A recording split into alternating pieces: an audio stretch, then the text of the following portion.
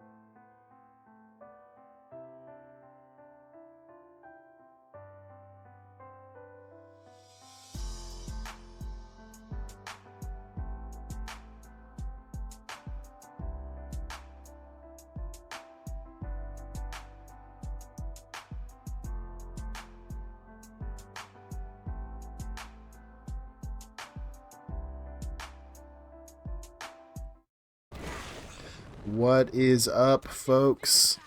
We are in here tonight with the 2024 Sandbox Open. I am here with my co-caster, Lint. Say hi, Lint. Hey, Jaden. I'm super excited. This should be a super fun competitive match. Me too. I can't wait to see. First match of the night. We're starting with the Hillbillies and the Timewasters. And as well with me here, I have Chocolate Cheeks, if he's still in the VC. Say Hello, hi, hello. Cheeks. Hello, hello. Cheeks is going to be joining me for some commentating as well as making sure that the matches run smoothly, so we'll see him in and out. And right now we've just got people kind of messing around. Soon we are going to be having a pistol duel to decide what map will be decided and also who will start on which side on that chosen map. What's the name of the map? Pistol duel map again? I honestly can't remember. You could probably DM Sandy really quick. He should know if he's on. I just remembered. There we go. All right, I'm gonna go talk to the teams and tell them to get the pistol duel started. I'll be right back. Sounds good. Yeah, this should be a super interesting tournament. There's been a lot of changes to the balance of the game with the new armor work through, fixing a long-standing bug. Yeah. Time to kill has dropped significantly. We have a lot of fun options for Mando, so it'll be interesting to see how teams utilize those whistling birds. And the EE3 is honestly pretty strong, so it'll be interesting to see who prefers picking those over the Wester pistols. Yeah, on top of that, I'll be excited to see if there's any nice Amban snipes in this match. Yeah, it's pretty powerful for sure. So this tournament is not just going to test their true skill, but also their ability to adapt to all these recent changes. Yes, it will. It looks like we're going to be getting a pistol duel between the real Slim Shady and Comtastic? No, Comtastic's on I Love Gaming. I see here.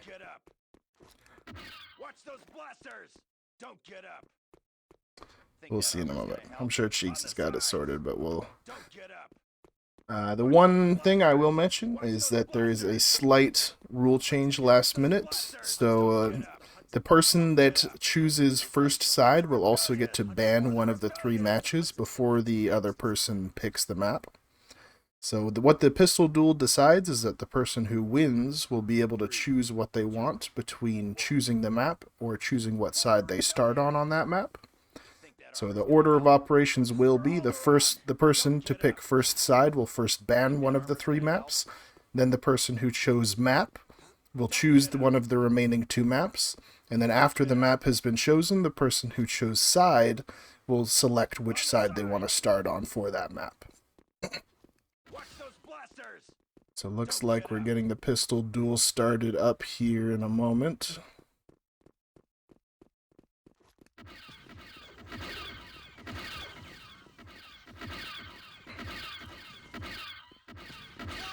First shot comes in from Comtastic. Looks like they're 1 for 1 so far. I'm interested to see if the armor change might make it so you'd have to take an extra shot. So far, Com is winning, and Com has taken the pistol duel, which means he will get to choose between first side or first pick. Or sorry, first side or first map. Or the map selection, I should say.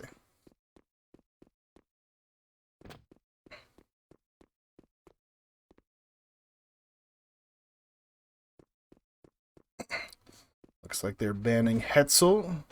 Most likely the Timewasters don't have as much experience on Hetzel, so they want to get that map out of the way to avoid it. Yeah, it's quite a complicated map. A lot of adaptability required to play that, so I think it's a pretty good decision to get that out of the map pool and go to some more standard lunar-based Death Star. Alrighty. Is that... Oh no. Looks like we are going to lunar base for the first match of the night. That's exciting.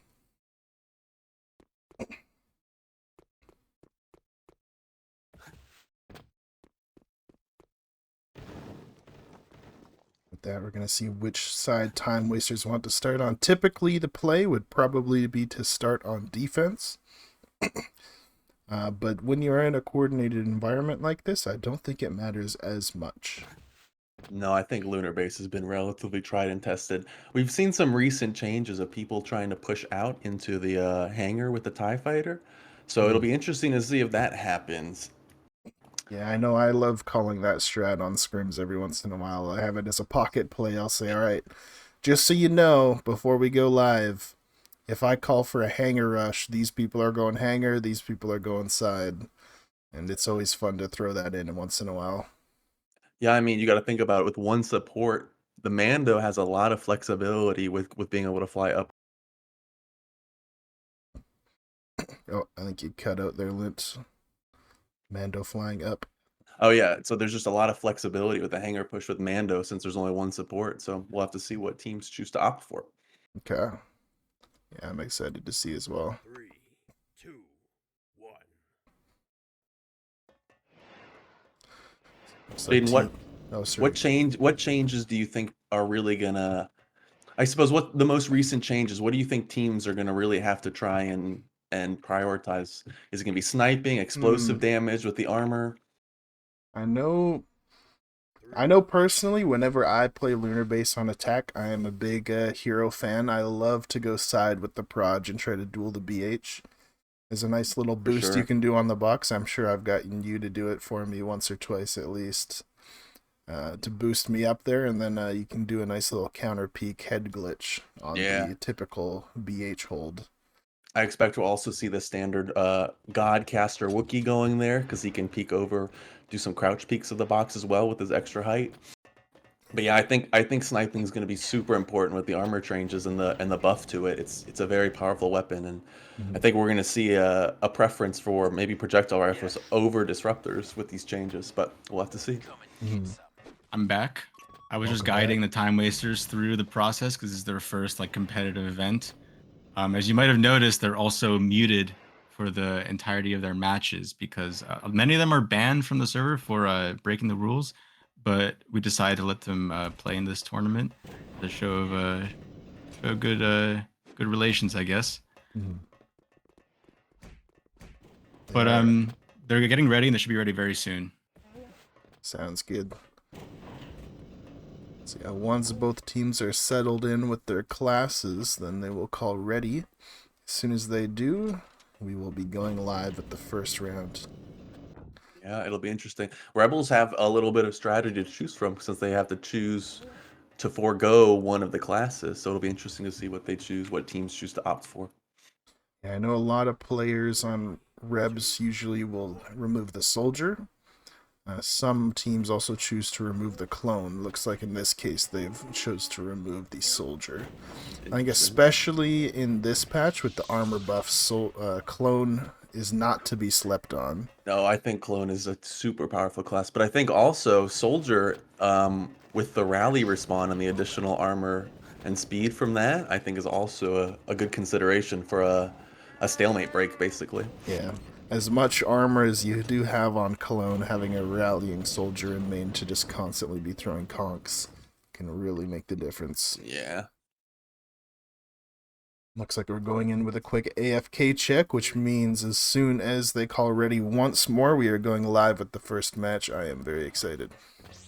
Me as well. This is our first. This is an international tourney too. We've got two teams from the EU who are coming here fearless, no fear of this ping, looking for NA blood. Yeah, and I think there's a lot of good contenders on the EU side, so I think even some of those teams could take the tourney. I see E7. They were the winners of the last international rounds we had, so I don't put it past them. Indeed. And we are live with the first match of the night. Looks like we got a pretty standard 3-3 split. Now, Walks was just sensing out main to make sure there was no shenanigans, and looks like he's going back to side to support the rest of his team. As far as the Timewasters, it looks like they're holding objective, opting to avoid the regular strat, which is to hold main and side. Looks like they're straight up just going for objective camp. Kind of interesting strategy that's not normally used in competitive, since normally you want to hold main and side and then fall back to objective once you're forced to. Yeah. We'll see how it plays out. I mean, given that much space is kind of dangerous. It does simplify the map a little bit. You hold two doors and that'll be it. Ooh, looks like someone got picked off. Was that someone that can get farmed in the respawns? Oh, that was a one lifer. Real Slim Shady's just out of the round. Yep. So that is not the best for the Time Wasters, losing a 1 life for class that early. Yep, they're pushing up side now too. We got the Wookiee and the hero. SBD goes down due to an unfortunate nade there. And looks like the OBJ is getting melted currently, which looks like this first round is going towards Mando the dead. Hillbillies. Yeah, they got the objective there. Well done. I mean, that's why it's super hard to do a true hold back in the generator room. So many crossfire angles. Indeed. We'll have to see if they adapt at all. Yeah, it'll be interesting to see if they try that holdback strat again. Looks like they're pushing up now, putting SVD in the maybe standard spot of holding this door. Yeah, looks like they're a little bit confused on their positioning here. Most of them are positioned toward main, which means at the moment side is a free push, other than this SBD who's starting to contest it now. Got the hack, windows going up. 4 inside. Now these arc bouncies coming through. Gets a pick Very on good Dog clean. Lover. Nades coming down. That's going to do big damage. SBD's isolated. Walks gets the swing. SBD falls. And at the moment, the Time Wasters are getting worked on these angles. Mando goes down. They got the Wookiee down, but the generator's taking heavy damage right now. At the moment, the Time Wasters are only down 1 life. It's still very much doable, but they are at a bad position at the moment. They got the arc pick, though. 4v3. Oh, just Star left. Yeah, unfortunately, they didn't take enough kills. Yeah, much better performance, though. Much better performance, I'd say. Indeed. Yeah, they just collapsed quickly on the SBD and the grenade plus the saber swing. Looks like we got a void. Time Wasters might be taking a little strategy break here just to rethink their approach. Update the score here. Hillbillies are up 2-0.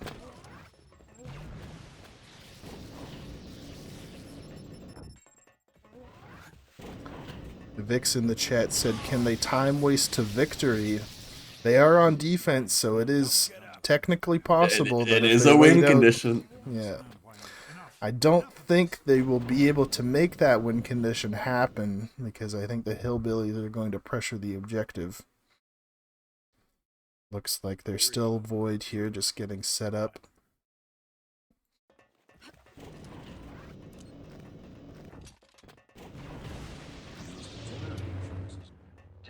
Looks like they are ready. I wonder if they were quickly doing a little bit of strategy recap, just yelling at one another, you know, all right, bro, you're supposed to go here. I told you, go side. You gotta hope the morale stays high, though, you know? Yeah. You lose the morale, you just lose all your momentum. Well, we got Bud spamming taunts, so I think their morale's nice and good. Yeah. With the Nagiri classic. That's a classic skin to use on Soldier. It gives you a +10 to all intimidation. Rebs are already upside right now, so they've already claimed out of that room. They're throwing nades. Frag, suppressing the team, pushing them back. No hack yet, interestingly enough. Coming in now. Ooh, a quick throw comes on Bud. And side is just getting decimated right now. They've already lost so much position. A nice rocket hits the Wookiee. Good nades, good nades. Oh, hits walks now.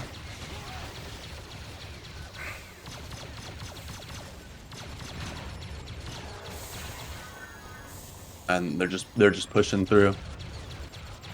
Only one pressured on side. Oh, hero goes down. Excellent pick for that DLT. Nobri melee warrior coming in. They're doing well. It's 4v4. Oh. That was a good nade, unfortunately. I think Knocked down. Oh, Sith fell. The Jedi's low on 18. If they could get a dart on him.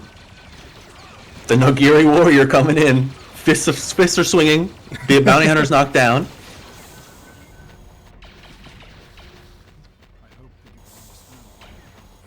But we have the ET coming inside right now, about to flank in that door. Should have the crossfire right now.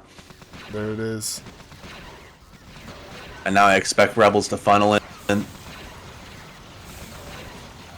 As they do, we're looking at a 4v1, and that SPD goes down, sealing the third round for the Hillbillies. It was a pretty close round, though. I feel like losing the Sith there was kind of the death sentence. But they got the early pick on the hero, so maybe we're seeing some adaptability. Maybe they can pull back. Yeah, I'm interested to see if they will make a radical shift in their defensive strategy, considering they're down 3 at the moment.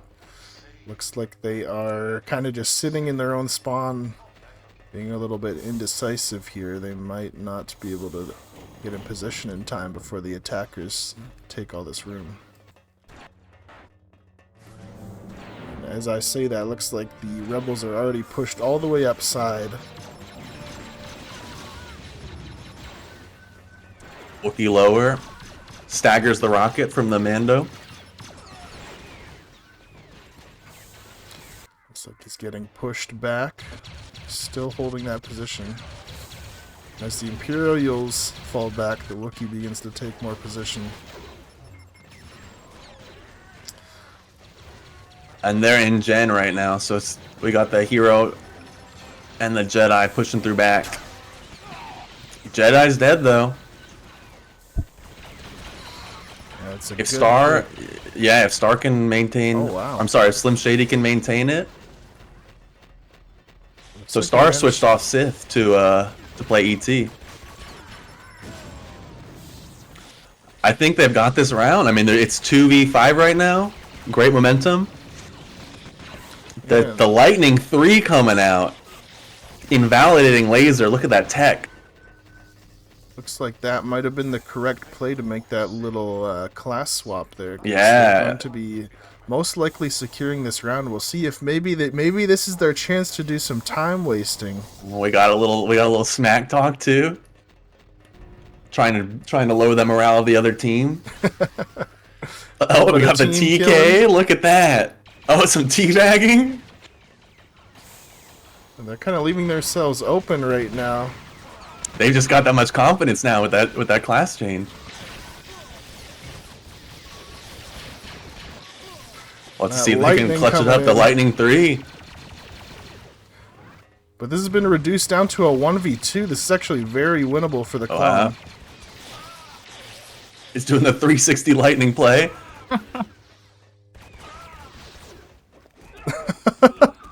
Whoa! Only in movie battles too. Only in movie battles too do we have such exciting energy here. And that is the round. Oh, the time waster with his crouch button, I guess, bugged out there for a second. I don't know.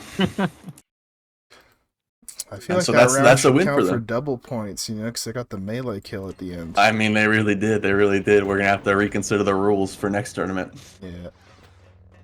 I mean, just the class switch really worked out for them. So we'll have to see if we have any adaptations from the Hillbillies.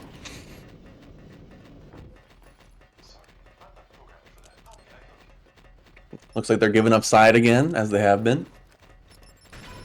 Rebels all the way up. Grenades are flying. We'll see if the Time Wasters can take one more round on defense. If they could, I think that would put them in a pretty decent position to attack. Looks like a lot of their team is just getting pushed over and over by walks. Mando's almost dead. Mando's gone. Currently being worked on these angles. Yeah, they're all the way up. Interesting to see Dog Lover's SBD crouch tech going on here. Pretty unconventional, but could be quite effective. Oh, SBD's knocked on side. SBD's done for by the Wookiee. Rebels about to get their crossfire on side. At that point, it's just the melee Nogri against the world. He's brave, but he can't carry it. He can't clutch it up. Unfortunate for the Time Wasters, though. They did take one round on defense. They did, and that's all you need. It's very unfortunate to be 5-0'd in the first half, especially in the first half, I should say, especially during the group stage, since we do go to ties on 5-5, unlike the final stage where there will be overtime, since we're not able to tie in those rounds, since we need to decide a winner. Very correct, very correct. So it's very good to take one round on the first half at least, because then you know you still have a chance to win, and you're not stuck with the best condition after that point being a tie. Yep. And maybe the Time Wasters are just an attack-sided team. We'll just have to see. I'll be interested to see if they have any unconventional ideas.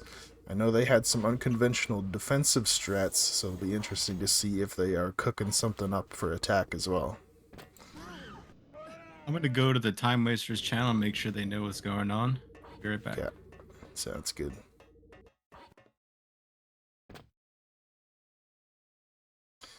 So yeah, majority of our teams are comprised of people that attend a lot of our scrims, but we have both the Time Wasters and Entente. A majority of Entente, I believe, are people that have not been attending scrims.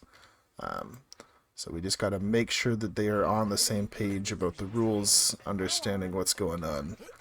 And that's why we got lovely Chocolate Cheeks to do that.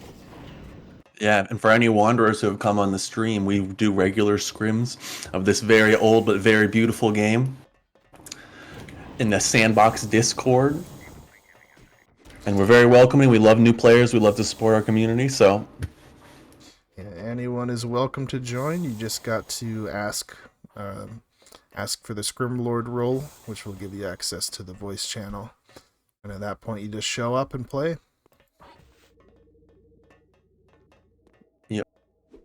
Yeah, Lunar Base is a super exciting map. I love the kind of dynamic of the windows, how the Sith can slash it, the Jedi can slash and occupy space. We didn't see any window slashing these rounds, just clean pushing and executions. Maybe they just want to limit the variables on attack. Totally makes sense. Worked for them getting the 4-1. Yeah, imagine when you are the more experienced team out of the two, you're going to want to focus on some solid fundamentals to beat Very much so. And coming off with 4-1, I mean, I don't think you can complain about that. I don't think you can as well. That's a very good result for your attacking side especially. I believe this map is quite balanced, especially at lower pop and with coordinated teams. But I would still say that it is slightly defensive-sided, and you want to win as much rounds as you can on defense. I would agree.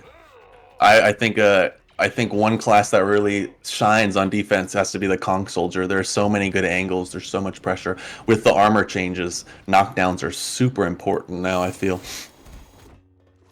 It'll be interesting to see how the Time Wasters choose to hold. I imagine they're going to be going for a quite standard hold, which is usually a 3-3 split. You'll have usually the Soldier and the Commander sitting in main. You'll have the SBD and BH inside, usually with the Sith to start. And then the SBD will assist main, but also be watching the stairs down below. That is the standard quote-unquote meta strat, and then you fall back as soon as the defenders put some pressure on you. It looks like we're just finishing up this AFK check, and we will be going live at the second half of this round.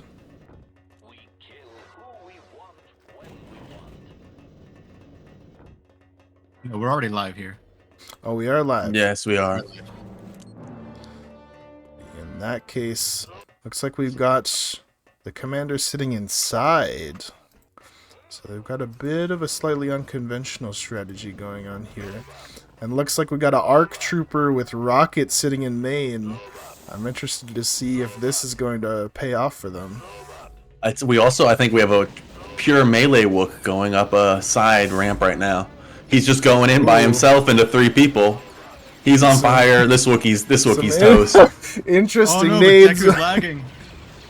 Oh, that's unfortunate. Unfortunately, also the Sith hero dead. blew himself up on the other end, so a little bit of flubbing going on both teams. And a beautiful Chaos fire nade. Yep. Jedi's conked. Rocket coming in. Rocket! Oh, beautiful rocket takes out the bounty hunter. Yeah, with the Sith being dead, that means these rockets Another are coming in rocket? for free. The 360 rocket. Oh, gets the kill on the soldier. It looks You like know, they Wox do it with was, style. Wox was kind of standing there to be a diversion to take the rocket there for his team because he knew he's a multi-life class there, so... I think Yep, that we got- trade was in favor of the Hillbillies in that case. So we're sitting with a 2v4 with a Jedi who loves to have his fists out, I suppose. And he won't fail. So big statements Not coming from fail. him. And it looks like we're going to be seeing a bit of time wasting coming out, as the I name mean, what implies. do we expect, man? What do we expect? I'm You know, interested this to game see- has so many beautiful taunts, so they're just showing us the artistic form. Mhm.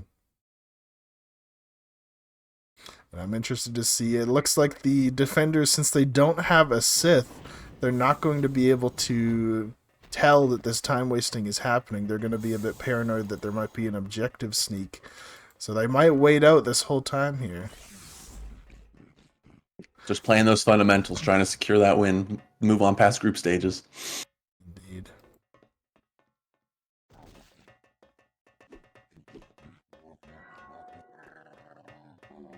Well, you know, it wouldn't be a little bit of Star Wars movie battles too without some time wasting, eh? I did message the players, tell them no time wasting, get moving, so that they're doing something at least. Looks like they're rotating to side here, making a little play. But it looks like the Imperials are tracking their movements. They probably hear the Jedi constantly flicking sense on and off.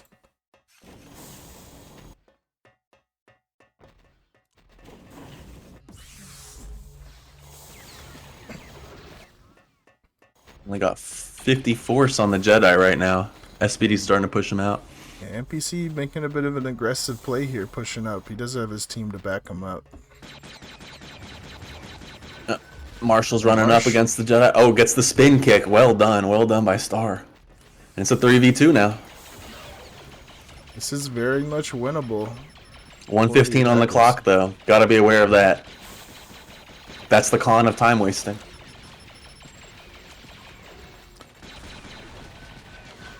And the soldier does have another life. Looks like he's coming back to side to help out his Jedi.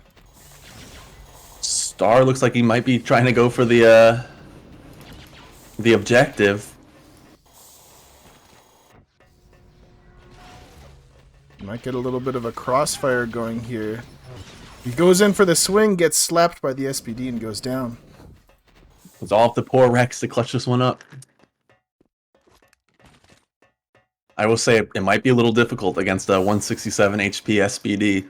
Yeah. And well, there it goes. The EE3, everyone. And with the end of that round, the Hillbillies are sitting at 5 points, which means that their worst case scenario is that they tie this match. Looks like we've got another void coming up from the Time Wasters. Looks like one of them needs to use the washroom.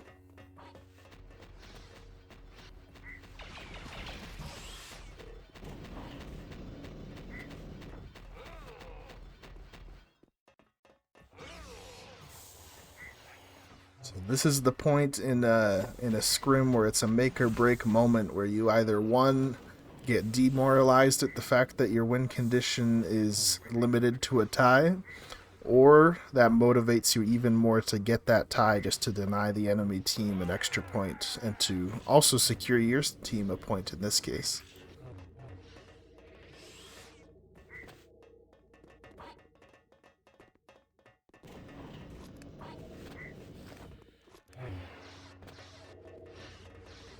At this point, I think I'm going to get a little poll going in the chat here. If I can. Do it. I might need to do it on the browser.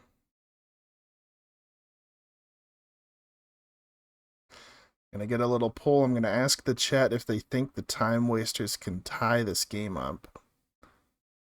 I'm a believer. I am a believer. That's the beauty about MB2. There's so much going on. There's so many different mechanics. There's always a possibility for an upset. We've all been W-swinged by a new Jedi. Despite of playing the game for 10 years, 15 years, as some of us have done, we still get W-swinged by brand new Jedis all the time. So looks like I don't have the polling feature unlocked. I imagine maybe I need to get a sub button before I can do that. So I'll ask instead, if you think that the the time wasters can pull this back with a tie, I want you to type a 1 in the chat. Otherwise, type a 2 if you think it's over for them. I want to see those ones. I want to see the believing. See the believers in chat. It's a bit of a stream delay, so it'll be about 30 seconds from now before people hear what we said and then respond. We're going live. 3, 2, 1. We're live.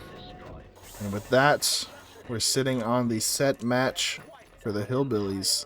If they can win one more round, that'll be the first game of the tournament going to the Hillbillies.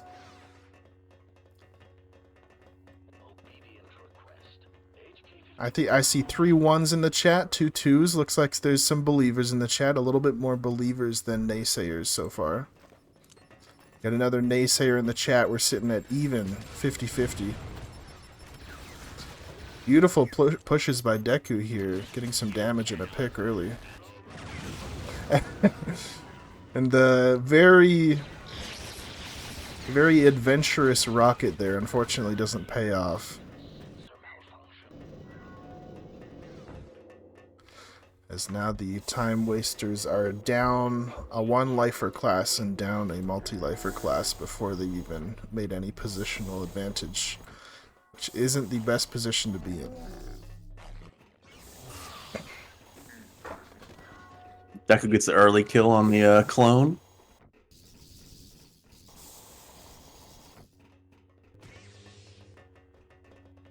Now it is 4v6.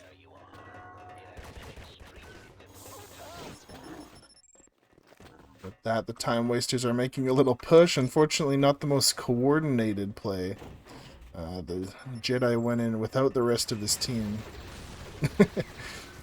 And we've got some objective abusers on the Hillbillies. Did you guys catch how real Slim Shady was crushed? I missed that. No, I did not. I did not. I imagine it was from a nade.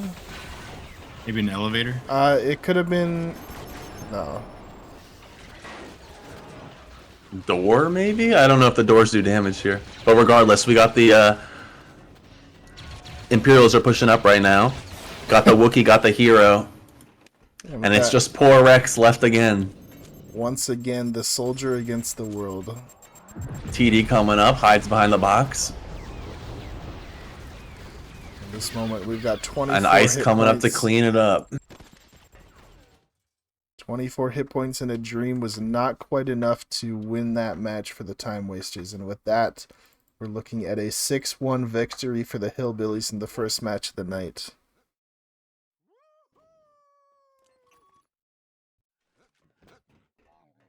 And with that, that is the end of our first match. Yes, our opening act. We will be back starting at 2 p.m. EST will be the next match. I'm not too sure offhand. I'll have to check who it is. You'll be able to see once we're on the BRB screen. But we will be back soon with a post-game interview. Yep. So we will catch y'all in a moment. We'll see you soon.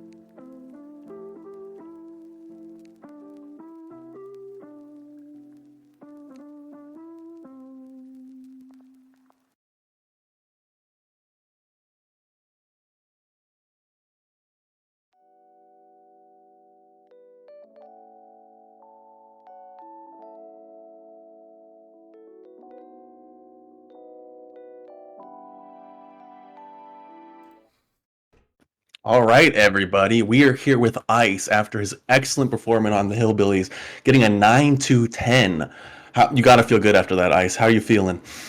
Pretty good. Happy to be here. First win of the tournament, got to feel good.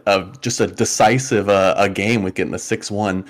And with your 9-2 score, I had a couple of questions to you. So the big changes in the most recent patch have been all Mando related. We have the Whistling Birds, we have the Beskar armor. I see you're running the EE3. What kind of drove you to choose the EE3 over the Westers, which has been historically considered the most competitive gun? Uh-huh. Right, well the new E3 is already pretty good. And then with the birds it's just even better better than the Westers because with the Westers and the birds, when you're shooting the Westers and targeting the birds and then you release the birds, you'll stop shooting the Westers for a second. So you kind of like lose DPS Right. to shoot the birds, but with the E3, if you release the birds with the burst, then like the next burst will come at the same time. Like there's no delay, so it's just pretty much free DPS. Right, so you're layering the birds with the burst of the EE3, and so that allows you to just get essentially free damage. Mm-hmm. What Beskar were you running? Beskar 2. Beskar 2. Forward, yeah. Do you feel a big difference between running Beskar 2 and Beskar 3? I can definitely tell the difference for sure, but I mean Beskar 2 is pretty good. It works. And then, so do you ever feel like you're at a disadvantage in perhaps a EE3 versus Jedi scenario with the burst fire and the automatic fire kind of slowing you down with the walk? Well, the burst doesn't slow you down at all. You can shoot it completely accurately while sprinting, so it's pretty good. But yeah, the Westers, they can be better in like a CQB situation against a Jedi, but with the flamethrower, the birds, and the E3, if you juggle it all right, it's actually pretty strong against a Jedi that's in your face. So I mean, you did exceptionally well. I like seeing you burst down the soldiers in one shot was incredible. So yeah, it's pretty strong. yeah, gotta feel good. Well, thank you so much for your time, man, and we look forward to seeing you play in later matches. Thank y'all. I appreciate y'all. Thank you for the interview, Ice, and thank you for hosting that interview, Lint. We will be going back to break for the moment, and we will be back at 2 p.m. EST to watch the CE7 versus I Love Gaming set, so I'm excited for that. We will see you all soon. Yep.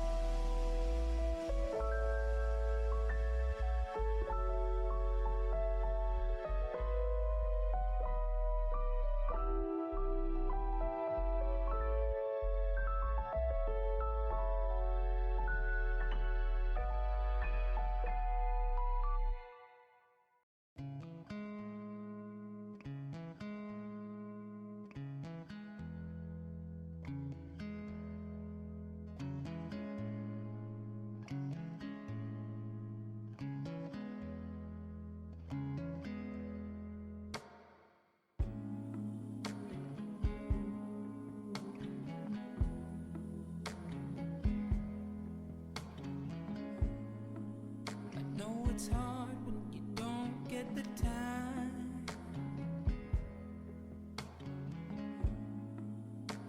to do the things you gotta do. Always moving forward, always on the go. I hope you take a moment to take it slow. Let me be the one to ease your pain. Let me be the one to ease your pain. Baby, take a break. It'll be okay. Let me be the one to ease your pain.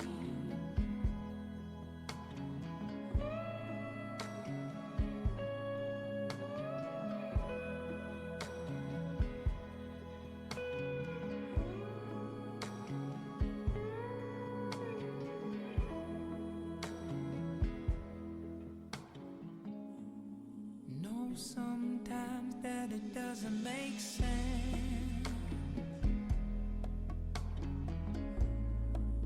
It's even harder to comprehend. It's a long night. Say goodbye, then hello. We came here from nowhere, going towards the unknown. Let me be the one.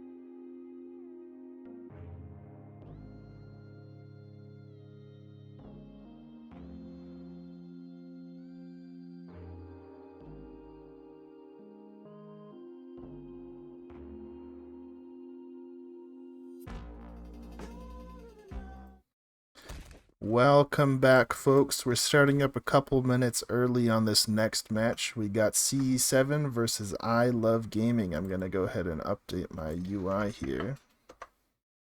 CE7. I Love Gaming. Score is reset. Quickly adjust this guy to the right position. Come on. 20. Yep, and it looks like it's going to be Radiance versus Fridge. Two very, very well-known, very good players. Indeed. I'm excited to see how this match turns out, because I know these teams, they've did a couple practice matches beforehand, and I believe I Love Gaming won one of them, from what I heard. Oh. Yeah, it should be a super competitive match. I mean, C7 is well-renowned, arguably one of the best teams in the world, coming here playing on the NA ping, so...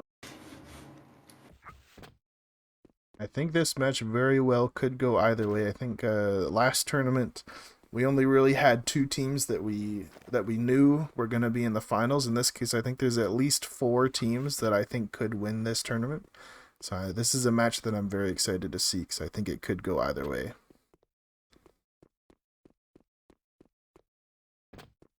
All right, we're going to new round, and we're going to start off this pistol duel. You will have to do it, Jaden. You don't have new round? I don't have terms for new Okay. round or spectator or anything. Okay, maybe Sandy can handle that, just because I'm not logged in. I don't want to leak anything on stream. Alrighty. So we're going to get this pistol duel underway, and this is going to decide who gets to choose the map and who gets to choose what side they start on that map. Just waiting out. Sorry, go ahead. Do we just tell them a time to start at? No, they will shoot. They'll figure that out on their own. They'll shoot at the ground, and as usual.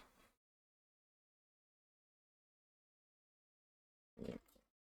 You go.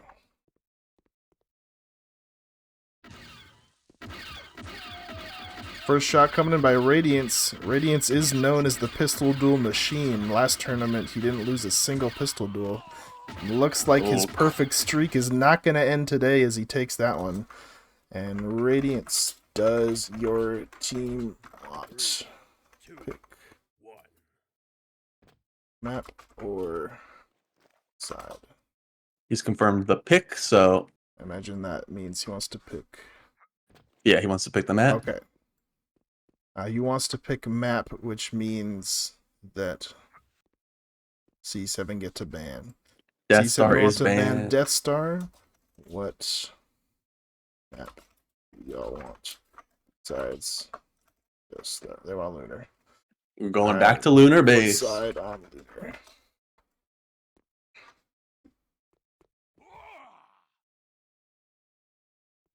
No.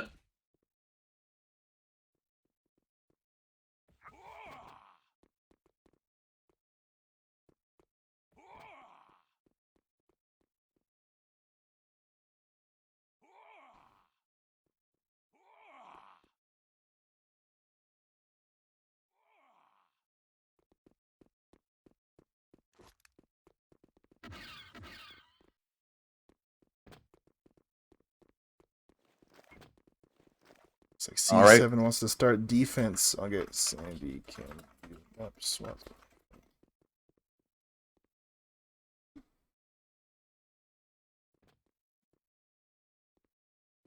All right, we're headed back to Lunar Base. It's a tried and classic low pop map.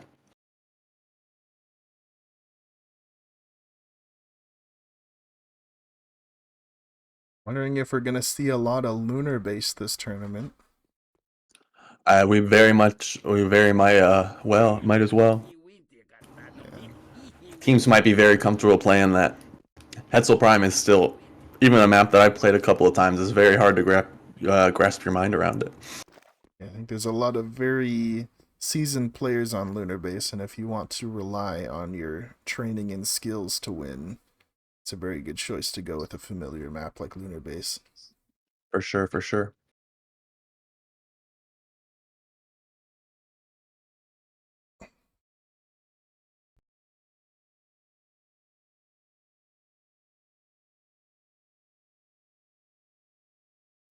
All right, CE7 on defense, playing on the Imperials, while we have ILG on Rebels.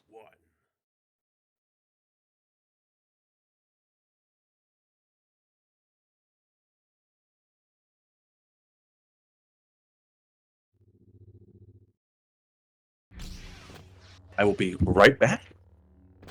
Sounds good.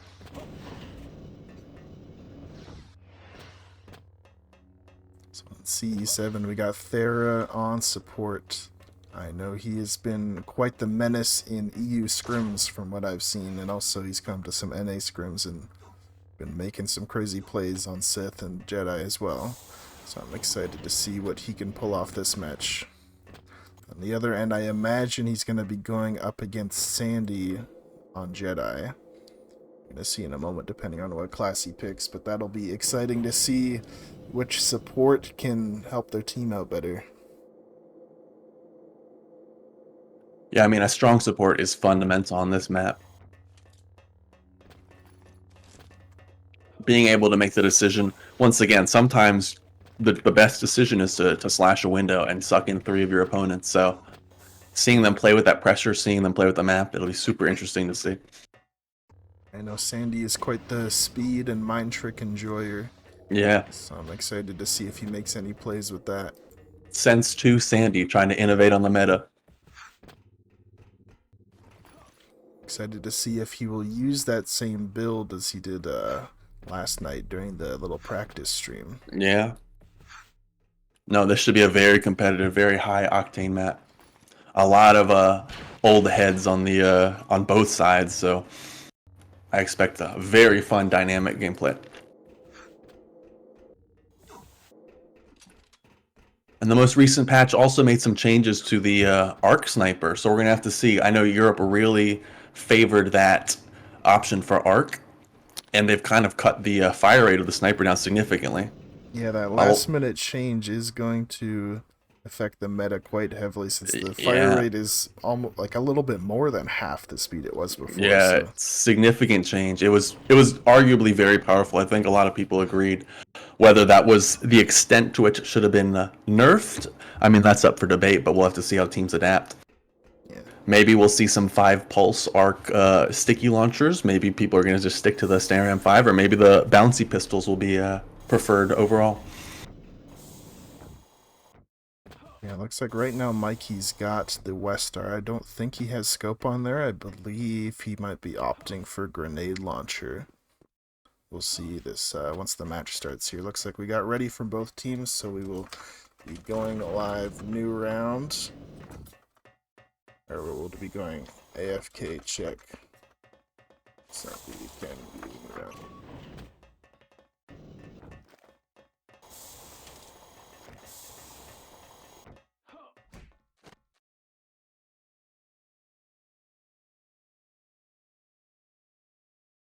Three, two, one. All right, while we AFK check.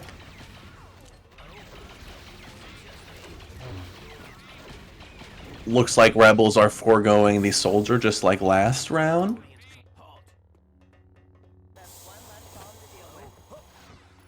And with that, we are going to be going live with our first round between CE7 and I Love Gaming. I am very excited. We got the I Love Gaming bind coming out. We love that. We love that. Well, good luck. So just have a fun. brief check right now. We've got E11 and DLT running on the Bounty Hunter.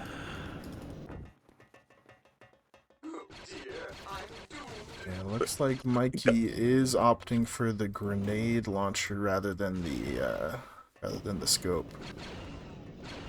Very interesting. But it looks like he only has 2 grenades, right? The counter in the bottom right?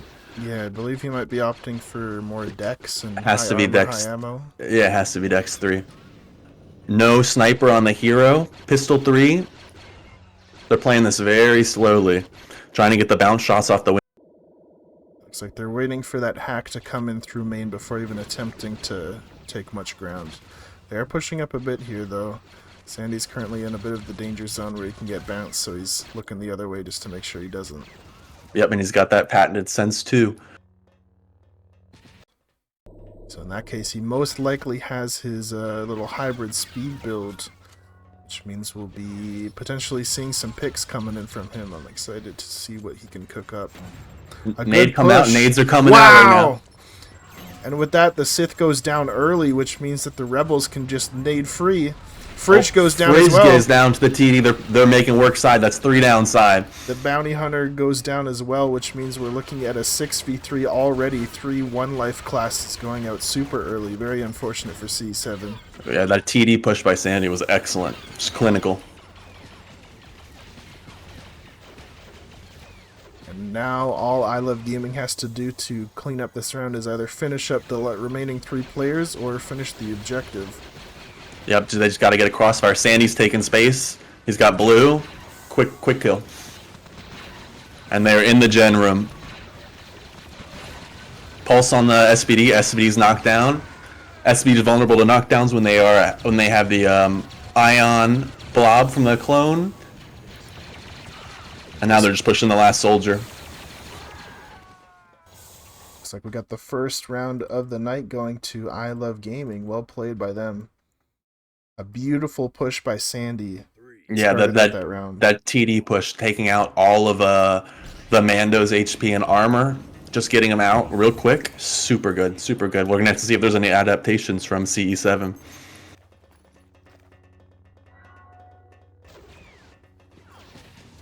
And an unfortunate early death by their Sith that round.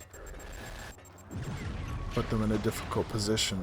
So we'll see. Hopefully Thera will be much more ready this round. Yep, playing a little safer perhaps. Looks like the attackers are going with the same kind of strategy. They're just playing it safe, waiting for that secondary hack to come in. And now I believe Sandy's going to start taking ground here. Yep, taking a little bit of space. Just waiting for those nades.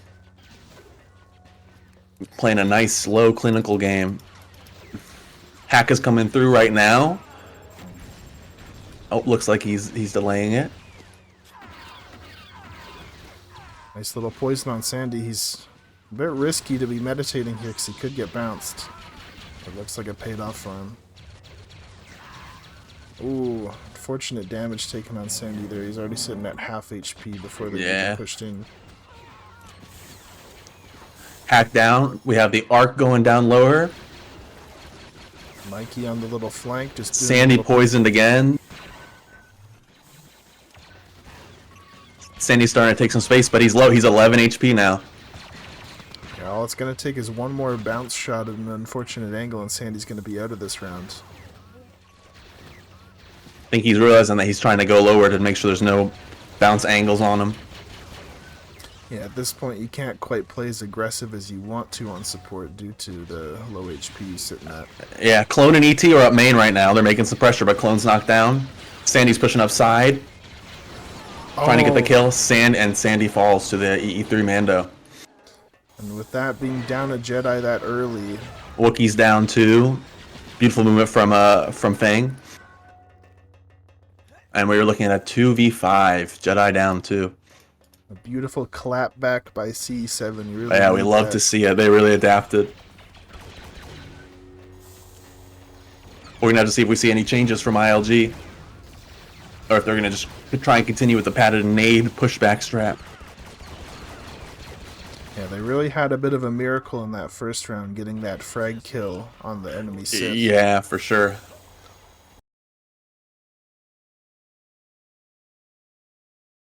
Can you... I think there's...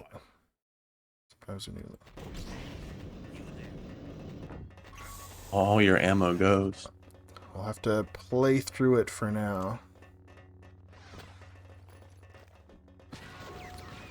Is the unfortunate thing when there's a hot fix right before the tournament. There might be a couple bugs that need to get ironed out still. Ooh. Big nade. Oh, they're taking that space. Oh! A beautiful nade connects. Doesn't kill the Sith, but the Sith is already quite low. TD coming back. Lots of No pressure kills on coming that. out. And did I see Sandy went down? Sandy did go down. I didn't catch that on the thing. Yeah, I believe he might have got bursted during a push animation or something. Yeah, he got destroyed by the EE3 from Fridge. It was looking like they were sitting in a good position there for a moment with all that nade pressure, but some beautiful shots must have taken Sandy out. Yeah, you gotta play careful on this map. The caliber of these players are just incredible. You take them one mistake, and even with these high pings, they're gonna punish you for it. We have a couple deaths in main there. The main push wasn't successful. They're just rotating deck now. Yeah, they've got a Fang down on the bounty hunter. Ooh. They're making some progress upside. Oh, Fridge with is that, down Fridge too. goes down as well.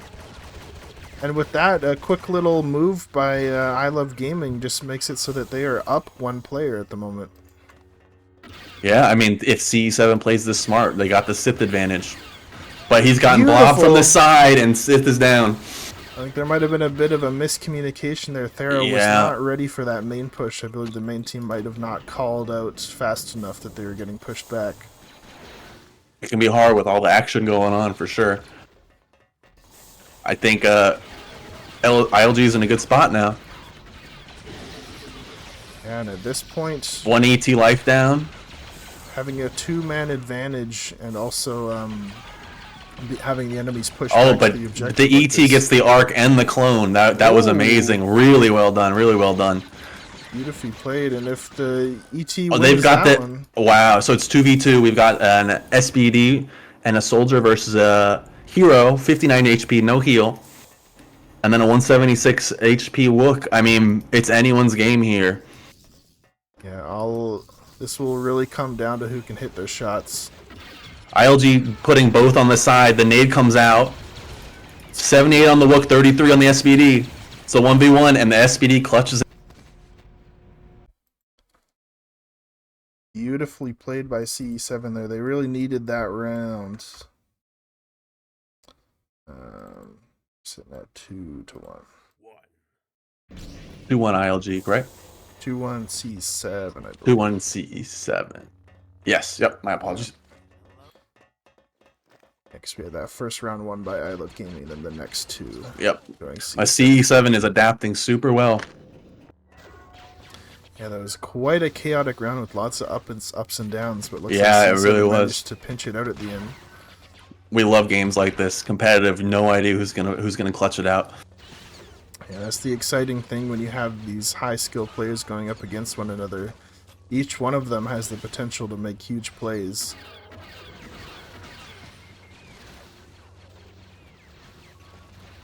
Looks like Mike has 2 more nades now. He's got 4. So a little bit of adaptation, maybe trying to get some more pressure. But same teams, we've got side and main. No changes there. Looks like they're working on getting that hack at the moment. Nades are coming out. Spamming the pulses. Fridge is trapped. Oh, He makes out with getting hurt, and then unfortunate nade. the Jedi's down again. I believe that one just got pushed directly into Sandy in kind of an awkward position where he couldn't push it easily. Yeah, Thera is just fiercely standing there and taking so much pressure. They did manage to take out the Mando. But with that, the Yeah, hero but down, goes Hero's down. BH is pushing. Thera's got the kill on the Wookiee. We're going to see if Mike can did it. No, Mike is down. CE7 just playing so well, playing so slow and patient. Not getting frazzled when nades come out.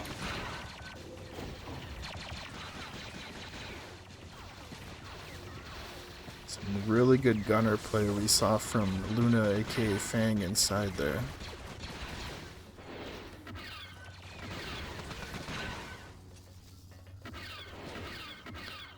At this point, being up so many people, all you gotta do is just kind of hold these positions and wait for the attackers to come to you. Very much so. I love seeing Fang's adaptation, right? The changes to the DLT is causing ammo drains, and he just said, "Give me an E11 on the side." Yeah, it worked out quite effectively. He was able to get a couple burst shots, and then he fell back to that box and was just jump shotting over top. Got a lot of damage in with that. Pushing that, got the ET down. Rebs get a pick on the Imps ET, but 4v2.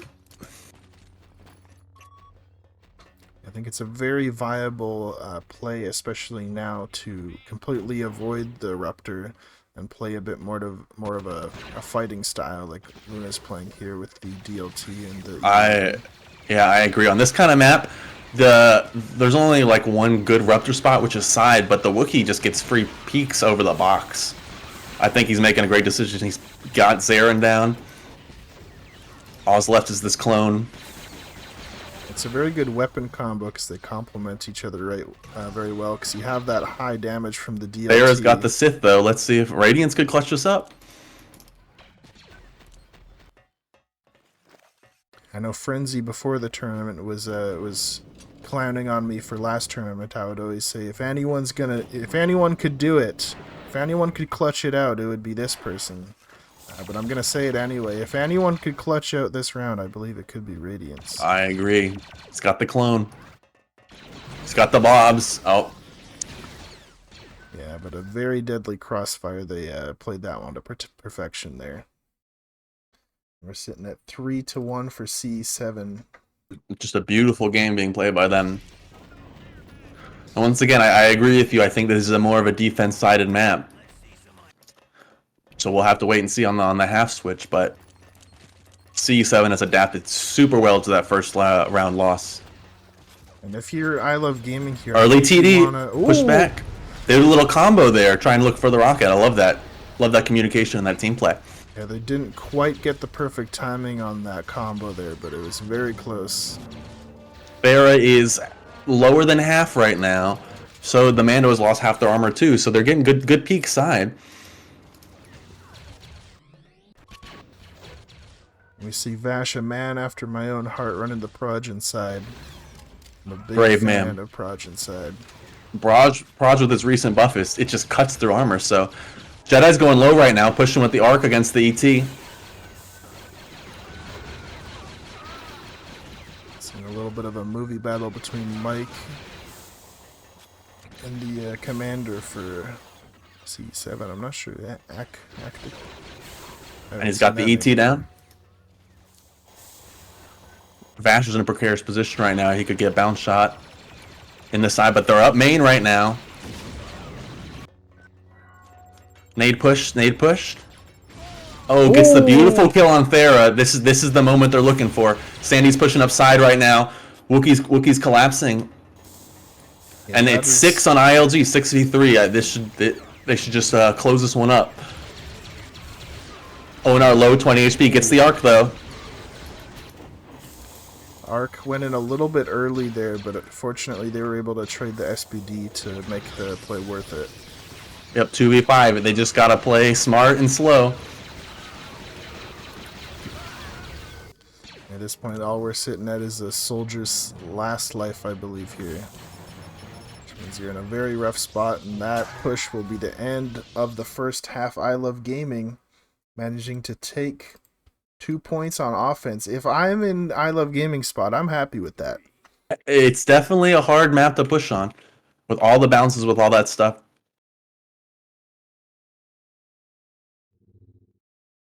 We're just going to have to see how it plays out.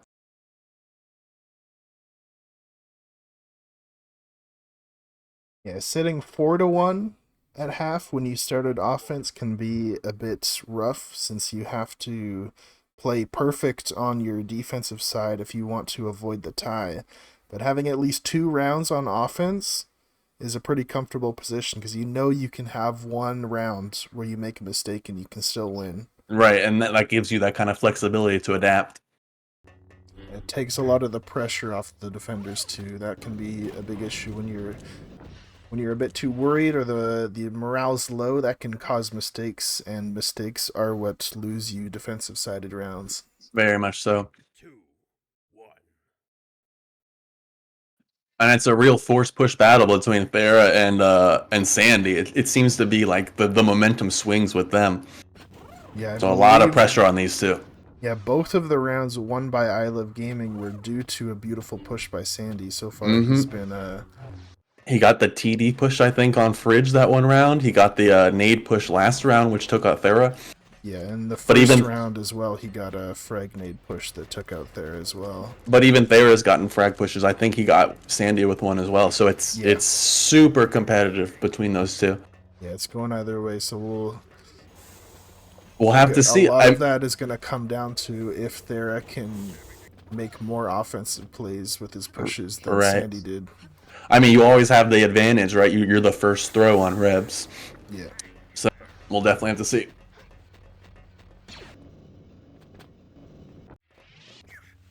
Yeah, Thera, a lot of those rounds was opting for a bit of a late push strategy, where he's waiting until the nade was about to blow up and then pushing it late to try to just play defensively with that. He just doesn't want to push it too early and have it get pushed back into his team. Though the downside with that is that if the enemy support has really good timing and they call you out, they can push back the nade right as soon as you push it, like immediately after, and they can get a kill off of that if you go for that late push strat. Yep. The communication is very important between these people. So I always love those little push mind games that go on, so we'll see who can read the other one's mind better. It is very fitting that Jedi versus Sith is oftentimes comes down to mind games.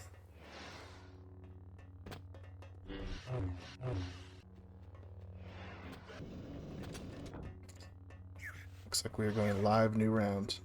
All right, so we have 3-2.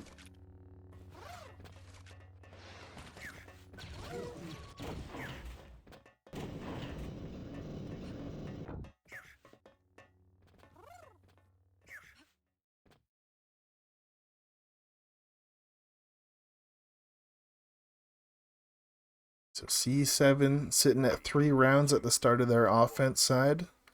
They're going to need to win 3 rounds as well on offense if they want to secure the dub. Mm-hmm. And I Love Gaming just has to put up a really good defense and win a lot of rounds if they want to win this one. We're seeing the Sith going main this time. Looks like that he is starting to rotate back to side. And looks like Katora opting to go for the Ruptor play. He's very comfortable with the Ruptor. And looks like but it's a dangerous...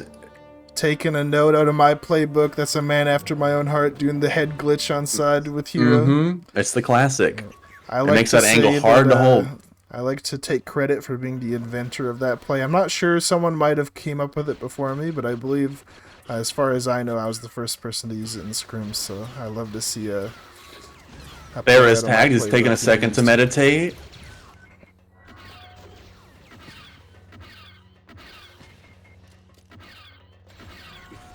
Sandy playing back. Thera's starting to push up. Thera's hit with the poison again. Looks like Sandy rotated to side. He got hit with the unexpected nade there. Thera gets the kill though with the blue on the ET, and they have pressure, and they're all the way up at the generator right now. And Sandy sitting at about 1 shot from death here. He's really safe. Fridge is just ignoring everyone, just shooting the generator. Wookiee's got the shots in the generator as well. It's almost down. And Jen goes down, which means that the first match goes to C7. Which now, at this point, it puts a lot of pressure on I Love Gaming because they know that they cannot drop another match if they want to win this one. That's right, 4-2, right? 4-2 sees them. Got Katora with the T-pose. Yeah, we're looking at 4-2, so C7 only needs to win 1 more match to secure the tie. Yep. Looking at some more head glitching by Spy, but I believe Katora is aware of that play, and he's going to not peek that angle to avoid it. They were attacked. He's meditating as well.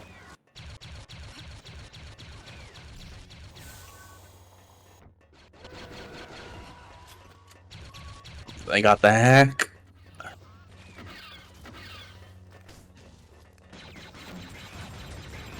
And here come the nades. Here come the nades. EMP after EMP, a little bit of a friendly fire there. Knocked down, fire right now, but pushed down back by Thera. Beautiful. Sandy's burn. Sandy's down. God, beautiful push by Thera. A little unfortunate play there. Didn't quite work out with that fire nade. It probably would have been better off to not throw it.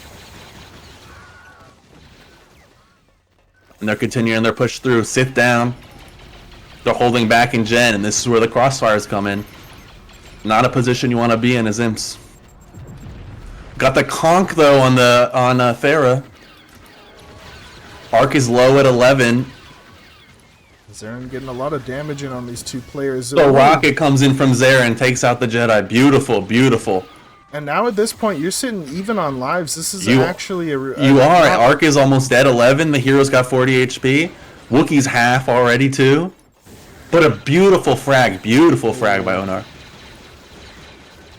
They're going to Onar down. At this point, 3v4. We're sitting up one for I Love Gaming, so they are in an actually decent spot, though they are pushed back to the objective. They just got to make sure that the Rebs can't pressure this objective too much. Yeah, but imps are low too. Oh, and Spy gets the kill there. Oh, but then he's traded for the SPD. And now they know that the last two people are in main, so they're going to completely avoid looking at side and just focus on suppressing main here. HP values are low for everyone. Yeah, this match could come down to a lucky headshot or two as the board gets simplified, so to say, and there's only a couple players left. Yeah, he gets the disruptor on the Wookiee. I wonder if you take a moment to split. Ooh. Yeah, Katora was sitting at 5 HP just going for some little head glitch jump angles there, but manages to get caught off, which means we're sitting at a 2v2. These HP levels are so low, too. Everyone's playing on one shot, two shot. Yeah, at this point, it literally Wookiee's comes down with those lucky shots, and oh, beautiful. I Love Gaming takes that one. So they are securing that round, which means that they are not currently in a position where their best win condition is tie, so they're still in the match.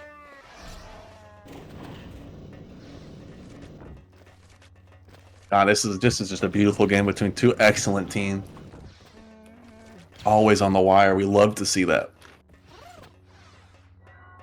And I gotta take a moment to just say, CE7, their pings are all 90 and above too, and they're just playing this so well.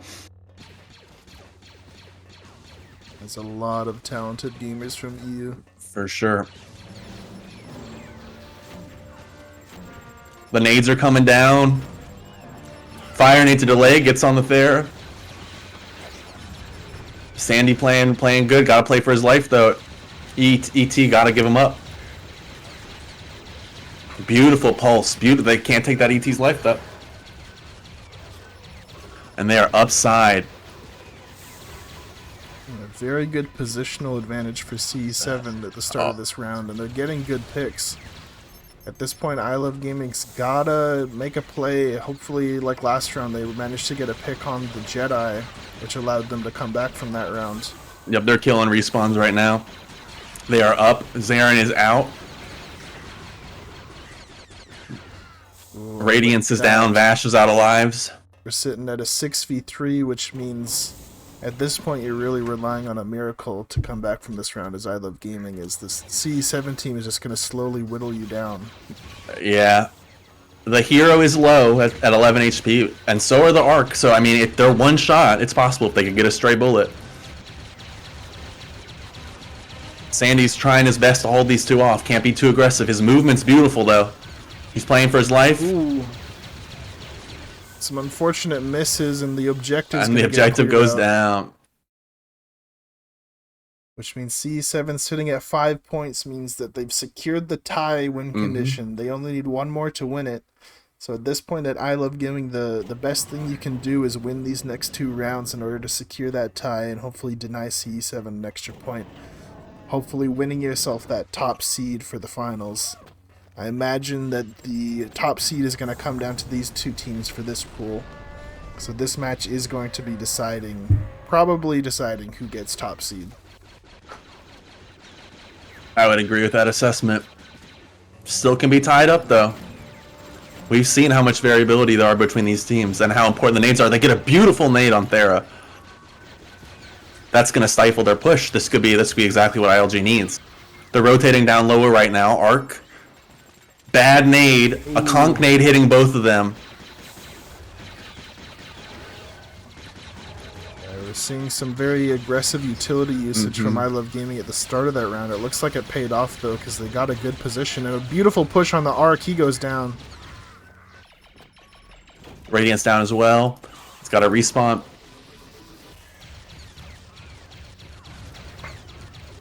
And at this point, the defenders being up 2 lives, only 1 life now, as it looks like a pick happened in main. I Love Gaming sitting in a good spot. We're going to see if C7 can make a play to turn this round around. Yep. Thera's low. Sandy's healthy. He's got 94 HP versus Thera's 27. Sandy's going to make a play on this Wookiee. Gets the Wookiee. Beautiful. And gets the shot. Now we got a 2v4. Both main. It's definitely going to be a hard one for CE7 to clutch up.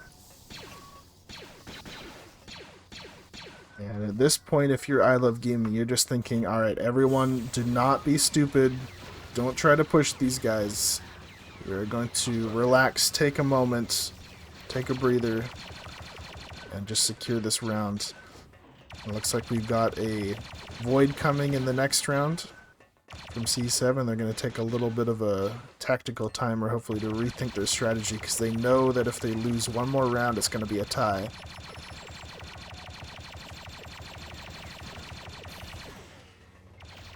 Some good suppression by the clone here. But they got this nasty crossfire angle.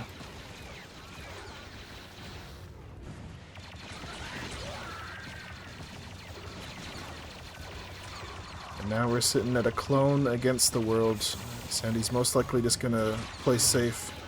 Gets the kill. We're going Void. C7 sitting at 5 points. I Love Gaming sitting at 4, which means this next round is going to decide if either C7 wins it or if the game goes to a tie at 5-5. While we're Void, I can give a quick update on the other match that was happening off stream between Scrim Team 6 and the Timewasters. Scrim Team 6 won the match 6-0, eliminating the Timewasters from the tournament, unfortunately. But it was a good, fun match. I think everyone had fun. Yes. Love that, love that. Happy to hear that the Timewasters came out, and I know there was a bit of speculation that they might show up, but I'm glad that they did, and I hope that they had a good time and will potentially come back for the third tournament. We'll see if the Timewasters can make a bit of a underdog comeback story in the future. And they behaved, which is very much appreciated. Yeah. Roger. It's good to hear.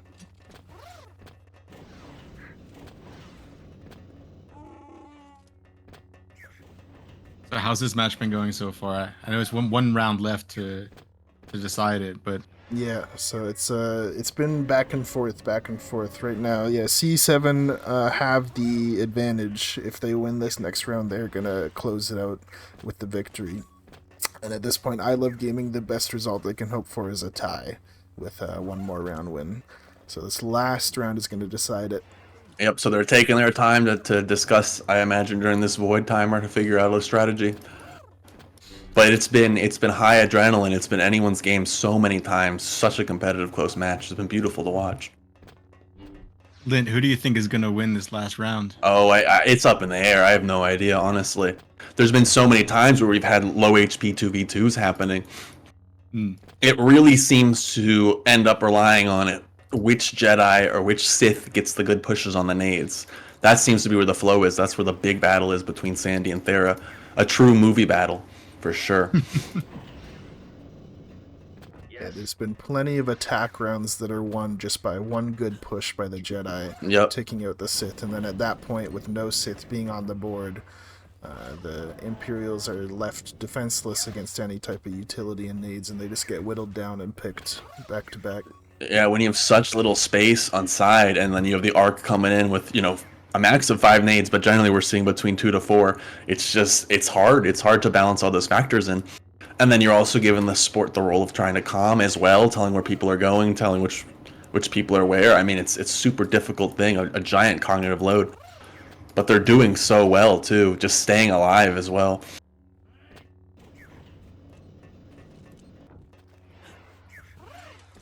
And they have gone ready.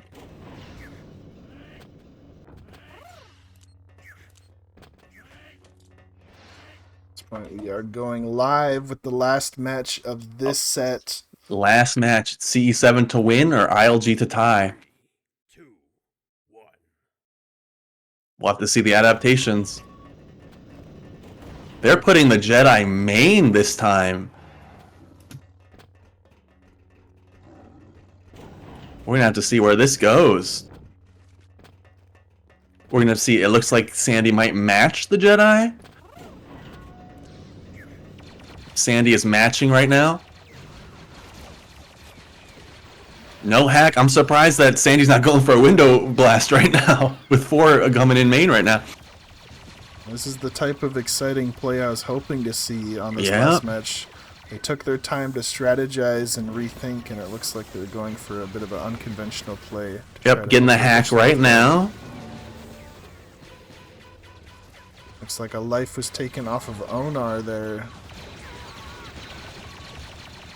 Vash is getting pushed, knocked over. Confirm that soldier kill. 4 minutes on the clock. There's time to rotate. Ark and ET are going side right now. We've got the Kator's Bounty Hunter and Radiance's ET holding side. And Sandy's just matching the Jedi. I think you have to do that. I think that's a beautiful play. Side is fired off right now. TD is primed.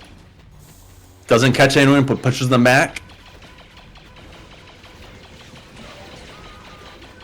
Both teams playing slow and patient. It's beautiful to watch. Sandy just got a deflect kill, I think, on Fridge, who's the Arc, I think. It looks like Oh, he's a clone. both teams have 6 alive. Oh, Yep. Zarin almost got a beautiful rocket. Oh, he does get it off eventually. Taking And C7 has 4 now versus ILG's 5. Oh, that's a bit of a miss. They are getting the blue kill on Vash. Bit of chaos going on here, but it looks like ILG are up 1 and are holding well. Yeah, but they are low. SPD is 5 HP, so SPD is gonna fall soon, but so is Wookiee. This is what we're talking about. It's such a close game. 42 on the Mando. A constant back and forth with these picks. Last life on the soldier for Vash. This is winnable by either parties. Bear is still full HP too. That's beautiful to see. You can take more risks, put a little more pressure on.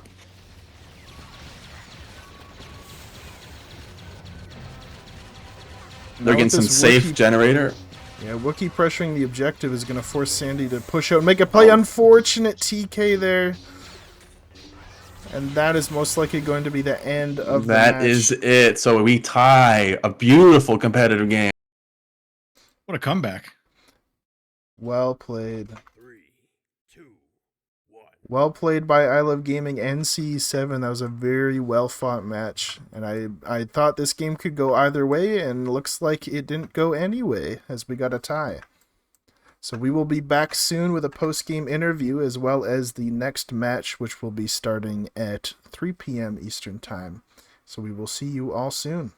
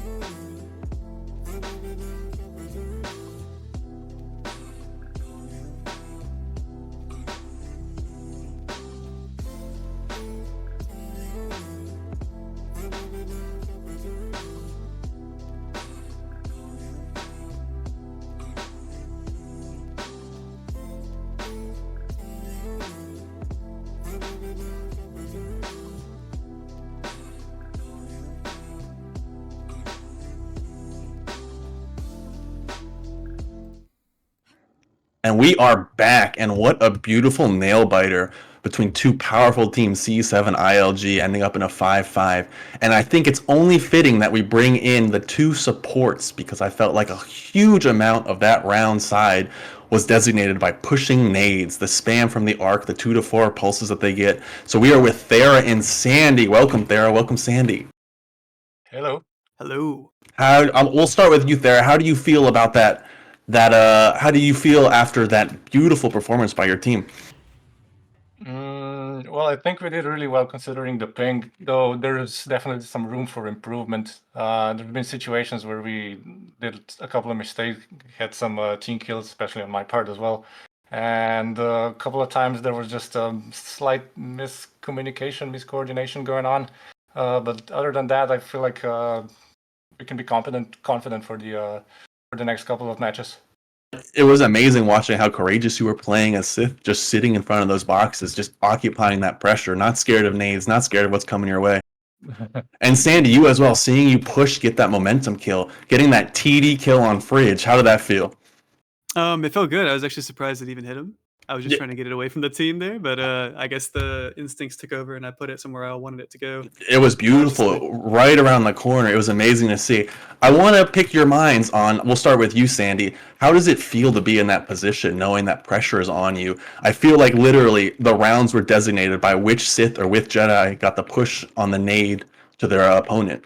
It's very high pressure, but I think the both of us have played this map in scrims like a lot of times. So a lot of what we're doing comes down to like what we've already done over and over and over again. And I think like a lot of the real challenge is just keeping your head clear.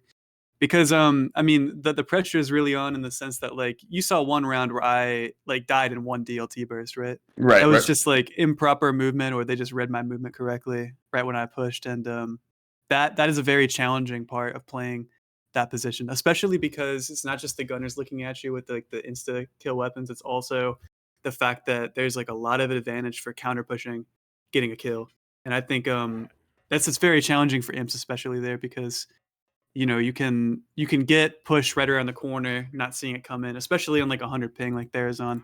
The counter pushing reaction's tough, but he got a lot of really good pushes there. Yeah, I mean, with the players of the caliber, you make one mistake and that's it. There's your life, man. So it was incredible to see. There, how do you deal with the stress of playing that support role, balancing both the pushes, the pressure, and also trying to communicate with sense when you can? I just go with the flow, you know.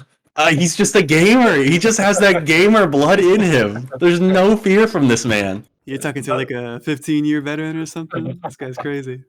It was like the first round especially was pretty tough for me because like I didn't exactly expect like the push play that was happening, and Sandy got like a really good push back on the first nade, caught me off guard at the time, and then my repush was terrible and the nade bounced like literally in front of my feet.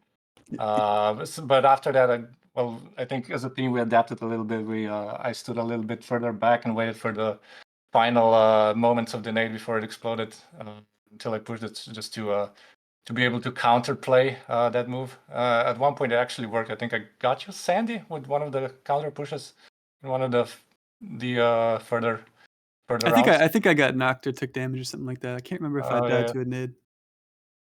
Well, yeah, I mean, anyway, this is, I think, pretty much standard gameplay, you know, for Lunar's side. This something like that is always gonna happen, yeah. And both me and Sandy have faced it a lot of times.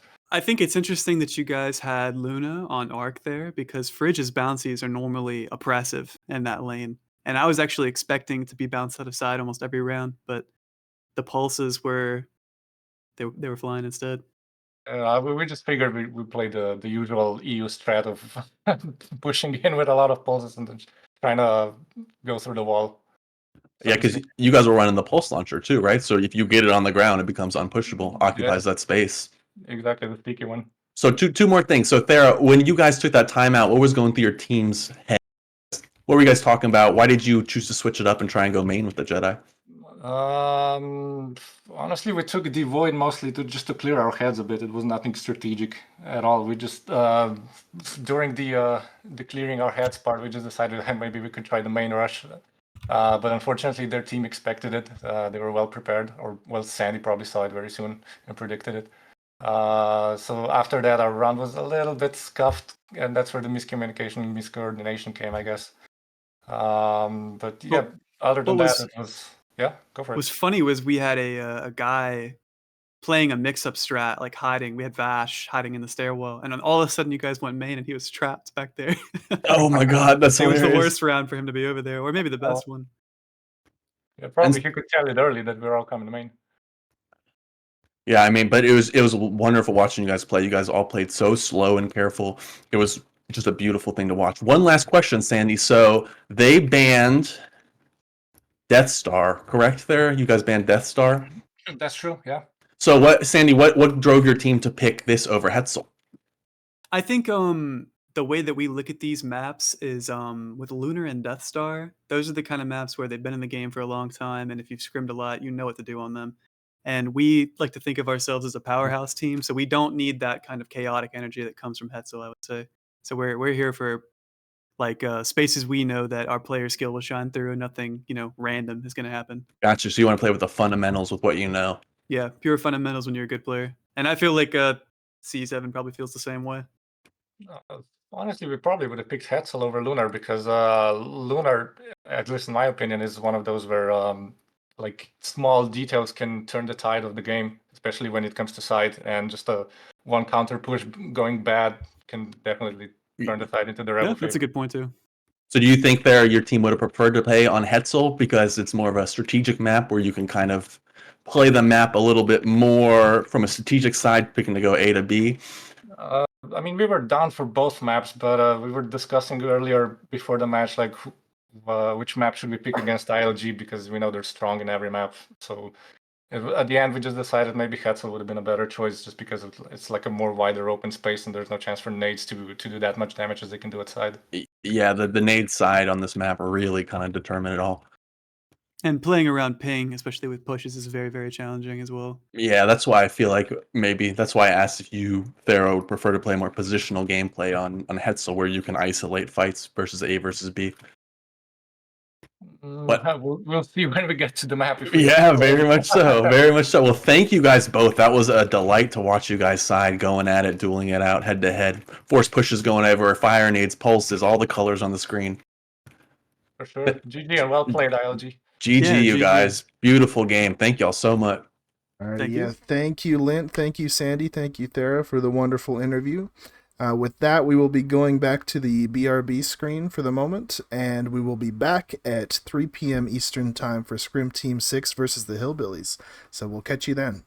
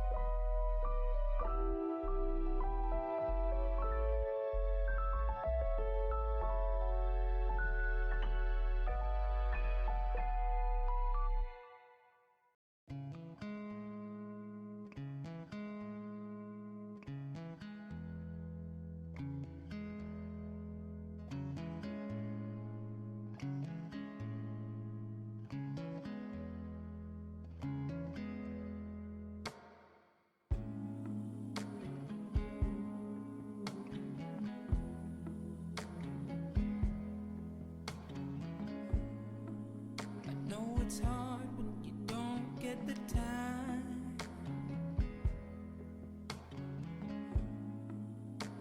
to do the things you gotta do.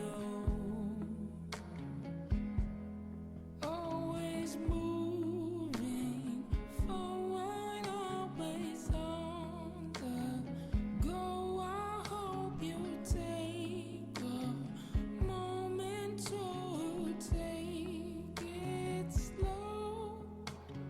Let me be the one to ease your pain. Let me be the one to ease your pain. Baby, take a break. It'll be okay. Let me be the one to ease your pain.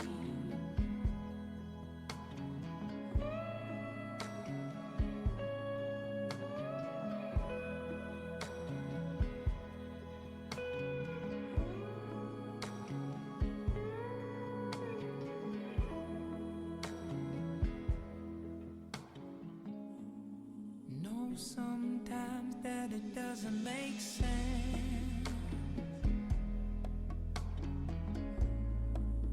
It's even harder to comprehend. It's a long night. Say goodbye, then hello. We came here from nowhere, going towards the unknown. Let me be the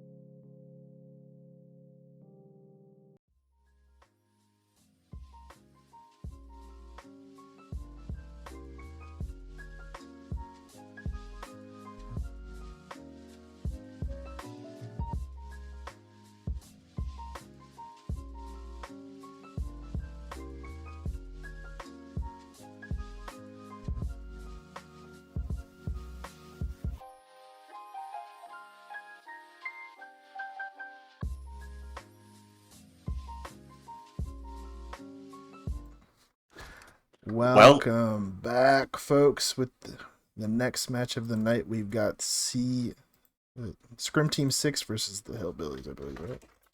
Yes, and this will be to determine the first versus second seed for when they move into semifinals, because Scrim Team 6 knocked out the Timewasters 6-0. That was off stream. So this is going to be see who gets first seed, second seed as they both progress to semifinals. And the pistol duel has started. I'm missing it. Oh.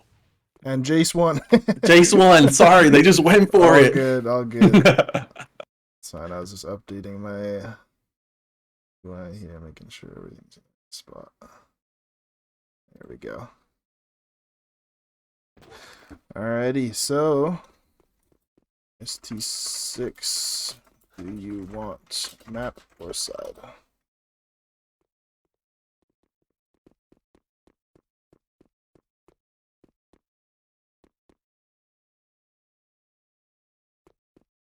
Okay.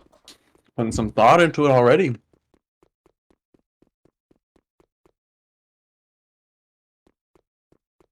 I mean, it's a good thing to think about. If you get a side on a map that you feel confident in, and you can get that demoralizing 5-0, it can just carry you right through. Yeah, oh, they've chosen to ban. Death Star, so what map do you want? Hillbillies. Death Star ban.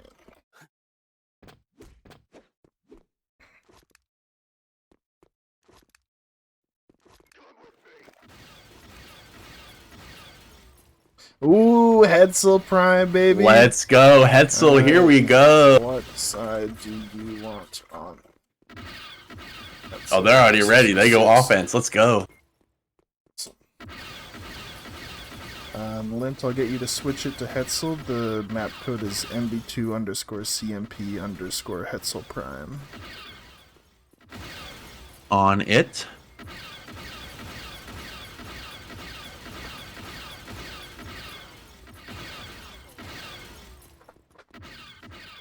What is the... I don't see it in the list. Should be SMod map. Do you do SMod map? Yeah, do SMod space map space MB2_CMP_Hetzel Prime, all one word. Beauty. We got it. I'm learning.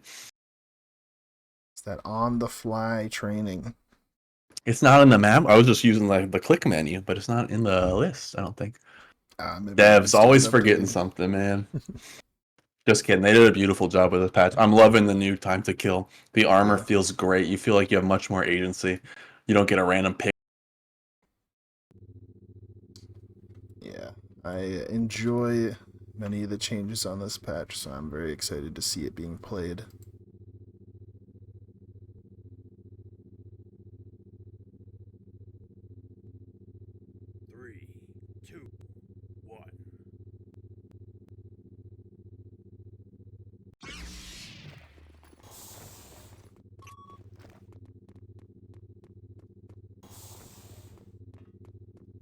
So I'm excited to see Hetzel Prime getting played. It's going to be entertaining. For those of you that don't know, this map was made by me and my lovely friend Sandy. We worked together to make this map happen, and also the developer Frenzy. He helped a lot with the making of this map. So huge shout out to Sandy and Frenzy for making this map possible. To be honest, Sandy and Frenzy probably did a lot more work than I did, but I set the groundwork for the map. You walked so they could fly. Exactly, that's what I. What were you guys going for? What was your design philosophy? What did you want to see from this map? The main goal when I started making this map is that a lot of maps in movie battles are very defender sided. So my goal was like, I want a map that is attacker sided.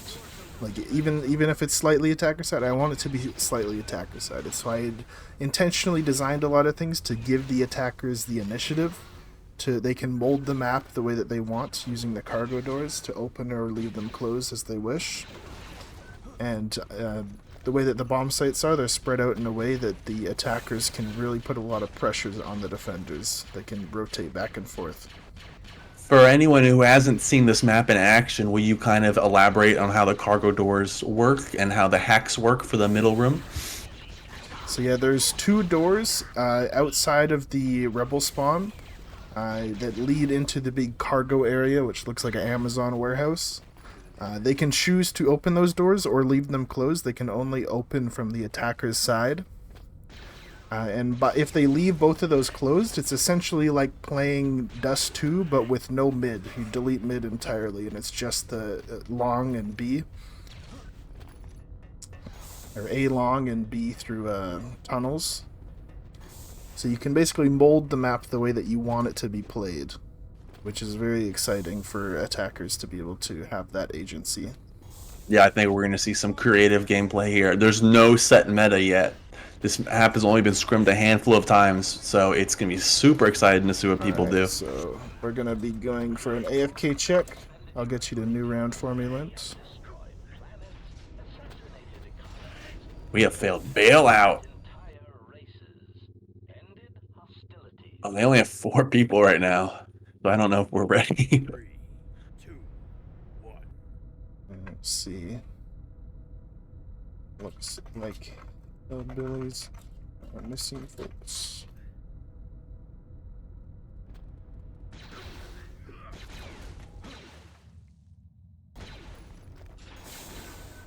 Yep, it looks like another soldier forego from Rebels. It's interesting. I was thinking that there would be a little bit more with the teamwork play. The respawn on the fly and the shield just buys so much space, and you run so fast with your fists out, you can take so much space as a soldier. But Clone with the armor and its knockdowns and its ability to kind of just deny SPD with Ion, I guess that's what teams are prioritizing. Yeah, with the scope nerf, I'm definitely expecting to see a lot of players opt for the grenade launcher instead. Mm-hmm.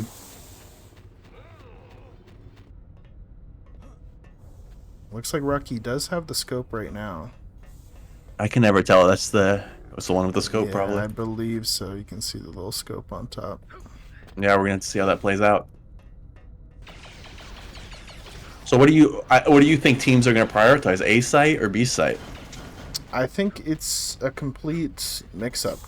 I don't think it's one thing where one side is particularly easy to take and the other is hard to take. Both bomb sites have lots of routes and ways to get in there. I think the optimal strategy is to be as unpredictable as possible. Yeah, catch them out. For our viewers at home, A site is the one with all this cargo hole and where Comtastic is right now. I'm looking at B site currently. This is with B the site. hangar. Gotcha. And then over here is A site, also known as Reactor. And we can see how different the rooms are, right? A site is very open. You have a lot of room to play with, a lot of lanes to do with, while B site has that verticality. I'm going to go for another AFK check. I'll get you to new round one more time for me, Lint. Okay. Looks like we got everyone in.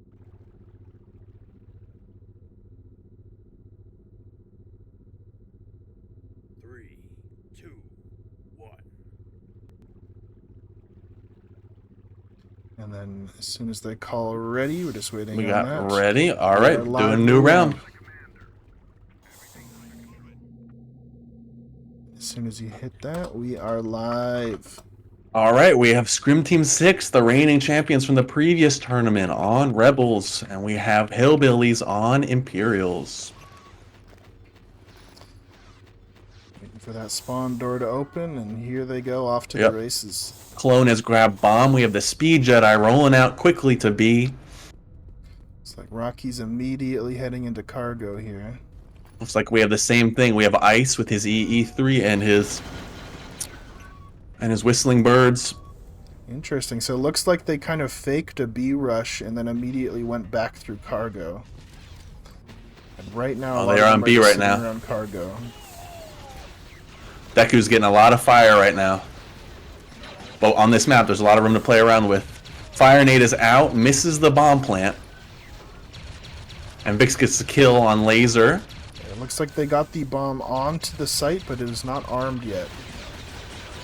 Sith Deku getting a beautiful kill on Rocky. With that verticality, you have to always be aware of that stuff. Scrim Team 6, it is 4-6 Hillbillies right now.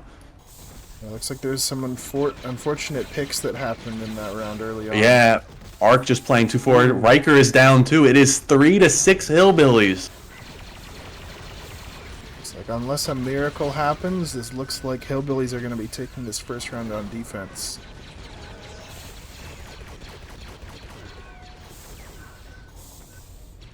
Yep, Sith is starting to pinch on that Wookiee. Deku playing super safe. Beautiful to see. And actually, surprisingly, they're looking at a 2v3 right now. This is not bad at all. This could go either way. Looks like Scrim Team 6 has managed to get a few picks during this chaotic moment. And yep, Jace is on 1 life though, 7 HP. There he goes. He's down. oh, he's got 1 more life actually. Oh, sorry, That was his my first fault. life. Misspoke. So Yeah, this but could Walk's go still at either 2. way. I'm not sure. The bomb is already armed on B, or sorry, it's planted on B, but not armed. Yeah, which so they don't means have that rotation ability. Yeah, they have to commit to this site now. Oh, Nice pick by Bob Fuggy. is up. If Fuggy can get this pick on the BH, he might be able to make something happen. Oh, unfortunately, he goes down, which means it's just Jace Beautiful. left. And the first round is going to the Hillbillies. 3, 2. Not the optimal start you want to see for Scrim Team 6. You want to start strong on this map. I feel like this map can be very momentum heavy and morale heavy. Yeah, I mean, but the Hillbillies have a great team. Stoner Deku is doing really well getting those picks with Sith, and Walks is playing his patented soldier console. So look, we have a little more mid pressure right now. Yeah, looks like they're pushing through Fountain at the moment. Some rotations happening. Looks like they're just trying to push through here and get to A site. Yeah, it looks like it's playing well for them. A good call. SPD The Wookiee is on the caught SPD out. right now. SPD goes down, which means Frenzy has Rage. Oh, this is a true Rage Wookiee moment. He's running in. He's going to get the kill on the ET. He's going Mando next. He's taking a lot of damage. He's low HP, and he goes down. And now it's 4v5. ST6 is down. Yeah, ST6 down on life, but they do have the bomb armed on A, which means they have the positional advantage. I'm just wondering if them putting that bomb down is going to put them in the same disadvantage where a rotation might have been better. Once it's down, you can't pick it back up. Yeah, at least in this case, they do have that ticking timer going on. Vix with a beautiful pick on Vix the going Mando. in. Can Vix get another kill here? Vix low FP. They got to push him, I feel. And we're sitting at a 3v3. At this time, Scrim Team 6 only needs to stall out for 15 more seconds, and then they have this round in the bag. Rocky super low 7 HP. 5 HP on Deku too. And with that, only Deku left. Just the Sith left. And he gets the blob. Beautiful play by Scrim Team 6, securing that round. That's what you want to start building momentum on offense. Beautiful. They played that excellently well, like the champions they are. They saw what didn't work, they tried something else, and they played as a team. Vix is so great at occupying that kind of space. He survived so long there with low FP, pulled all of the attention towards him. Looks like we're seeing a bit of a mix-up here. Last round they would open the cargo doors towards B side. This round they're opening the cargo doors towards A side. And looks like they're looking to pressure Fountain once again this round. And we see Vix again with a Sense 2 build, Ooh, so beautiful perhaps this push is a on new the map. SPD.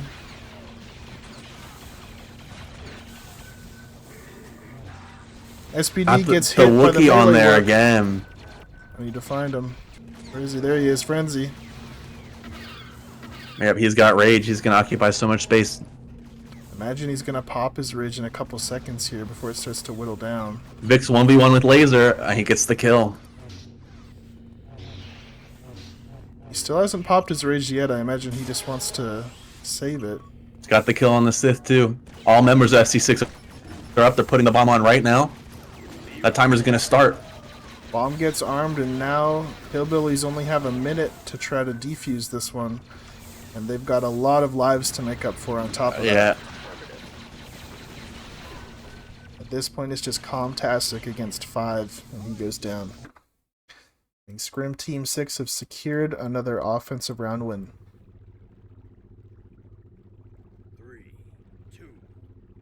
Lint, are we seeing the fountain rush meta starting to form I think here? we're seeing it develop right here. They're having such good pressure on there. I think I really think that the Hillbillies need to kind of adapt and defend that area. Yeah, it's a very powerful strat that they're going for. They seem to be a bit of a server lag there. Looks like we're good to go though. But once again, you gotta always cover those other sight angles, right? Yeah, Because both rounds Frenzy has been getting a lot of value on Wookiee. They were Frenzy's pushing- dropping down. He gets hit. Yeah, Rocky and Frenzy both very low. Yep, Rocky they goes are down, dead. Frenzy goes down. Frenzy's Looks done. like Mm-hmm. They have adjusted well to this strategy. They have, yeah. They took the fight to them. You always got to be careful with melee Wook. You're giving a lot up. The Bowcaster's an extremely strong weapon with its charge, and if you can get those kills like he did last round, that's great, but it's very binary. Yeah, the wonderful thing about the map design here, not to toot my own horn though, is that no matter where the attackers push from, there's always angles that counter that. If they go for that rush into Fountain, if you have people on B, they can push through the cargo door and get a nice flank on them as they try to push up. Right. So that round they took advantage of that. Deku got into cargo, and then Gunners started flanking them from all angles.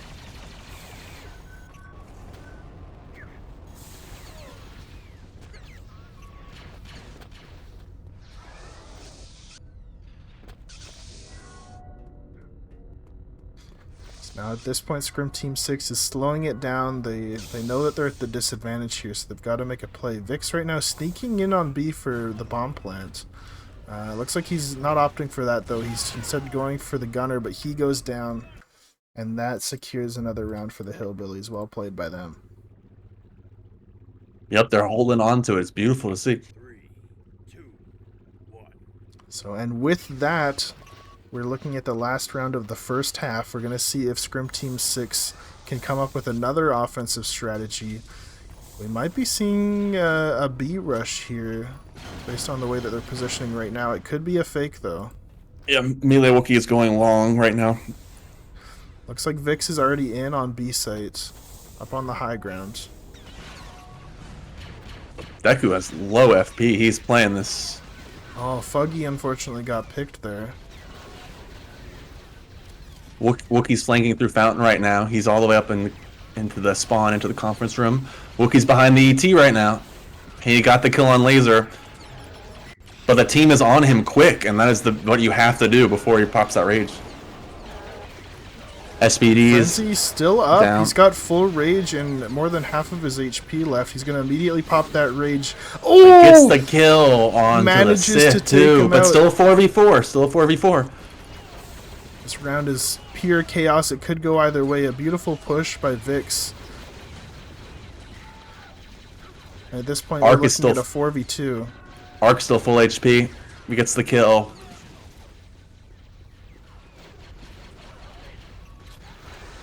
Looks like they're going to opt to just try to kill these remaining players instead of going for the bomb plant. They might try to set it now. Looks like it's just a soldier left, walks on the high ground. Vix beginning to pressure him up here. Yep, and there it is. Beautifully played.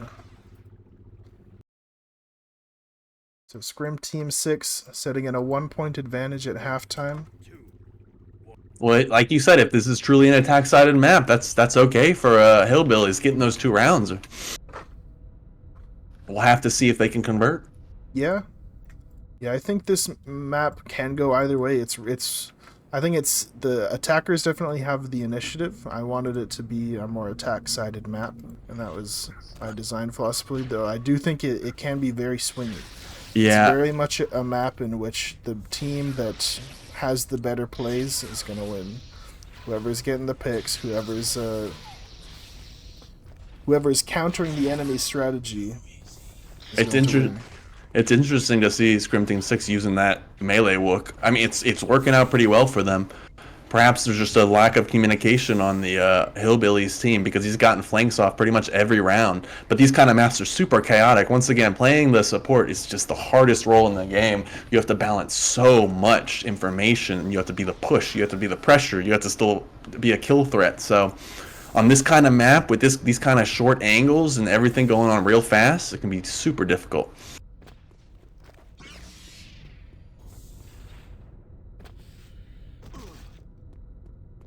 It's like Scrim Team 6 is ready to go for the second half, so now we're just waiting on the Hillbillies to get settled.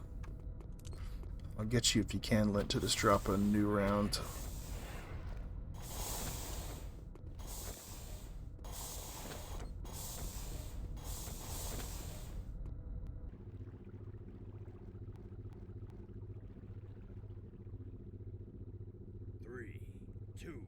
Close game, though. Awesome to see. Yeah, I'm excited to see what the Hillbillies are going to cook up for their offense. There's a lot of creativity going out by Scrim Team 6. So I'm excited to see if the Hillbillies have also will match that level of creativity. Yeah, we're seeing Hillbillies arcs going for the pistols, though, in contrast to the M5 that we've seen other players give up. The bouncies are, of course, a huge pressure for people that are just hiding behind corners, so we'll have to see. Standard T21 from the ET, great for these close or for the commander on imps, great for these kind of close combat maps. DLT on the bounty hunter. We got Westers on the Mando for this one. It's interesting to see there's a lot more variation with Mando strategy right now because it's so new with all the changes. The meta hasn't really been defined yet. There's still a lot of debate of whether Westars are better or if the new E3 is better. A lot of player preference coming into play, and looks like we got a Westar favorite at the moment.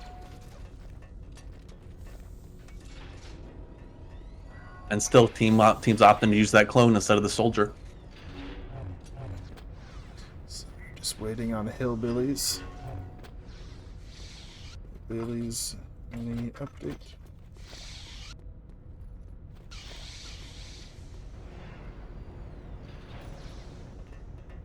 So we're at 3-2 at the half, favoring Scrim Team 6.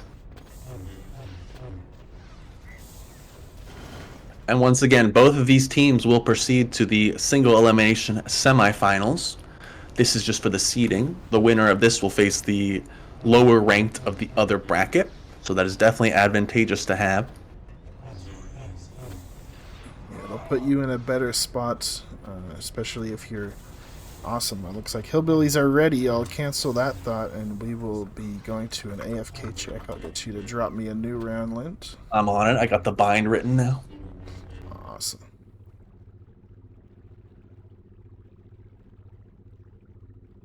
Three, two, one. And as soon as both teams call ready once again, we will be going live with the second half of this match. Oh, did they say it? We got ready from friends, but AFK check. Okay, looks like they're ready. We'll get one more new round, and then we will be live new round. We are live. All right, let's see. 3, 2, 1. Gonna try to get eyes on the rebel support here. Walks. Looks like right now they're rotating towards B. They are opening the cargo door at the B side. Looks like Mando taking Mando's out quickly, yeah. Fast rollout there. Yeah, very aggressive positioning from the Imperials right now. I think this is how you have to play this site. You can't give them too much space. There's too many angles, too much cover. Yeah. Yeah, it could be a bit dangerous once you consider cargo. If they can manage to get a foothold into cargo, you can get flanked pretty nastily. They're up the elevator. Rocky's doing good damage on takes out the clone and has good hits on the Wookiee right now. Yeah, beautiful plays by both teams so far. Everyone's still alive. Clone is one life down. Walk's going aggressive here. Gets a pick Gets on the the ET, kill. but trades for it. That is not optimal. Yeah, but now it's 3v6 Scrim Team 6. And at this point, with such a high man advantage, you can only really hope for a miracle to come back from this round.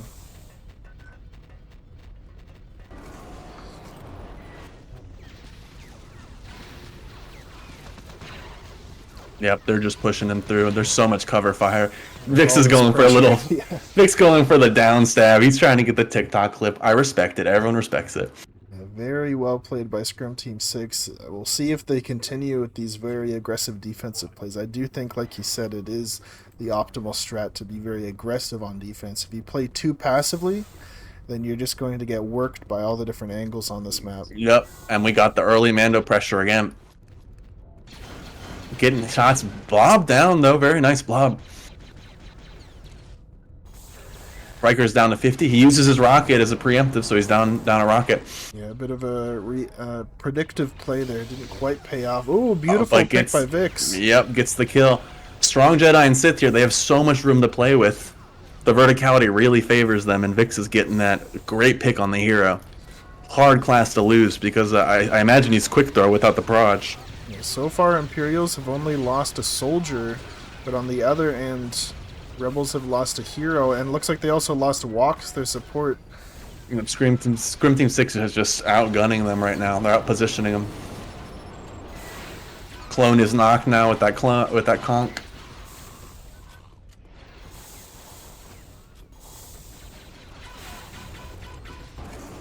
Rocky is down, and SPD is lit. That's a 4v4. It's definitely doable. Yeah, they managed to grab a foothold back in this round despite having such a rough start. But they are still down one, and they don't without having a bomb down, you are still at a positional disadvantage. Vix is still terrifying. 5-3-12 right now. Like, he is putting his team in a position to win. Wookiee's down. Now it's just the ET. And that is that. Beautifully played by Scrim Team 6 there. Taking the 5th round, which means that at this point, the best that you can hope for Hillbillies is a tie. Mm-hmm.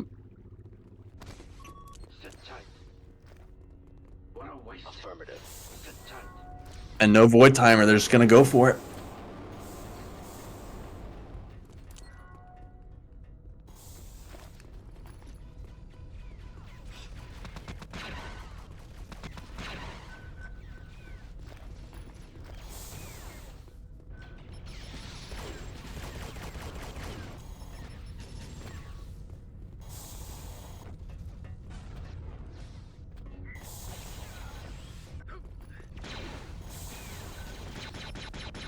And looks like we had an early pick. Deku going down early. That's unfortunate for the Rebels, I believe. Yep, they're pushing the Wook right now. Little gun bash. Yeah, Walk switched out to Wookiee for that round, which means he wasn't the support. I think Deku was on support and he went down early, unfortunately. Yeah, a little audible play there. Yeah, and then 2 other people on the Rebel team went down soon after, meaning that we're sitting at a 5v3 at the moment. Yeah, I mean, you gotta respect it. They saw it wasn't working and they tried to switch it up. Didn't pay off this time, but so now we have a 5v2. With the current momentum, Scrim Team 6 are looking like they're in the position to win this round and win the set. Both teams are going to progress to the semifinals again, but Vix is just playing such a good game. He goes for the saber through the floor, doesn't get it.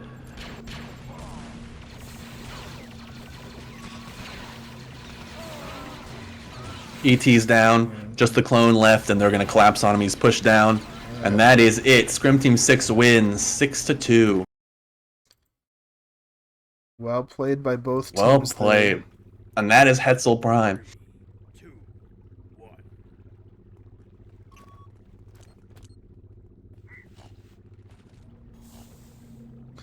Alrighty, and with that is the end of that match. I believe next match is going to be C7 versus Entente at 4 p.m. Eastern Time, and we will be back soon with a post-game interview, so catch y'all then. Mm-hmm.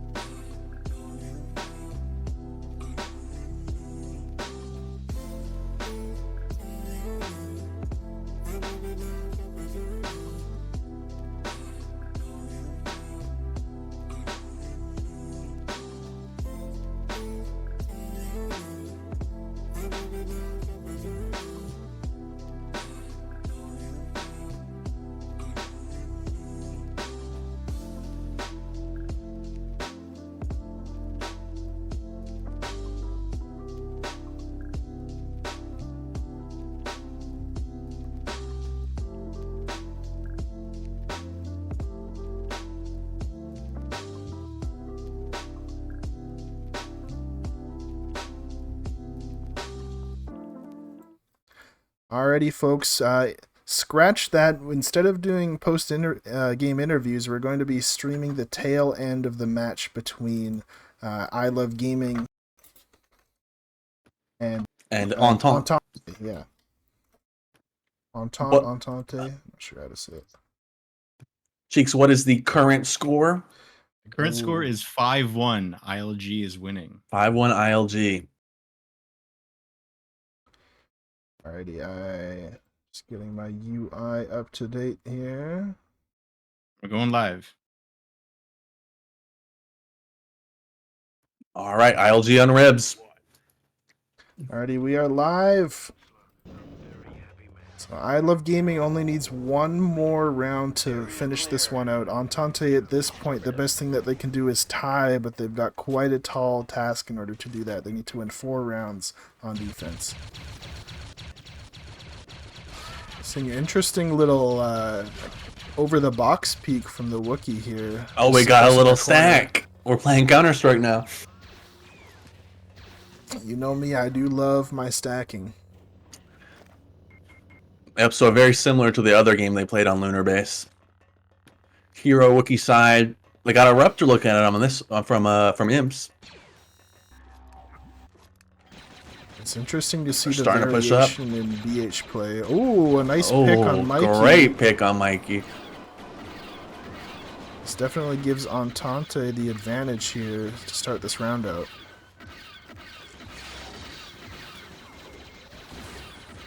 Luke getting another hit on Katora.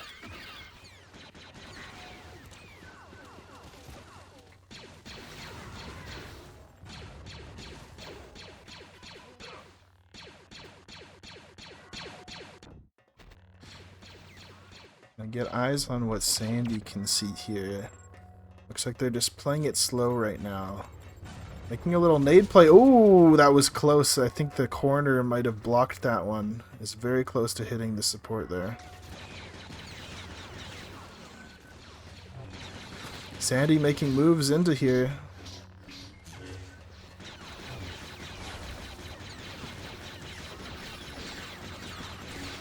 If you want to oh, he gets the window kill. Sandy gets the window. That was a beautiful play by him, taking out a lot of members of Entente and probably evening out this match again. Yeah, we're looking at a 4v4 now. They love gaming. They do indeed love gaming. That was a great way to even it out, but with no supports on the board, it does make this round a bit more chaotic. Stop the Mando rocket with that damage. Mando He's going for another one. For a second one. He gets the kill on Rogue. Fortunately for Rogue, he was a clone, I believe, and had another life to play with. So he's going to be coming back in a moment. Yeah, unfortunately, we're going to have to wait till next round to see the health values, I think. I said us as spectators, but...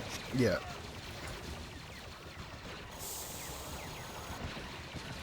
But ENT doing a great hold. Yeah, and looks like they're opting to kind of hold their spawn rather than back into the OBJ, which is an interesting idea. But it does kind of split them up a bit, and it looks like they are starting to get pressured from side. Vash is pushing up slowly. Wonder, he might have some more quick throws to play with. He does. Gets a pick on the commander. That was his last life, meaning that I Love Gaming is up a player now. They're slowly but surely getting pressured from both sides. Stinky getting up. Generator's taking damage. Stinky goes down. He does have another life on the Just ET. the SBD left. An SBD versus a hero, Wookiee, and an elite trooper all at once. It's definitely a difficult position to be in. I definitely have also seen SBDs make some pretty crazy plays, though. It looks like he's completely out of battery. He's out of battery. He's low HP. That's one more shot, and that is it. Well ILG played. wraps it up. GG. I Love Gaming closes that match out 6-1. Well played by them. All right. Alrighty, and with that, for real this time, we will be back, most likely with a post-game interview from the earlier From the match. original match, yep. So we will be back soon. We'll see you guys in a minute.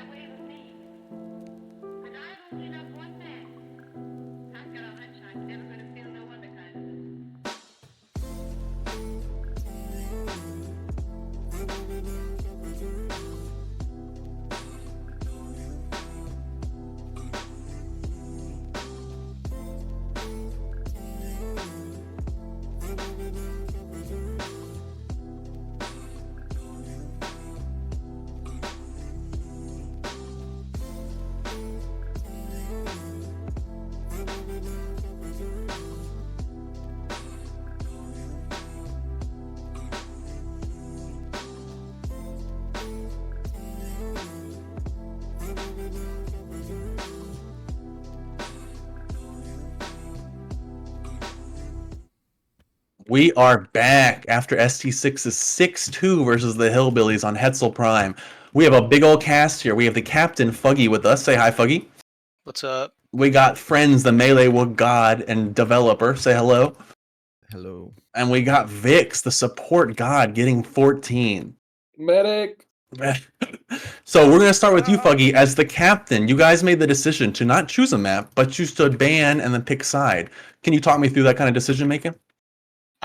Yeah, well, we didn't really want to play Death Star, and we kind of thought they would choose Hetzel after they played Lunar, I think. So we decided if we banned it, we could start on offense, which we thought was the stronger side, but turns out we swapped up some plays on defense and did a lot better. Yeah, so the first round you guys lost, but then we saw you adapt pushing through Fountain. Was that a call from you? Are you the ILG as the captain? How does that kind of decision making go through? Actually, Vix just screamed at us, so yeah. Whatever works, right, Vix? Yeah. Yeah, they gotta listen. They're clear comps, you know?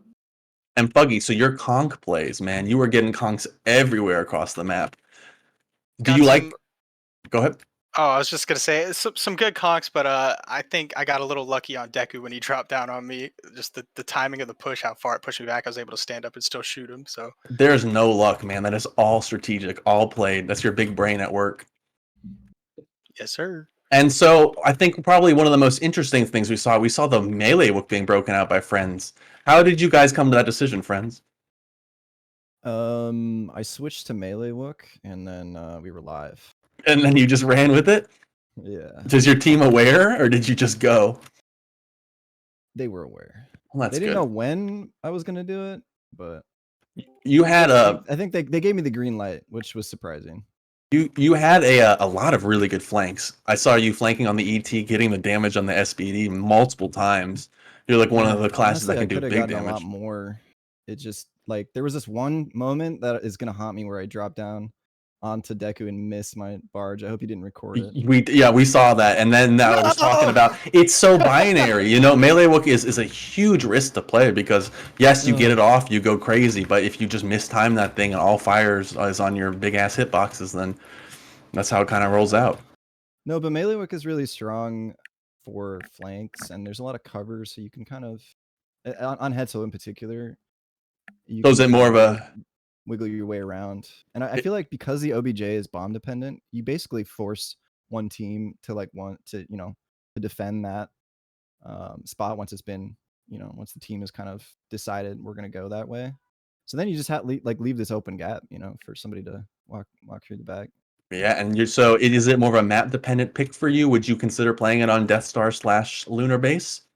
I think it can be played on any map if you base your strat around it, but there are certain maps that maybe they're too big, there's not enough cover to advance, or not good flank routes, so it just kind of depends. Well, you took out the Prime SBD, which was most recently buffed in the Latch Pass, so I saw you multiple times hitting on him. Yeah, I was hitting on NPC. Hey, NPC. I dragged Bill in here because Wild Bill, the captain of the Hillbillies, so we got some representation from that team as well. Yeah. What did you think of that match? I was very pleasantly surprised. We did a practice scrim a little bit ago, and we took a couple rounds on offense, and this time we took a couple rounds on defense, so it went good. Very pleasantly surprised with that. Yeah, I mean, taking those 2 rounds was awesome. The kind of momentum you guys got. Yeah. And seeing the plays from Deku dropping down, getting the kills, getting the frags. Yeah, that's what he's been doing this whole season, so to speak. Kind of surprising, even me. And I knew he was a good support, but he's been absolutely filling that top tier support role very well. In my opinion. It's awesome to see you guys. Jedi and Sith just have a lot of vertical play there. And I think we can't end this interview without talking about Vix. Vix, go ahead, announce how many supports you had, how many assist kills you had. I have over 100,000 pushes across my career, and I got 14 assists in this scrim. I didn't think I got that many, honestly. 14 assists. That's incredible, man. You were knocking people over all around, occupying so much space. So many times where you were low at like 20, 30 FP, but you just kept surviving, kept on taking space. Yeah, survivability, like Sandy said, is the best thing for a support. And also, I just saw he broke the wind of Lunar. That was a gamer move. But yeah, so do you feel like maybe that Hetzel Prime is one of the maps that Jedi Sith have a little more autonomy than the other maps? I think I think out of all maps, it's the most comfortable for a Jedi Sith, like for them to live. Not to call out stuff, but definitely survivability. It's not like the hallway in Lunar Base, right? From side. So Yeah, we saw some plays with Sandy and the other teams, and the lunar base became basically who is the better pusher, who can get those nades pushed back. With this map, I feel like there's a lot of verticality to play with, a lot of angles to come from. We saw like even in the first round, Deku dropped down on Rocky and got the kill on him, surprise. But yeah, so I guess we're both of you are teams. This is for the captains, Fuggy and Bill. Both of your teams are moving on to the single elimination semifinal. So how do you guys feel about that? We'll start with you, Bill. Well, we were kind of worried as a team, for the time wasters to pull out some random MB2 stuff. Very glad that we were able to corral ourselves and make sure that we took care of business, so to speak, took care of the home turf there. Made sure we didn't play on Death Star for very obvious reasons. Yeah, I'm super excited. Should be a really good time. This tournament's been awesome so far. A lot of really good plays, and who knows? Maybe there's going to be some upsets here and there. Yeah, I mean, it's anybody's game, honestly. The games have been looking amazing, and I can't wait to see the semifinals. If you want to close it out, Fuggy, how do you feel moving on into the semis? I think we got the jitters out the way. We're ready to cook. I am so excited to see it. Any last words from any of the other people in the group? Friends, Vix? great casting, dude. Great casting. Oh, I'm having a Amazing blast. casting. It's fun. It is so fun to watch. It's so nice to not worry about how warm my room is or my hands are warm. I just like my hands are warm. I just get to sit and watch you gamers play. It's a delight. Yeah. Sometimes I mute the Discord so I can listen to you. Oh my gosh. Well, I'll send you some private recordings later. Don't worry. Oh, Vixie. geez. All right, Don't get worry. me out of here. Get me All out of here. All right. On that Alrighty. note. So, thank you, Lint, for the wonderful interviews. Thank you to Yeah. Fuggy, Friends, Vix, Bill, all of you for taking some questions here. At this point, we're going to be going back to break, and we will be back at 4 p.m. EST to watch Entente versus CE7. So we'll see you then. GG's, everyone.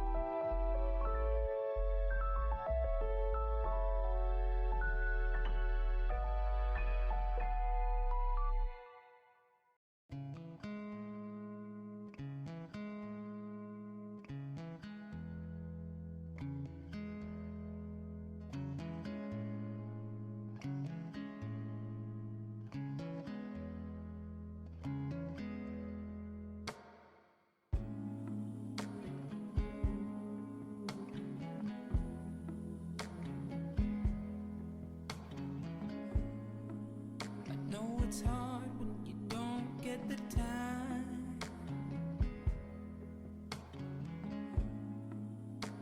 to do the things you gotta do. Always moving forward, always on the go. I hope you take a moment to take it slow. Let me be the one to ease your pain.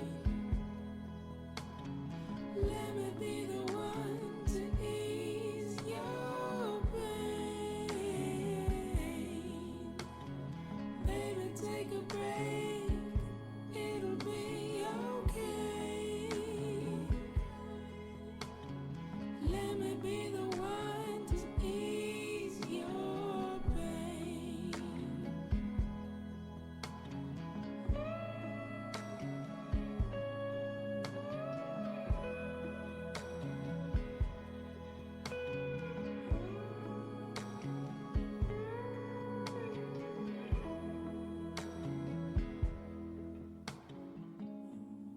Know sometimes that it doesn't make sense.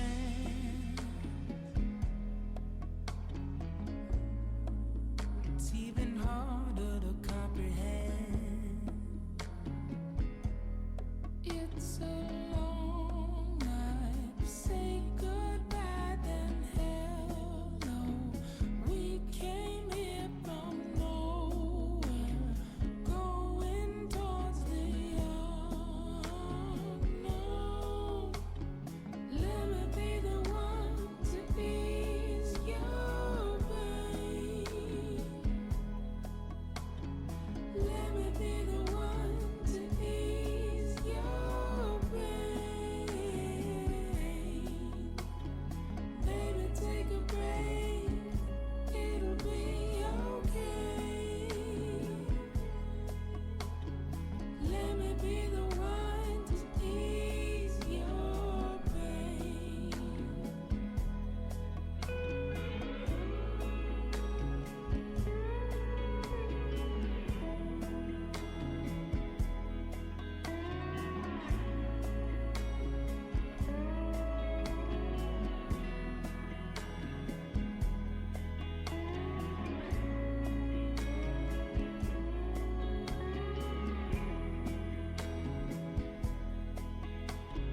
Let me be the one to ease your pain.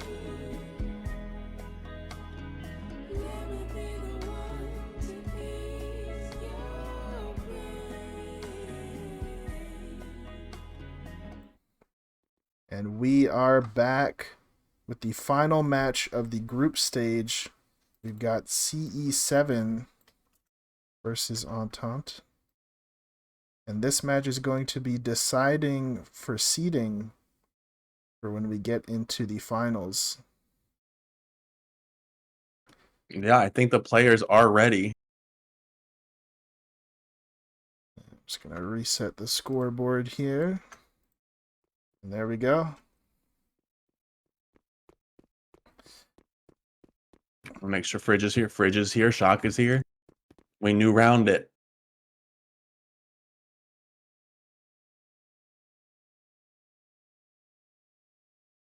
Three, two, one. All right, we're going to have to see. We're back in the Wild Wild West. Pistols out.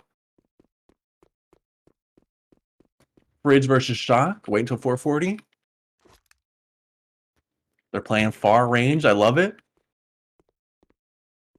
So we haven't seen Death Star yet tonight, is that correct? We have not. Nope. I'm interested to see if we're gonna see Death Star tonight at all. I know One a hit lot on of Fridge. people don't prefer that map. We're looking even on health Both right one now. shot, Oh! and Shock gets the kill. Do you want map or side? 3, 2. Gets the pick. So yeah, map. Map. Map for Let's ban. confirm that they want map.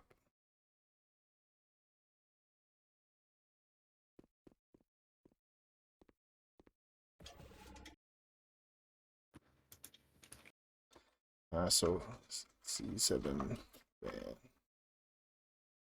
They banned No Death Star. We're never gonna see Death Star. What map do you want?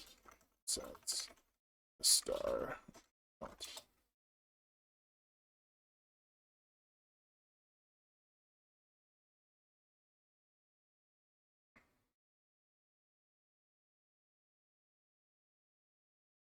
I'm in suspense. Between Hetzel and Lunar, looks like we're going We back go to Lunar. base. What side is C7 want on Lunar?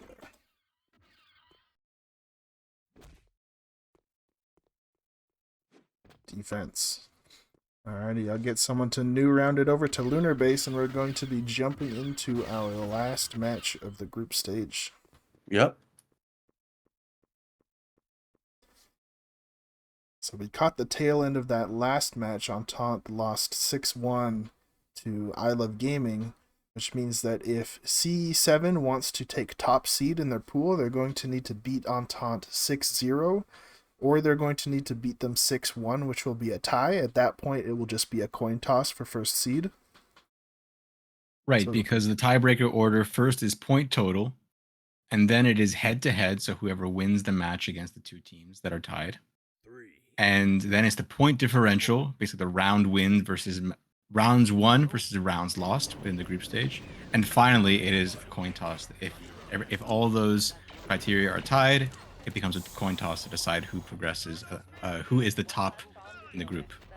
And since C7 and I Love Gaming tied with one another in their match, that means that the head-to-head unfortunately can't decide it.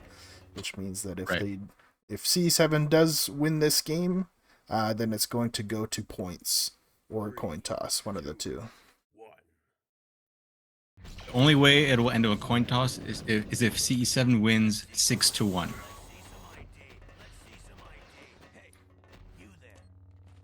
What's the name of the pistol duel map again? Someone's asking in chat. It is UM_pistol duel. Yep. UM_pistol duel. There you go.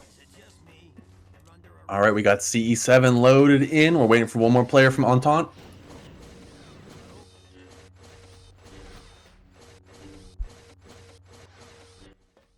I gotta say, it's nice to be back on stream, participating in the commentating for you Yep, guys. we're all back together. Everyone's together now. We all watch together. Yeah, and we will be for the rest of the night, 'cause the rest of the matches will be Yep. no longer stacked up.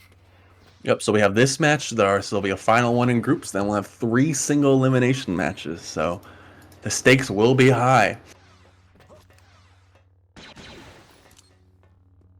And a reminder that you can look at the standings of each within the groups, as well as the bracket after the group stage. You can look at all that information on the challenge.com link that's in Discord. I posted in chat a few times. I'll post it again in a minute. I have it pinned in chat. It should be, that works pinned too. in the Twitch chat, so it should be at the top of everyone's chat at all times, the link.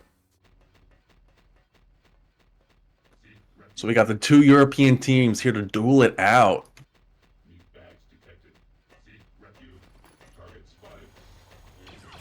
Yeah, do you have any thoughts, Lint, on this matchup? I mean, from what I've seen, I've only seen on CE7 play on this map in full, and they look strong. They were holding their own. I'm gonna have to give the odds to them, but Entente has a strong, powerful team too, so I'm always down for a little upset. Yeah, me as well. It would be very surprising to see Entente win against C7, especially after what we saw with the last match with I Love Gaming taking them 6-1. But you never know. Anything's possible. I'm not putting it past them, man. This game has a lot of variance, so Yeah, and sometimes it can come down to team versus team matchups. Even if one team is really strong on paper, they might get countered by another team's strategy or play style or individual players.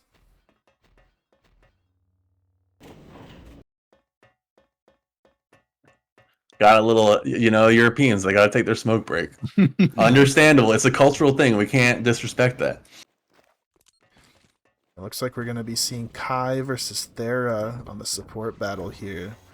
Thera played pretty dang good in the match that we saw earlier, also on Lunar Base versus I Love Gaming, where they tied.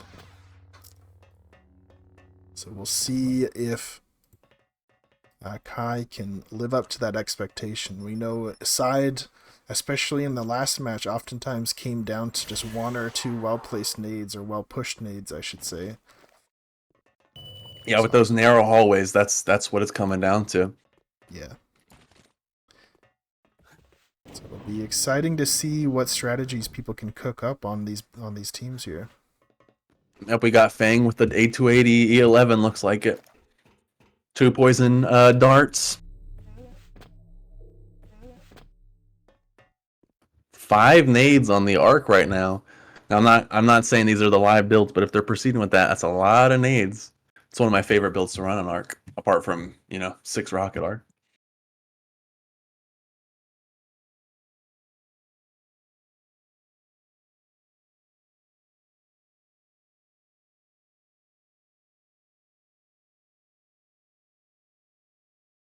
What are our predictions for this map? What do we think for this match? I mean, I think statistically you got to give it to CE7. They're just a clinical team. They play so well. and they have a lot of experience playing as a team. Yeah, they do. They've been playing together for a very long time. I know they've done a good bit of prep for this as well. But no one understands high ping like other high pingers. So That's if true. any team's gonna beat them, Entente might have it. And they got some strong players. Luke and Fives are both incredible. And if Entente do win, they will knock CE7 out, and ILG will qualify top of the group, and Entente will qualify second in the group. We're just gonna have to see Well, it play I think out. It might come down to points, right? Because if Entente wins versus C7... Oh, I could be wrong. Wait, no, because they tied... Well, we'll have to see. No, I'm not because 100% Entente... sure. No, Entente, the highest they can... If they win this, the highest they can go is second place in the group, because they lost their first match. Right. So at that point, it would... Yeah, I'm a bit confused, but yeah. We'll see. We'll see if it happens. We'll see if we get there. We will see. 3, 2. So yeah, we're heading into the AFK check, which means the next round we're going to be going live.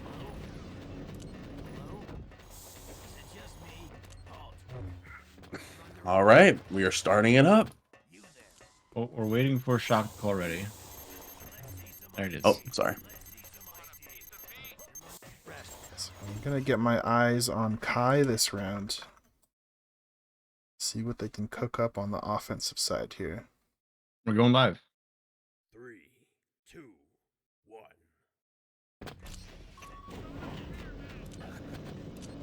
Where is he? There he is. It looks like we're seeing a heavy main push. This is an unconventional strategy, but we see at least 4 people going main to start. Yep, Jedi's running main. I wonder if that watching means... Yeah, I wonder if that means they're going to commit to this, or if they are just simply getting the hack and then going to rotate people out. That is also a pretty common strat, to go heavy main, secure the hack, and then rotate. You play a bit slower, but it helps you avoid situations where there's a sneaky Mando or some sort of sneaky main play. And it looks like Kai is going to be rotating back to side along with the ET and the clone now that they've gotten the hack. That is my preferred strat on this map. I like playing it slow. Ooh, the rocket hits. 42 rocket, damage on the yeah. Jedi. Flip some HP. Not the best start there. Oh! And he gets the He A280 was burst off the window. Oh, I hate to see not ready that. for the window play.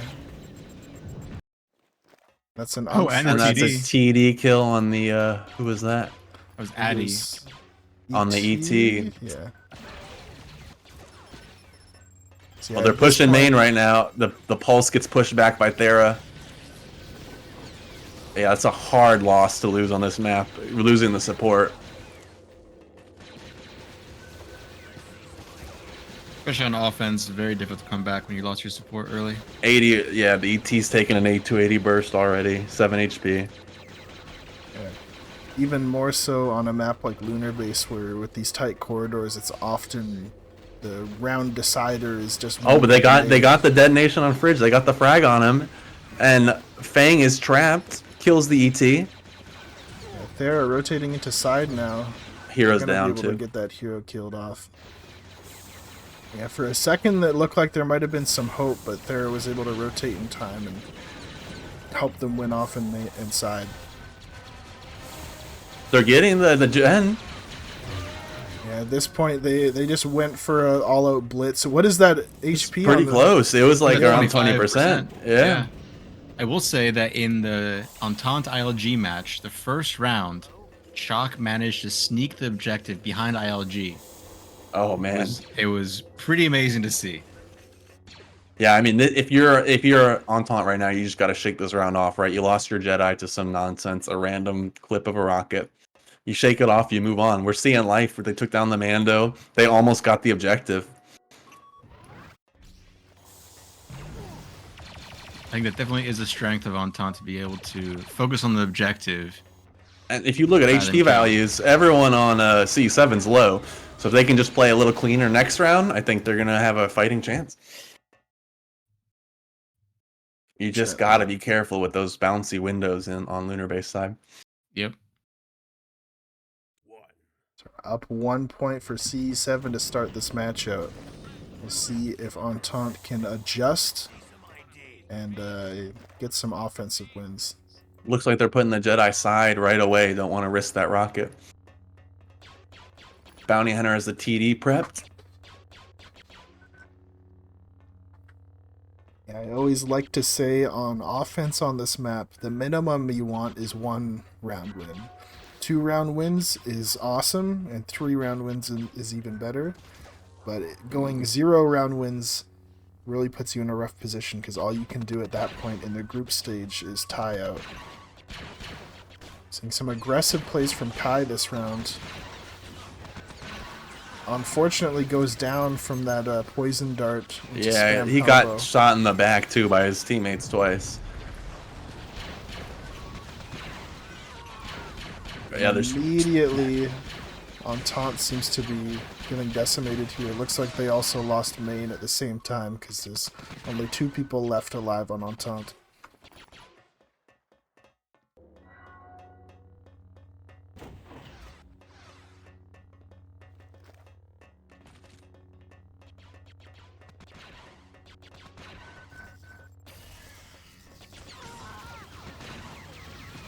Yep, so remaining 2 members are side right now. Clone and ET. ET's already at 11. I don't know, we'll have to see if we have any adaptations from Entente. Yeah, so far it's not working out for them. It looks like they weren't ready for the amount of pressure that C7 was going to put on their Jedi.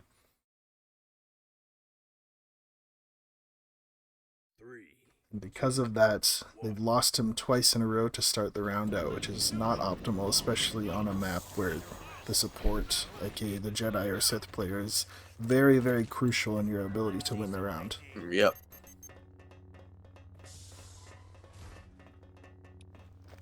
Yeah, and we saw such a methodical, first round, taking it nice and slow. I think this support needs to play just a little bit safer. The TD TD's out. coming in. Doesn't make And any the rocket. contact. Rocket coming too with the TD's blind mechanic. Yeah, it's an interesting combo for sure. And we're seeing Fridge opting for the E3, the new reworked E3. There's definitely some division from what I've seen in terms of what people think on it. Some people think it's really good. Some people think that the West Stars are still better. Looks like in this case, Fridge is opting for the E3, so we'll see if he can make some good use out of it. I'm going to make a controversial opinion. I think it's the best mid-range weapon. For this kind of fight, for this kind of suppression, I think it's perfect. For any class. Yeah, Of any class, yeah. Oh, wow. I Okay. think people need to adapt to it. I think a lot of people weren't getting used to it. I think it still has kind of hiccups against Jedi, but in a coordinated setting like this, Fridge isn't going anywhere near the Jedi. He's just raining down on them. Yeah, it's kind of like the DLT in that regard. Where Oh, but they got a pulse on the Sith. Oh my god, they're Beautiful. making moves. Oh, that is beautiful. And the push down with the Jedi when the Jedi stays alive. They managed to kind of recover from that, though, and Luna getting that nice sort of arm glitch there on the side, just suppressing that corner. And looks Yeah, like and they're they managed to pushing turn the this Jedi right now. around. Counter and push. Oh, Jedi's no. fallen. Yep, Jedi's fallen. Got the Wow. poison on it, and it was looking so good too. 3 knockdown pulsed. Just unfortunately, Entente couldn't capitalize on that play well enough. I gotta update my score. Right now it's 2-0 for C7. Forgot to update it last round. Yep, and the Wook falls. That's just the strength of CE7. Like, they are a very adaptable team. They don't panic. They don't get freaked out when things don't go their way. They play well, and they play to win. But it was a beautiful pulse on the Sith. Amazing little stick. Oh, we got the clone left, got the sweep kick to end it. A much better round, though. So they still have room to get 2 more. If they can get these 2, they're still contenders for sure. Or at least 1. You're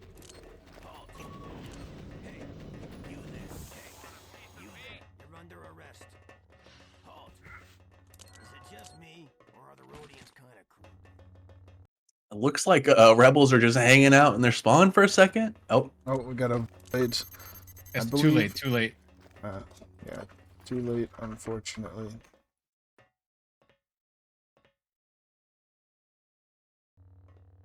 Void can only be called in the first 7 seconds of the match. If it's called after that, it's too late. I believe that was called almost 15 seconds into the match.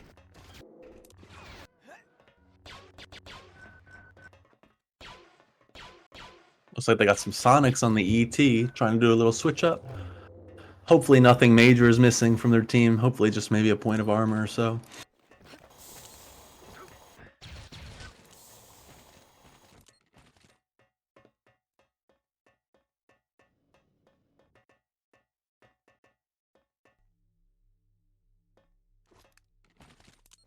Seems to be playing very slow.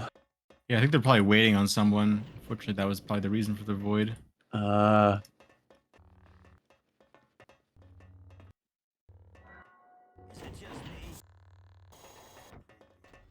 do feel kind of bad about that, but unfortunately it's to prevent players from abusing the void in order to gain information about the other team's strategy. Yeah.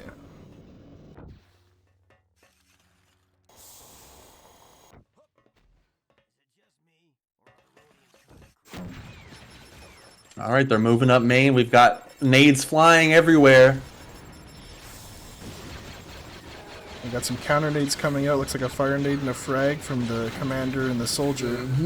Looks like they're in. They're all the way in the generator. They're attacking the generator. And side team's pushing too. They can get the generator kill here. Generator's They're gonna going get it. down. There you go. Oh, wow, there it is. Wow, look at that. A beautiful Well push. played. They just ran it down to the generator, got the shots on it. Despite the void being overturned. 2, 1.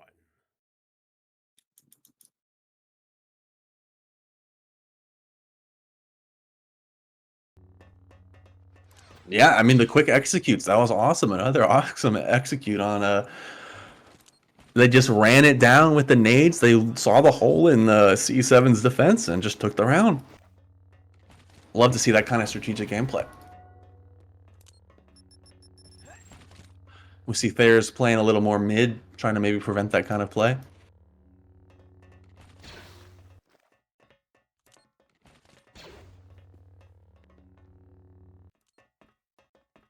Looks like Entente is playing slow again. I don't know what Fridge is doing. I think he's maybe trying to get angles zooming in. Yeah, he can see a bit higher over the box when he jumps with the third-person camera there. Look at that Interesting little optimization. strategy. It's an interesting strat, not really attempted in NA in most cases. It's pretty rare to see an objective rush like that where you just immediately start shooting the objective. Yeah, ignoring and the it paid enemies. off. The Wookiee had so much health left too. They could have gotten way more damage on it if needed. Yeah, I've seen plenty of hack sneaks in scrims, but not as much objective rushes while you're shooting the objective. Oftentimes that only happens if your team is already winning, not when you're in an even situation. Yep, Jedi is down to 26 HP already. And they're pushing up main right now. Nades are coming out. Rebels are falling back main. Yeah, Duck Shark in the chat pointing out that at lower pops, the health of the generator is flexible. So at a 6v6, the health of the generator is actually pretty low and can be rushed pretty quickly. I did not know that.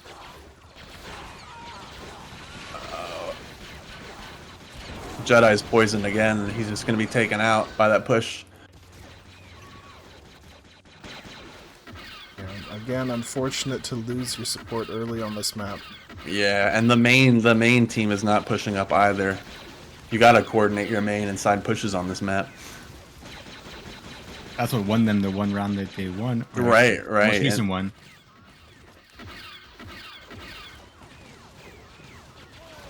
So much of pushing in effectively is being able to... Oh, they're doing the deflect strat in main. Next, the SPD is shooting Thera to try to deflect at the enemy.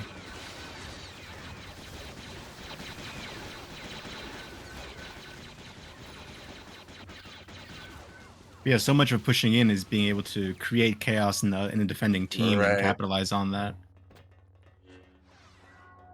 Well, Fridge is super low at 13. The ET or the commander on Imps is at 6. Their soldiers low. I mean, they could make some space. They just have to coordinate together. Down goes Fridge. And with that, things are slightly more... Pulses are in. Yeah, they're pushing through main. Pulses. Fives is also putting pressure inside. Ooh, a nice push by Thera.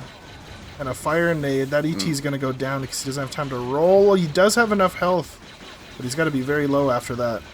Clone is upside right now. A beautiful push. Got a clone versus bounty hunter. Luna's Fang is getting beautiful picks, jumping over those boxes. Well played. CE7 taking 4 rounds on defense. Entente did get their one required win in order to have a chance at winning this set. Optimally, again, you want to get 2 or 3 wins on offense to put yourself in a really solid position to close out the game. But 1 is all you need to be able to win. Very, very true. Very true. Duck Shark says in the chat, the health of many destructible objectives scales with player count, so it's most feasible to sneak in small matches like this. We saw it. We saw it on this very match.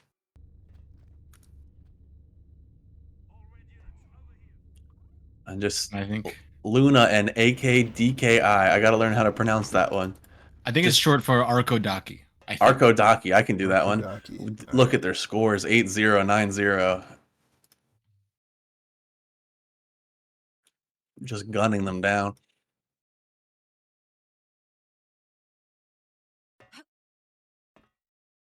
All right, so we're just waiting for everyone to get ready on the side swap.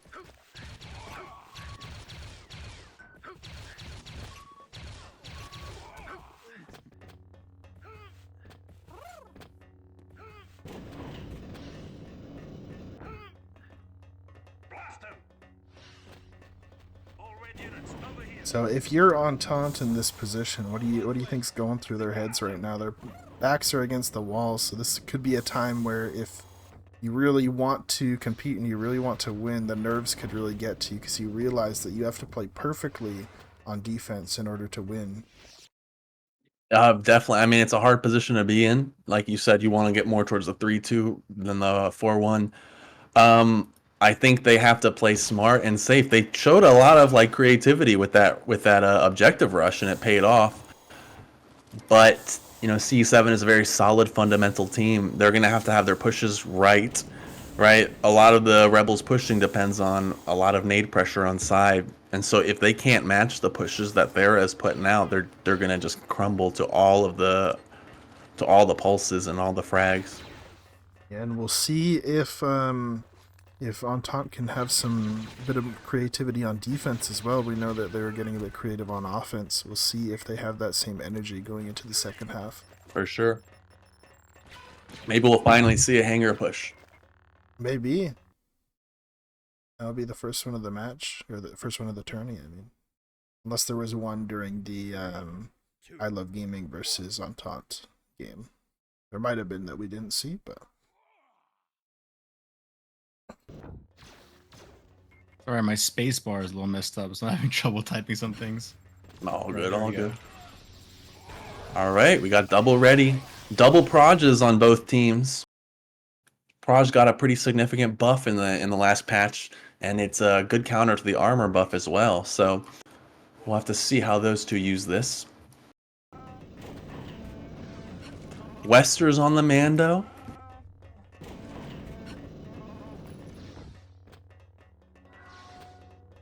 And we got Spy with the Proj doing the old boost that I love to do. They are taking that angle. We'll see if it gets a pick or not. Oh, beautiful pick! He gets it. He gets it. They get the beautiful pick there. They're going to hack now. 4 people are side right now. I wonder if we're going to see some main pressure coming through. Sloan's there to match main on the SBD. They're nading in. They're running in right now. Misses the blob though. 5 says the clone lit. 5 Bridge is in the OBJ right now, shooting the generator. Oh crap! I gotta get my eyes on that.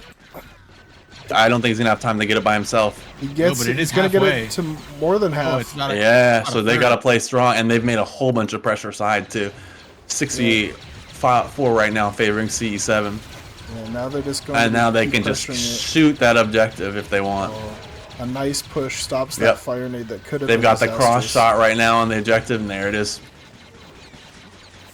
Well played by CE7, Yeah. getting an early pick and an early objective pressure just put them Yeah. in such a good spot to win that round. Taking a play out of ENTs rushing the objective. Yeah. Bridge was just sitting there hammering at it. If C7 win this, the standings in Group B will go to a coin toss. Now, Last round. we were considering pistol duels. Are we going to stay with the coin toss? Coin toss was the default. I believe Cheeks communicated with them and asked them if they wanted to do a pistol duel instead, and I believe C7 refused it, so we're going to be doing the coin toss. All right, all right. That is my fault for not coming up with a better tiebreaker in the end. Oh, but, I didn't think of a pistol duel till later. It's a learning experience, and both teams on the other side are, strong. So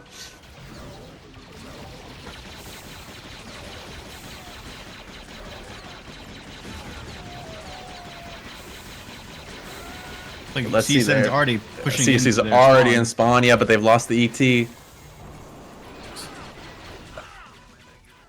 Oh, they got a beautiful conk on Thera. Are getting pushed Hold back. on. This Oh, Mando's Thera's going getting- aggressive. This might be a Mando's- mistake. Going crazy. Yeah, the Mando got a down. bit too ahead of themselves The there. Jedi is dead though for CE7, so Oh, and the SPD goes down to a well-placed ion. and they're just running to the objective right now. They got to rotate back. And at this point, the Attack, they got objective the push, pressure is gonna though. Start. I don't know. I think they might be able to. ANT might be able to be in an advantageous position. Wookiee's dead. Oh, only 2 left on Only the 2 Rebel side. left. We were talking about tiebreakers. It might not even matter. Adi gets the kill on the hero, and it's just Fang left. Luna Yeah, Fang. Luna yeah. Fang. Luna, aka Fang, aka Luna Fang. got the 4v1 right now. Can he clutch it up? No. ENT gets the Clutch it round. Love to see that. 5-2. So with that result, ILG does qualify top of their group. 3, 2. Yes, I'm happy that that's the way it went because it would have been unfortunate. We're still if, going, right? Seeding, Yeah, yeah, still we're still going. going. Yeah, we're gonna have to see. Coin toss. Coin toss is off the table. It's not Off the happening, table. Thank God. Yeah, we don't love RNG in our games, so.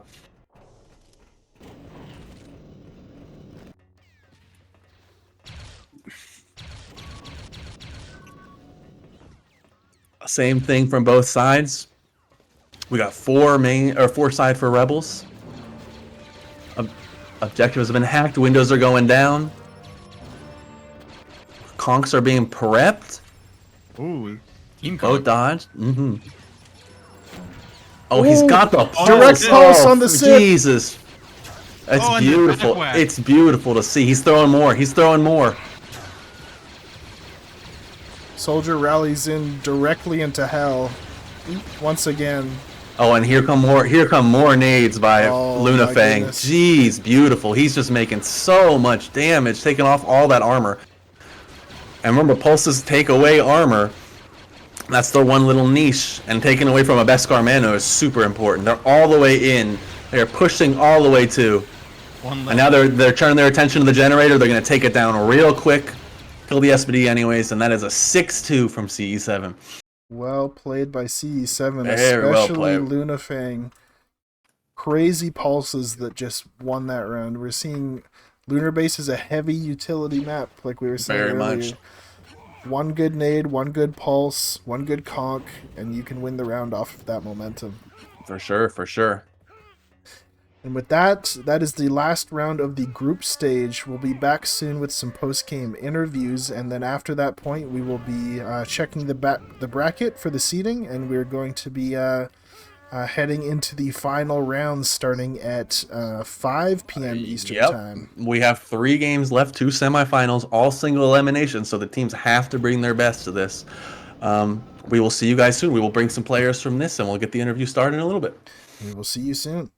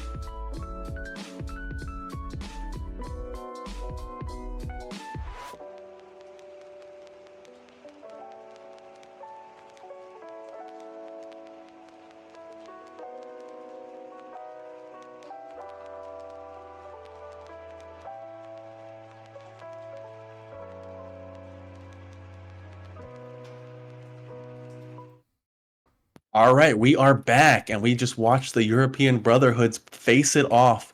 An intense match between everyone. We're here with Shock and Luke from Entente, and then we have Fang from CE7. Shock and Luke, that little objective rush was beautiful. Did you guys come up with that in your practices, or what were you thinking? Was it on the fly? Yeah, this was our main strat, so we practiced this a lot, but we still messed up many things because different people played different classes. I So got this you. was- in theory, this could be much better. What was the reason for changing up the classes? It was because some people was not able to play, I think. Yeah, Okay. it's because one guy, Vadi, actually not Adi who played, but a different guy, he wasn't able to play today. Oh, I got you. A very competitive performance from both of you. Luke, how do you feel like your team has performed this tournament? I guess we performed to the best of our ability, I guess, but Yeah. it's just not. I'd say our tactics could have been a bit more accurate compared to everyone else's tactics. Like, I think it's also we have a language barrier with in between our teams because Shock and the rest of the team are like Russian and Kai and me are English. So like while the game's happening and tactics should be thrown out, call out should be thrown out, they're thrown out in Russian, and me and Kai obviously don't understand Russian. So yeah, we were a bit on the defensive when we should have been in the offensive and stuff like that. Still, there were moments of like pure beauty with that rush. Wait, I had a thought. Give me a second. Yeah, I mean, so I feel like Lunar Base is just such an unforgiving map, and there are so many times you guys lost your Jedi to just random stuff like the rocket coming down downside, and it's just so unforgiving. There's not a lot of creativity you can come with this map compared to, say, Hetzel Prime and Death Star with all the different lanes. But Fang, just some of the nades you were putting down as arc, you must be feeling good after all those pulses. I saw you land one on the Sith, and that's just your moment to execute. Yeah, pretty difficult stunt to do on the 90 ping, but I'm pretty notorious for doing those. I think the Lunar Base right side tunnel is pretty standard though for stickies. You sort of like get the France backs and all that, and try and keep them away. But it definitely was good when the Sith ran back and knocked over everyone. Did you guys ever consider using bouncies, or is it the sticky pressure is just number one inside? I have considered it a few times, but I always go back to stickies because I feel like taking space is always nice. Yeah, because it creates an unpushable, basically, barrier that no one can come across. CE7 looks incredible on Lunar Base. Would you say this is your most comfortable map, or is it just how the straws have turned We out? aim to try and be good at every map, brother. Yes, I want to see you on some different ones though. Your side holds are incredible. Just great work by everyone. I know it is so difficult to play this game on high pings. Entente was above 110, and you guys were above 90 at the bare minimum. Just wonderful to see you guys come out, and it's so cool we have this little small international community. So thank you all for coming out. I'm excited to see CE7 in the semifinals, and Entente, thank you for performance. That was excellent. Yeah, we hope to play more tournaments, actually, more than one a year. Yes, yeah. Well, we're trying to get a league set up maybe, so we will see you in the future. All right, thank you guys both. I can't wait to see performance in semifinals, and excellent work. Yes, thank you once again, Lint. Thank you to Luna, Shock, and Luke for the interviews and all the questions and answers. With that, we are going to be going back to break, and we will be back at 5 p.m. Eastern Time for the first round of finals. We'll have to confirm who's going to be playing in a moment. We'll do that off stream, but it'll be the first person in Group A versus the second seed in Group B. So we'll be back with that soon. We'll see you later.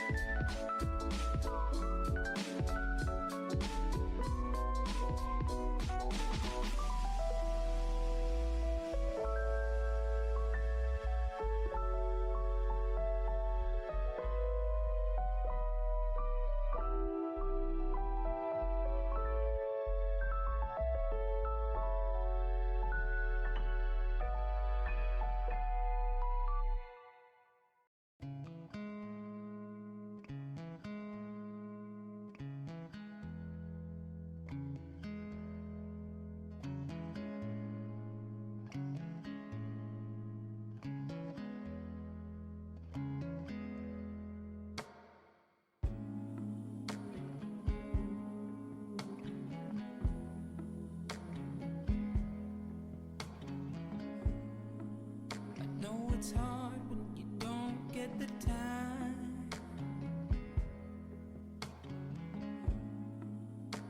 to do the things you gotta do. Always moving forward, always on the go. I hope you take a moment to take it slow. Let me be the one to ease your pain. Let me be the one to ease your pain. Baby, take a break.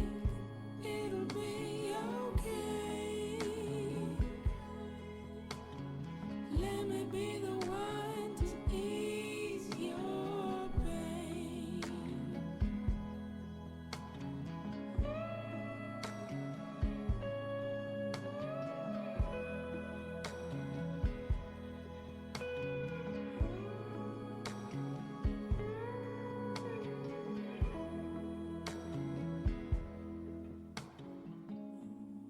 Know sometimes that it doesn't make sense.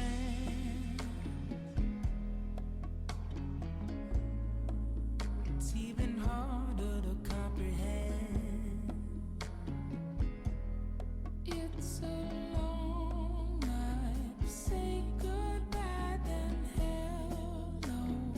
We came here from nowhere, going towards the unknown. Let me be the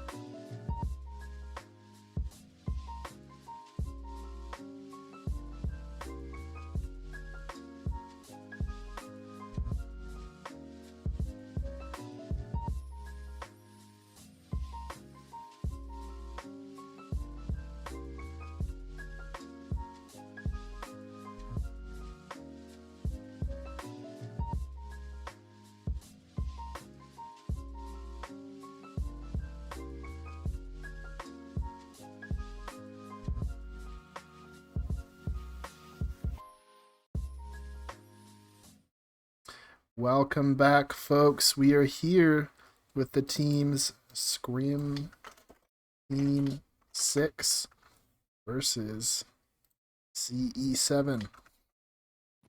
Yep, group stages are over. This is single elimination now. Yeah, meaning whoever loses this match is going home. Mm-hmm. The stakes are high. Lock that in place already. Got my scoreboard set up for this match, and the pistol duel will be beginning soon.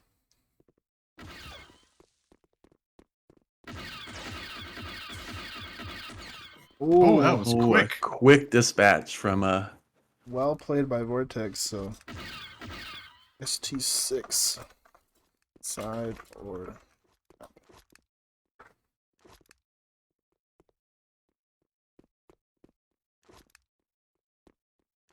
Alright, they're banning Lunar.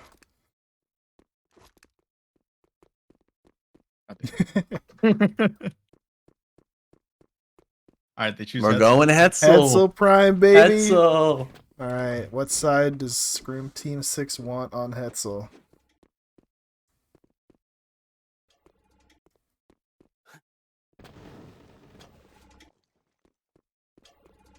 Offense. Alright, I'm switching the map. So I believe, unless I'm mistaken in the one match that I didn't see at all, there hasn't been any Death Star in play so far. Is that correct, No, Cheeks? no Death Star. Death Star. No Death Star. Maybe teams are a little hesitant to play it. I think it is one of the less tried and true maps. Hetzel Prime is also very new, but I think people prefer it. Yeah, I was speaking with overall. Yeah. I was speaking with ST6, and they wanted to take them to Death Star, but they chose to give the ban, and they banned it. So we were good to go and play in Hetzel. Yeah. I'll also say, since this is a final match, there is overtime. I did go over the overtime rules with both teams. Okay, cool. Do you want to share it for the viewers, for the spectators? Sure. Yeah. So essentially, if the scores end up 5-5, a regular tie, then the teams revert to their original sides. So if CE7, for example, starts on imps, then they go to revs, and it goes to 5-5, they go back to imps, and they would play 2 rounds on that side. Then they would swap to revs and play another 2 rounds. These are the overtime rounds. The first team to get 3 overtime round wins the match. However, if after those 4 rounds it ends up 2-2, then the teams revert to their original sides. So CE7 would go back to imps, and they would play one final tiebreaker round, which would decide the whole match. Also, the side pick can be very important if it's going to go into a tie chain. Exactly. Could be a reason why Scrim Team 6 opted for this side, because they know that overtime rounds are in play. So if they do go to a 5-5 tie, that means that they will be able to have that side advantage in the sudden death round, the final rounds.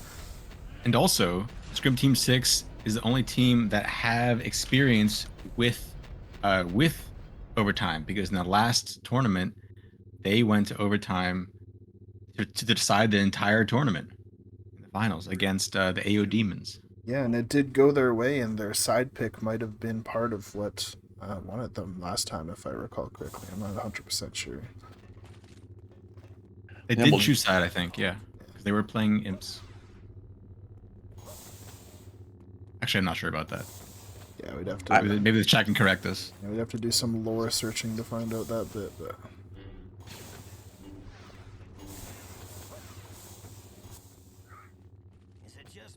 See if CE7 is ready.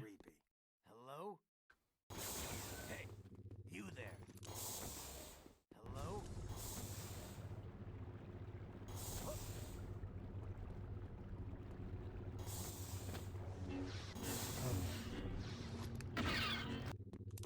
Once C7, oh, there they go. They call ready, which means we're Alright. going into an AFK check. Once we do an AFK check and confirm one more time that the teams are ready, then we will be going live. Should be an exciting one. Yeah, I'm excited to see, and I always love to see my map. I should say me, Sandy, and Frenzy's map, since we all have contributed to it. I'm excited to see how it gets played, especially in this tournament. That's one thing that I was really looking forward to, and I'm happy that we've gotten to see it twice so far already. Well, this will be the second time we're seeing it.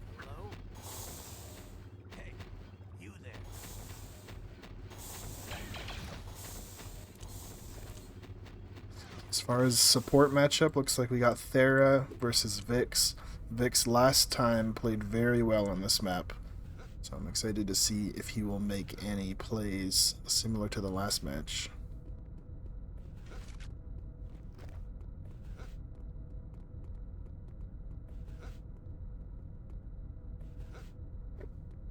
So what are y'all predictions for this map? What are y'all thinking? In terms of who's gonna win? Yeah. I think, well, based on seeding, I think Scrim Team 6 definitely has the advantage, but we've seen CE7 is also a very strong contender, and they weren't very far behind I Love Gaming, considering they tied with them, and then they had a very similar result to I Love Gaming in their match versus Entente. Yeah, we haven't seen CE7 on this map yet, but the Hillbillies showed that SC6 can bleed on this map. They got 2 rounds off of them. So we're going to have to see. I would say that CE7 is probably a stronger, more fundamental team than the Hillbillies. So if they can kind of push those weak spots of SC6, I think they've got a real fighting chance. It looks like we are going live, if I am correct. Yep. All right, let's go. Semifinals, single elimination. Gonna try to get my eyes on Vix at the start of this round to see what they are cooking up on the Rebs. So we got Rebs, we got the M5 on Arc, we have Friends is not going melee Wook, maybe showing a little more respect to CE7. Ooh, early Mando Mando pushing. Vix is in a good position, though, to possibly punish this. Oh, got the quick throw on the Mando. Oh, Vix is dead. Vix is dead. Vix dies to the TD, greeds on the Mando. He does manage to trade. They're continuing to push. They got the nade. Oh, beautiful nade. Beautiful nade. Rocky's heading up top, trying to push that upper layer. It's currently in a very chaotic position. Clone is down. SPD starting to pinch on the Wookiee. Wookiee's getting lit up. 130 on Wook. Ooh, a direct Riker's pulse on down. the SPD, but Riker goes down soon after. Thera's aggressing up top.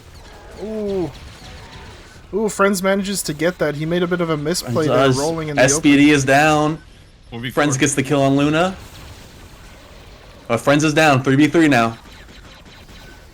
And with Fuggy going down, it's now a 3v2. C7 have the one-man advantage, but it still could go either way.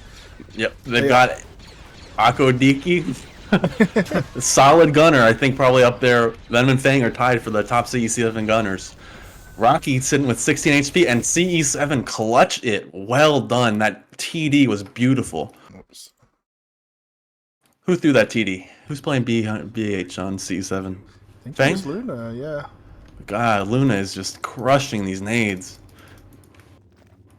Yeah, getting that early pick. Once again, we've talked about this map. Jedi and Sith have a lot of vertical play to work with, and they have a lot of angles to come from. They can take a lot of safe positions. So getting them down with that TD was fundamental for that round. And then Thera just slowly worked them down.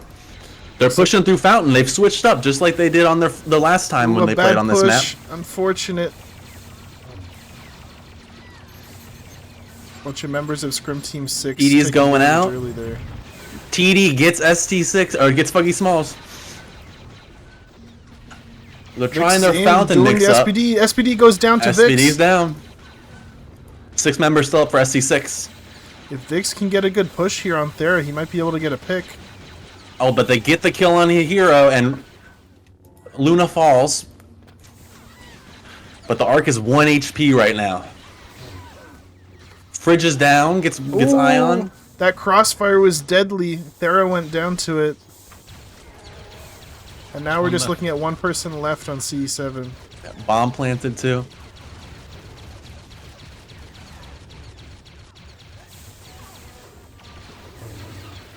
Frenzy runs out of ammo. Yeah, so ST6 switched up to their patented Fountain Rush strat that also got them the second round in their previous performance. We're going to have to see if CE7 can adapt. And that was despite their bad push and aiding their own team. Yeah, I think this map definitely is very heavily dependent on team strategy. So if it's all about predicting what the enemy team is going to do and countering it. For sure, So it's a we're very gonna see flexible. If they can punish them. Oh, a nice rocket from Fridge. It was a bit of a dangerous play. Oh, and Vix goes down soon after. Mm-hmm. But surprisingly, they're still sitting 5-5. This could go either way, though. Yeah, once and they again, still have the Sith. Yeah, once again, the Sith, yeah, like you're saying, the Sith is still up for CE7, which means that they do have that support advantage. We're going to see if that leads to them winning this round like it did last time or not. Yeah, it's just a whole battle out here. I think Hero's out of quick throw nades, so Sith can play a little more dangerously. I think a lot of this is going to Nope, he had one more. Ooh. They get him a shot in the back, though, by Fridge. Right now, it's looking 5-4 savoring C7. Yeah, the bomb still isn't armed or planted on Site B. I'm not sure where the bomb is at. See if I can maybe find it on the Rebels. It might be dropped somewhere. I'm not too Arc sure. gets sabered by Thera. It's interesting. The bomb is dropped on balcony. Up top on balcony. They're pushing Wookiee up top right now. Ooh, They Thera goes down. get Thera, though. So it's 2v4, favoring CE7. Buggy's low HP. Buggy's very low. So is Jace. Yeah, And the SPD just pushes them out, and it's very interesting to see ST6 switch back to the that site is B, right? To the B rush when their Fountain Rush works so well.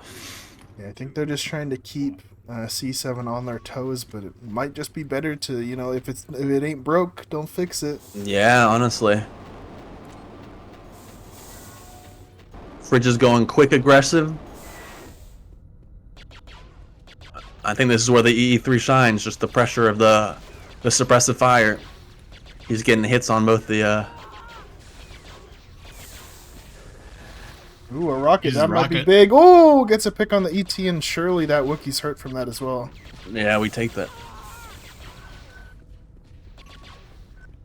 Wookiee's sitting at a comfortable 413 though. Tanky Vix boy. is pushing into Fountain over here. Rebs are pushing into Fountain hard. TD's thrown. Doesn't catch anyone. Oh, they pushed all the... Thera. But Thera's getting bounced around. But he's still alive. He's still alive.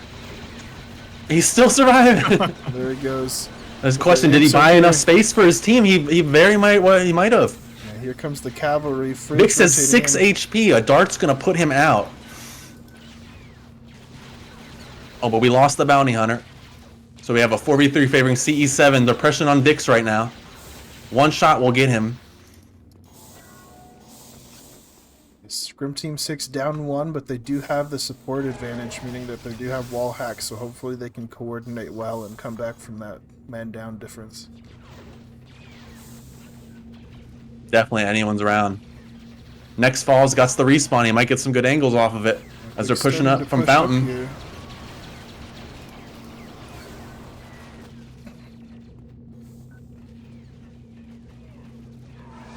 Ooh, Next the gets speed taken push. out. Fridges Next go has down. one more life. So now the backup is coming for the SBD. They gotta help him out. Looks like still Scrim Team 6 down a person. But they've got time, right? They can play the... If they don't plant soon. But what I'm wondering here is, where's the bomb? Oh, there's the bomb. Friends just picked it up. Friends but going for it. Not in time to get it down before the imps are going to start pressuring the objective here. How does this objective timer work? If they get the bomb down, does it still end? Do they have to get the kills now? There's a round extender, so you'll okay. see it looks like he's planting it right now. As soon as the bomb gets armed, you'll see a minute and 10 seconds gets added to the timer to make sure that they always have enough time for the bomb to go off. They gotta play together. Ooh. That you hear that pain sound. They just gotta get one shot. Friends is down. It's a 2v1. We'll see if Vix can stall out. He's got to stall out for 42 seconds against this. If any Jedi can handle it, it's Vix. Gonna see one of these And they're times. getting the push. Oh, Gets the push on the off. commander. Still has 30 seconds to play with. Low FP. Commander's coming back. Oh, and his FP's getting drained hard there. Surely he's gonna jump back Oh, up. No, he goes jumps. down. He hits the roof on accident. That is so unlucky. Unfortunate. And they're gonna be able to get that defuse in time. But yeah, that was a wow. What a tense round, huh? Another Yeah, if he round made of that C7. jump, he might have been able to stall it out more. So far, a really good start for C7. We'll see Right. if maybe Scrim Team 6 is just feeling more defensive-sided in this game. No changes to their lineup, it looks like. Looks like ST6 is doing a hard A push. They're all rushing A. We're gonna see. Nope, they're rotating over to cargo. So they might be doing a little bit of fake there, trying to pull some resources away from B. I mean, it looks like it worked. Oh, he gets the rocket push. Nothing Managed to caught get on the a TD, TD. yeah. They are in B now. With The that, I bomb's imagine been the bomb's set. going to get armed very, very soon. BH goes Well, down. The Sith is on catwalk, so I don't think anyone can do it right now until they displace him. They're getting a bit of a The flank. quick throw He's gonna get misses. Rocky out. There Oh, the you push! see. But they get the Sith kill. 6v3 right now. ST6 is their fake worked out exceptionally. Vix absolutely saved Rocky's life there.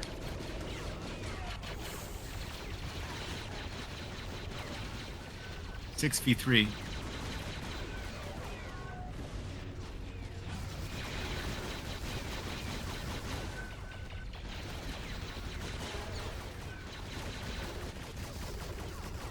Yep, so it's 6v2. Should just be doing the motions now.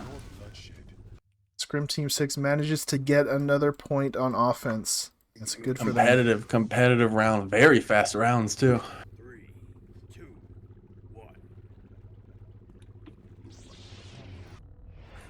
Yeah, I mean, the rotation definitely worked out. The Jedi got in there. Vix got that push on that rocket from Fridge.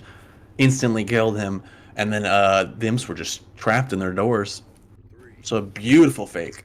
So one thing I'll point out is that CE7 did pick this map. They specifically chose it, so I'm interested to see if they've cooked up some sort of interesting offensive strategies. We're going to see that soon once we go live with the second half, but I'm excited to see it.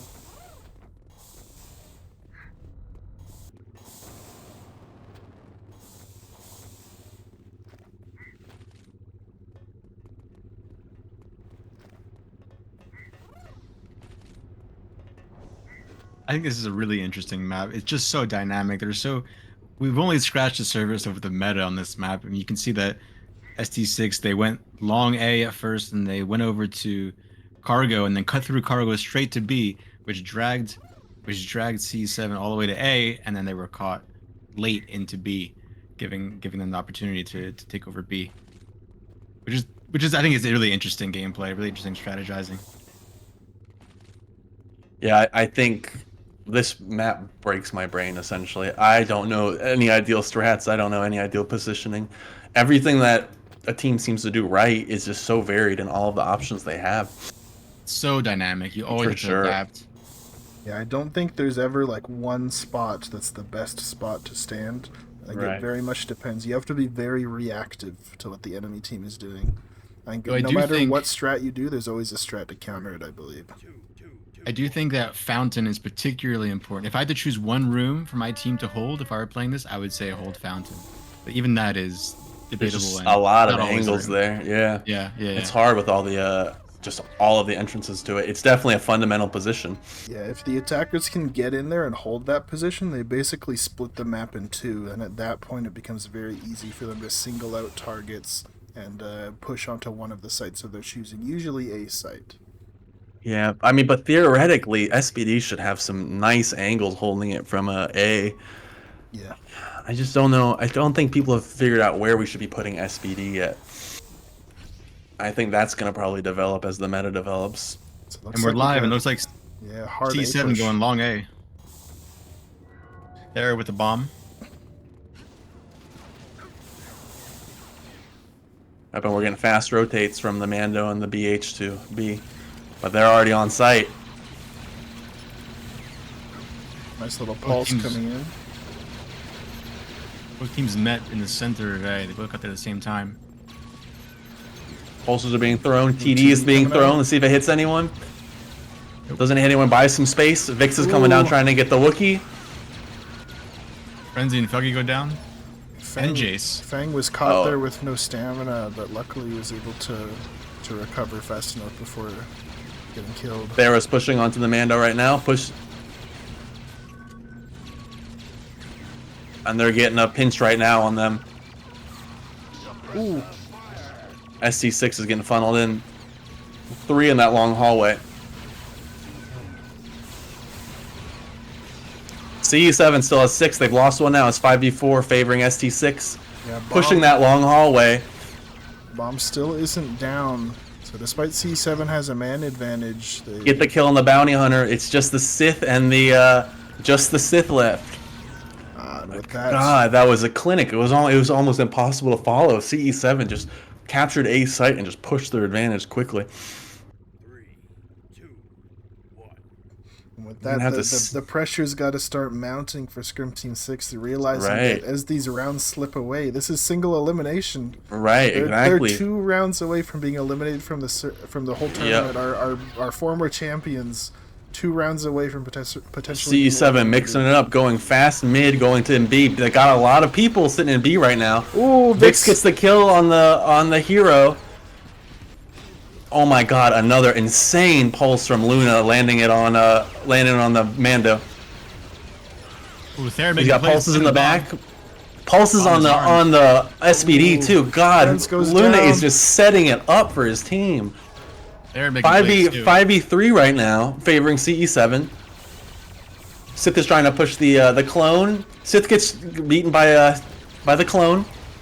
And now all we have left is a soldier and an ET with a T-21, but the ET's getting crossfired, and that's it. Another round for CE7. SC6 is on death's door right now. Yeah, this is a big moment right here, because if Scrim Team 6 loses this next round, Scrim Team 6, the only way that they have hope of staying in this tournament now is to win off of overtime. They got to win 3 rounds consecutive. They gotta win 3 rounds in a row, and then they got to win overtime on top of that. CE7 is just moving like such a unit together, playing off each other's strengths, not being fair to take these fights. And remember, ping diff, and they're still making him look like it's not even a problem for them. 2 picks for SC6 early though. Yep, got those good pulses though. I'm telling you, Luna's pulses are on point. Vix is out of position in cargo. He's being pushed. Thera's low FP though, 6 FP if they push him. Wookiee's down. Looks like It's Scrim Team 3v. 6 is starting to adjust. Yeah, the 6v3 right now. Perhaps they're a late game team. They want the pressure up to win. I mean, if we saw anything Just from 2 the players last left. tournament, is that Scrim Team 6 is very familiar with being in pressured situations, considering the grand finals of the last tournament went to overtime sudden death. For sure, and just like that, SC6 hasn't lost a single member. Well, you know, Rocky's got to ruin that, but whatever. That's typical Rocky, honestly. Right, chat? So with that, Alright, we got a void. Start that void timer. A little bit of a void, a little bit of a tactical reset here. Perhaps C7 are just using this void to try to take Scrim Team 6's momentum and kind of stop it by just giving it a little bit of time so that they can reset and think.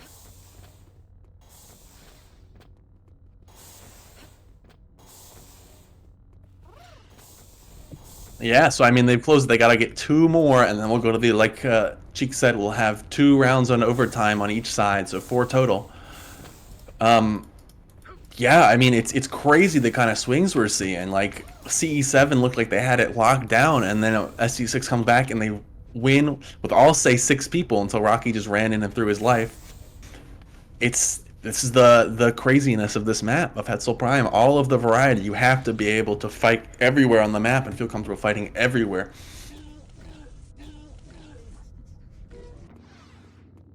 At the very least, we're getting a show.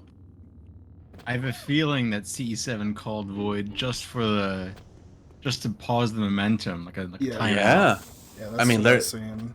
I think it's just they see that Scrim Team 6 is picking up in speed, and they want to stop that momentum.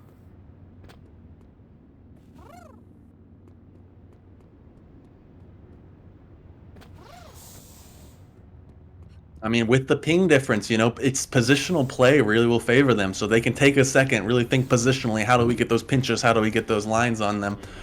I think they can clutch it up. But man, it is tense. Got to be a lot of pressure right now on ST6, and as well on top of that, I think part of the void might be that they want to give ST6 time to think, time to realize the position that they're in order to get those nerves up even higher. Yeah, get them second guessing maybe. And we are live. Once again, Scrim Team 6 is 1 round away from being eliminated from the tournament.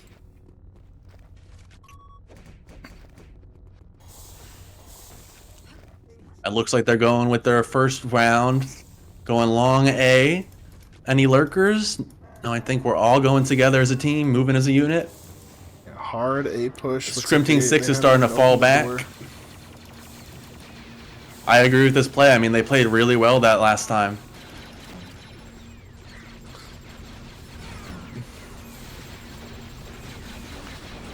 Pushing up the hallway right now.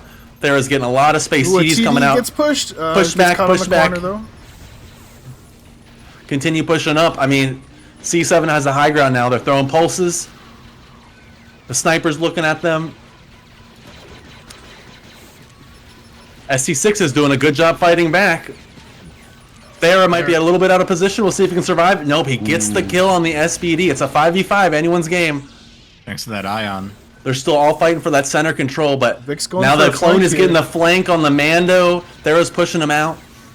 They're playing super brave with low FP, 30 FP on Thera. He gets shot in the back. You got to be careful with that, with all these angles and the respawns. And so Vix is still alive. Oh no! Vix went for the drop down, but he got caught off by the Wookiee there. He goes down. Now it's 3v2, favoring C7. But they get the hero, 2v2, anyone's game. Oh, 2v1. Real low 37. Fridge has so much HP, 80, 50. Rocky alone. The bomb is planted but not armed, which means that Rocky can defend this position. He's just at such low HP versus 2 people. It's a very dangerous spot Yeah, to be it's in. so, especially a clone too. Clone just gets to suppress you the whole time. Yeah, he does got a good position here. He can see the bomb plant, and they're gonna does go the aggressive roll. on him because of it. He He's just got needs the a couple powerhouse of good the bursts gun. to happen here, and he goes down. So close. And with that, C7 has eliminated Scrim Team 6 from the tournament. A bit of an upset there, considering the seeding. And with Yeah, that was the reigning champions. reigning CE7 just champions playing get sent so home. well. Wow, what a great match. That was so really much high. variety in the play. A rushes, B rushes, mid rushes, fountain rushes. So my question for you, Lint, is after seeing that performance, do you think C7 is the favorites to win? CE7 could go all the way. I think I Love Gaming would have given ST6 a hard run. I know ST6 is ranked higher, but I Love Gaming has a lot of very active, very strong players. So I think CE7 still has their work cut out for them. But man, CE7 just plays so well as a team. They just execute so well together. They really are confident in each other, and they're confident in their ability to depend on one another. So I could see CS7 taking this one, which would be amazing and kind of a disappointment for NA. This European team coming in sweeping us in our own tournament, but jeez, they just play so well together. They're a delight to watch, a delight for real. Alrighty, and with that is the end of that match. We will be back with finals round 2 starting at 5 p.m. EST as well. We will be having a post-game interview in a couple minutes, so we will see you then. Yes, sir.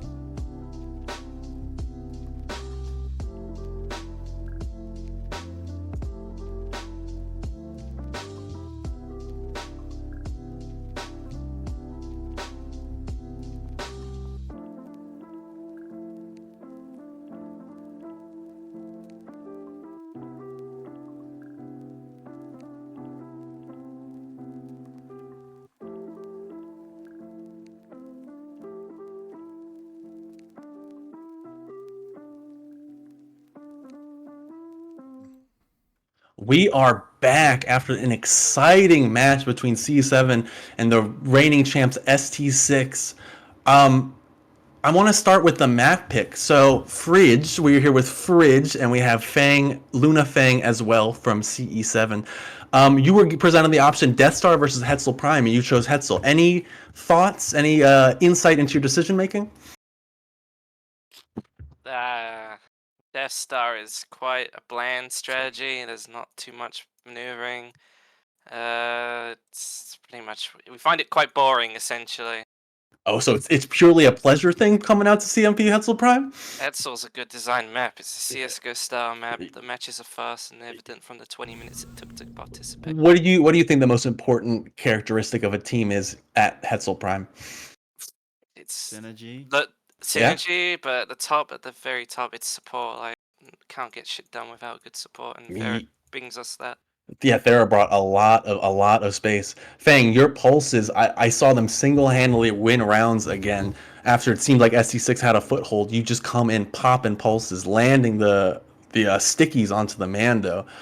Do you feel like you're able to play from a very positional back thing, getting those pulses in because the rest of your team buys you so much space? Yeah, with Ferrer on the push front, he gets in, and we have a sort of, we get in, we all go in together mentally, a good synergy, and I'm not normally attacked, so it feels pretty good to just pulse everything. Even if it's just a right click, the space on those grenades are insane. Yeah, it's incredible to see it play. And there's so much variety in the play. So, Fuggy, I saw your team, you did your first B execute, and then you totally switched it up. What was your thought on the first round on attack when you chose to do your B rush and then it didn't work out and you chose to do the fountain push? What is your thought process? What are you guys going through in your team comms and discussion? Yeah, well, first round we were like, we're just gonna rush B. That was it. We're just gonna rush B and see what happens. We got in. I think Vix got a pick on someone. I'm not sure who it was, but then TD landed and blew him up. So Yeah, kind if I recall, he killed Fridge. he killed Fridge. but So died yeah, in the TD. he was like Fridge dead, and then next thing I know, I just see Vix vaporized, and I was like, oh well. Oh damn. Yeah. I mean, it's such a complicated map. Do you feel like your team has an understanding now, has learned from this experience of Absolutely how to play not. Hetzel Prime?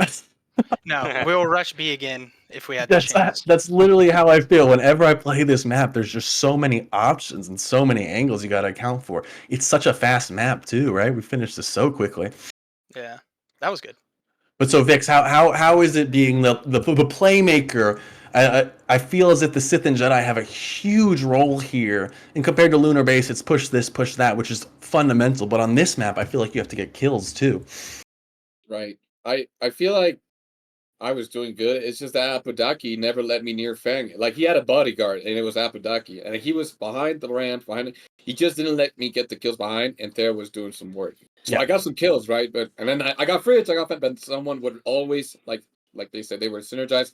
Oh, he got killed. Like, they played their chess piece as well. They sacrificed their queens for another queen and stuff. So they just play as a unit, and Aphrodite just hits these shots. He's so consistent. Yeah, man, that guy's a hacker. So consistent. It's incredible to see play at this caliber. Well, thank you all. Unfortunately, we're going to have to say goodbye to Scrim Team 6, but what a performance by everyone. What a game.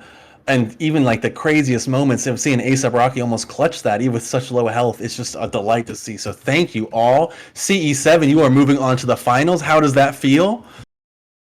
I want to go to bed. We'll get through the next round real quick. Well, thank you all. Scrim Team 6, thank you for the performance. We will see you at the next tournament, hopefully. Yes, Thank sir. you once again. Good job, boys. Good luck. Thank you. Yeah, thank Good you luck. once again to Lint. Thank you to Foggy, Vix, Fridge, and Luna for the interview. We will be going away for a little bit, but we will be back at 6 p.m. Eastern Time for I Love Gaming versus Hillbillies for the second semifinal match. So we will catch you then.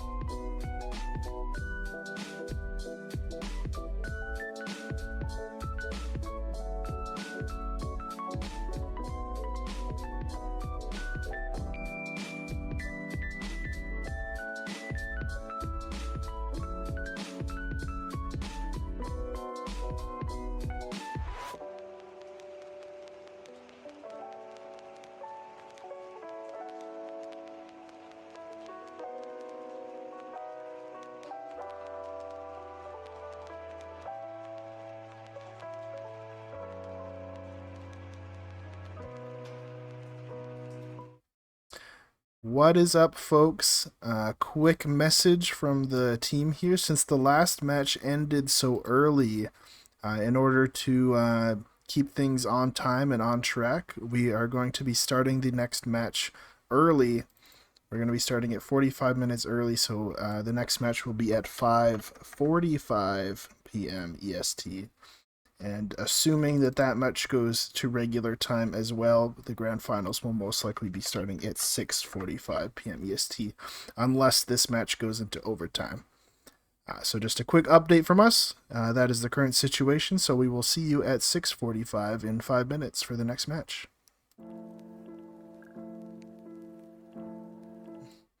Whatever. 5:45, I mean.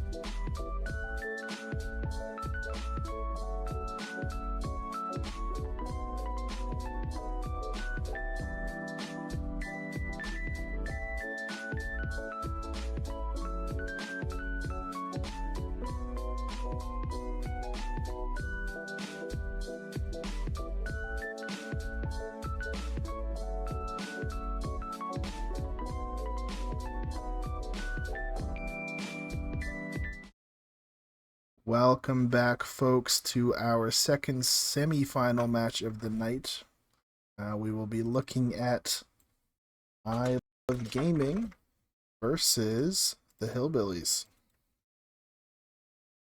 Just going to update my scoreboard here and get it all set for the next match.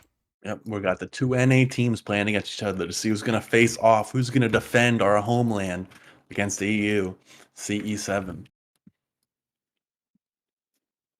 Very excited to see these upcoming matches here. It's getting more and more juicy with every It single is. second. Very much so. Hillbillies haven't had a chance to face CE7. ILG has, and they tied. So we should have a pretty competitive round, regardless of who goes ahead. I'm I very also excited to see what's hope next. What's up? also hope that we play or that they play Hetzel Prime again. I think it's a really fun map to watch. It's in terms of strategy, it's much more dynamic and exciting, and there's so much meta to be explored that it makes it fun for me to watch at least. Yeah, I'm also would love to see Death Star get played since we haven't seen it yet. Yeah, Death Star sitting in the corner crying in shambles. Yeah. Everyone has new love for the Hetzel and Death Star. We'll just have to see. Maybe this will be the round. And I think at this pop, Death Star is a good map. It's not super defensive sided, and it's all about setting up a really good coordinated push from multiple angles. So it'd be nice to see it played. I agree. I think Death Star does play well on lower pops. I think once you get towards maybe like 8, 9 above, it just becomes way too defender sided. But there are a lot of lanes, there are a lot of options. I think what C7 was speaking about when we were talking to them is that it is pretty standard. You probably put the Wookiee lower. You have, you put your hero and your ET going through main. But yeah, I would love to see it played. I'd love to see some innovation on it. It's a fun, fast-paced map. Looks like we got Walks and Radiance getting set up for the pistol duel.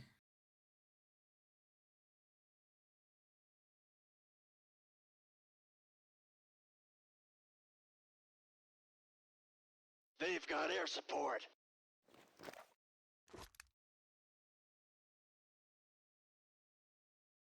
The real question is, when are we going to add Java to the map pool? True. Am I right? Dude, a next 66 on Java? Come on, y'all. We Let's talked go. about it. Yeah, We next tourney wild card, maybe? I was not involved in this discussion. Just letting the chat know. Otherwise, we'd be seeing some fat Java in action.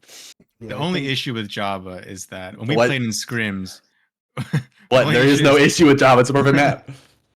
The only issue is that if the defenders, Imperials, can just take Java into one of the back rooms, and it becomes a one lane map where the attackers have to push through a tiny little doorway. Yeah, but no one would do that because that would make bad content, right?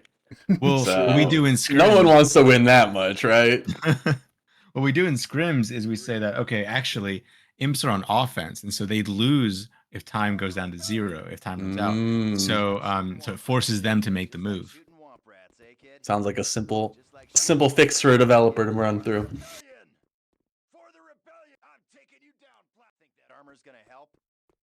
Looks like we're going to be getting this pistol duel under the way in the next second here. We'll see if Radiance can keep his perfect streak of not losing any pistol duels. There was one game off stream that I didn't watch. I'm not sure if he won the pistol duel on that one. But all the ones on stream so far, he's won. So the pressure's high to see if he can keep his streak going. For sure, for sure. Looks like he's getting ready. He's getting dialed in.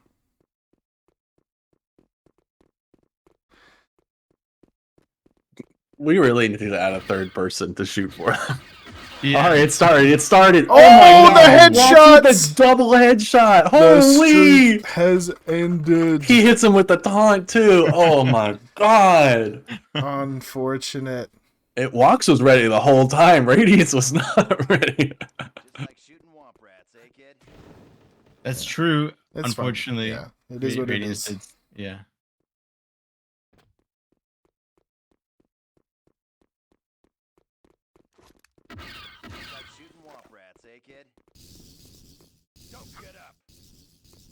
Yeah, unfortunate end to the streak there, but with that, Walks has won the pistol duel for his team.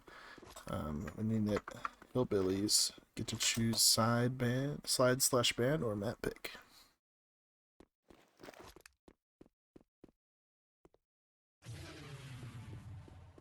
Hetzel banned. Oh. Sorry, Right. Cheeks. Death Star, maybe? Death Star, maybe? Death Star? Will they take him somewhere? Keep your fingers crossed for Death Star. Come on, come on. Come on, come on. Come on. Scared of Hetzel. The Death Star! Oh, Let's Death go! Star! Death Star! We're going to Death Star, baby.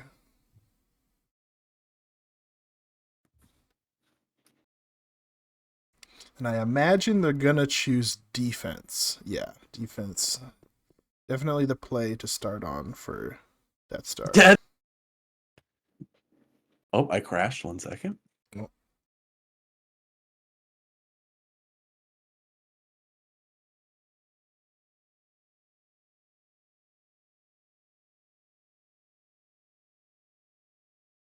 Radiance is understandably a little disappointed in the way that pistol duel was run, and that's probably my fault. I probably should have made it a little more standardized. But next tournament I'll do that. For Yeah. now, move I was on. thinking it might be good in the future to have a map specifically for pistol duels where after a certain amount of time like a shield drops and then it's a great idea. It's very clear when you start the pistol duel. So maybe we'll see that for the next tournament. It's like Lint left the channel and his game crashed. I hope. Yeah. His PC's okay. Give him a minute. See if he's able to come back here. There he is. Lint? Might still be connecting even though it says he's in.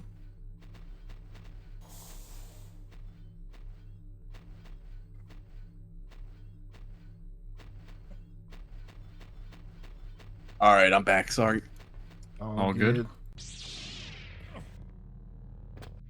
All right, Death Star. I don't know much about how this map actually is played. I don't know if there's been changes in the meta. So we will have to see. It's pretty tough. My understanding is that the Imperials, the defenders, can kind of set up and cover every lane at least with one person. They usually stack up in the communications room, which is the room upstairs, and they stack up on the control room elevator, and the rest of the people are kind of just in the hangar. And the Reb's job is to either push up the elevator, push into hangar, or push into comms. So they have 3 options. And ideally, they do 2 of the 3. But all the options are pretty tough. And especially since at the top of the elevator, you usually have a BH who can just drop 1 thermal detonator down the elevator shaft and kill whoever's going up. So it's not easy to push through, but I think on this pop, we're going to see some exciting strats. Yeah.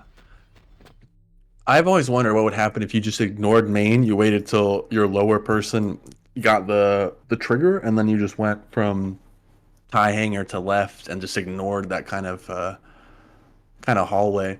Because typically they put a Ruptor near the elevator. Maybe we'll see some ambient play. Maybe the Mando will take that position, and then the BH can be freed to, I don't know, match Jedi or something. We'll have to see. Oh, typically you want to have your BH over by Old Ellie so that you can drop a TD down as soon as they come up. Which is a very powerful strat, but we'll see what they decide to do in this match.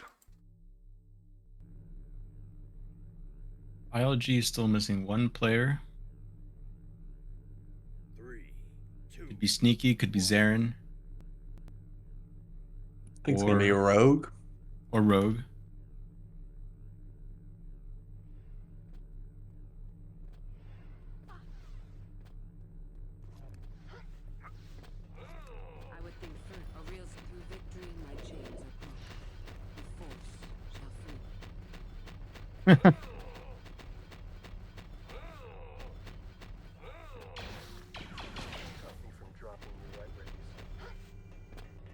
Oh, Bash does have the ambient, man. The Amban? Yeah, ambient man. Ambient man. I mean, he does love his disruptor. Maybe he's fell in love with true. this, man. Sure, he's not a typical Mando player, but maybe now with the introduction Maybe, of yeah. the Amban. I Maybe a know Mando Vash main. is a Ruptor enjoyer. For sure, for sure. So maybe you're right on that call. Maybe Vash is going to be the one playing Elevator, maybe with a Rocket and Amban, versus the usual Bounty Hunter with Ruptor and TD. Right. Yeah, I mean his model, I don't know. Does the model, is it consistent now in how it shows the rocket? It has no rocket on his model. Maybe he used it earlier though. I do not know. Ambin with the primary, he's gonna be kind of scarce for points to get a rocket, but he's only got one fuel, so maybe he's prioritizing that. Yeah, because he's got Wester's 3, so yeah, maybe he doesn't have a rocket at all. It's a chance. He could also be low fuel to compensate, right? Yeah, I mean that's definitely a possibility. I don't know what the actual lineup ends up being. Maybe he's just got it for pre-round memes too. Who knows? That's true. He could be throwing all us off. Yeah, exactly. Got me chatting like a fool. Well, I'm excited to see some Death Star. Everyone seems scared to come here, but Hillbillies took us here. Maybe they got some special strats cooked up in the kitchen. I did watch their scrim against Scrim Team 6 earlier, a couple days ago, and they played pretty well. I mean, they got 2 off Scrim Team 6 too earlier, so maybe we're gonna see some crazy stuff. Looks like ILG is going to be starting sneaky. I think it's his first appearance in the tournament, I think. I agree. I think Rogue was originally playing. One point it was Rogue, another point it was Zarin, I think.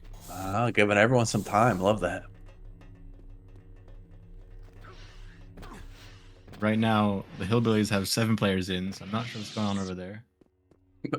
Maybe True. they're debating on who they want to put in to start. So this will be our last semifinal round. The winner of this goes to face CE7, and it'll probably be what, 12 p.m. where they're playing? Probably.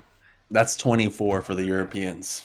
Or I guess 23:59, 00. I think it'll be later. No, I think you're right. Depending on whether they're in UK time or Yeah. Western Europe time or Eastern Europe even. I think definitely some of them are Eastern Europe. We are a worldwide community here. What time is it for Australia? It's probably really late. Yeah. Did I lag or was that the server? That was me. Never mind. All right. Sneaky is in. We need HB to get the heck out of here. Looks like they're debating if they want to break the rules and do this game as a 7v7. But no, looks like we're back down to a 6v6. No rebellions or what's the word when like pirates like uprise against the pirate? A mutiny. A mutiny. Yeah, there's no mutinies today, but maybe in the grand finals we'll see a little bit of a mutiny and we'll go to a 7v7 or an 8v8.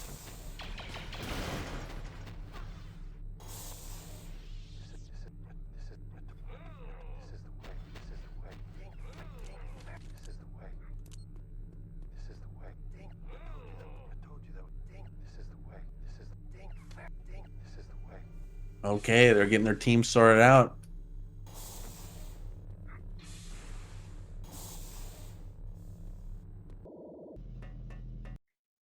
Shall we say ready? I see we're cleaning house. Yeah, we got to make sure that there are no ghosts. Yep.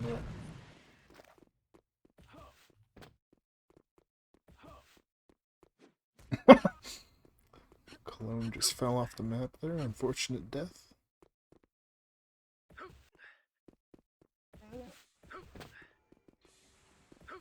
Who else? Shock is still here.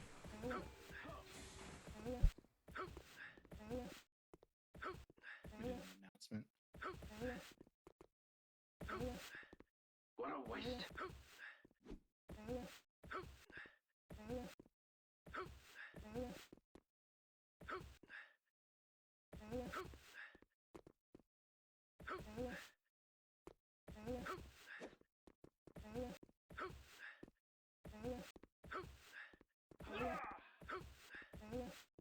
I think we're good. All right. Team's call ready? Did they call ready? Not sure. Radiant's called ready. All right, both teams are ready. We do an AFK check. Yeah, AFK check.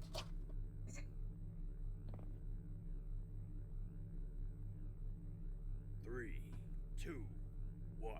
I love gooning.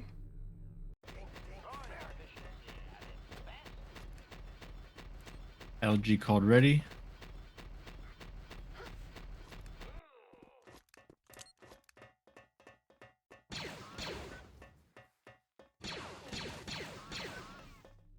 All right. At least we got good spirits in the chat, You got even some, though I don't some light trash necessarily talk. support the content that is being discussed. At least we're all happy. And with that, we're heading into the second semi-final match. I Love Gaming versus Hillbillies.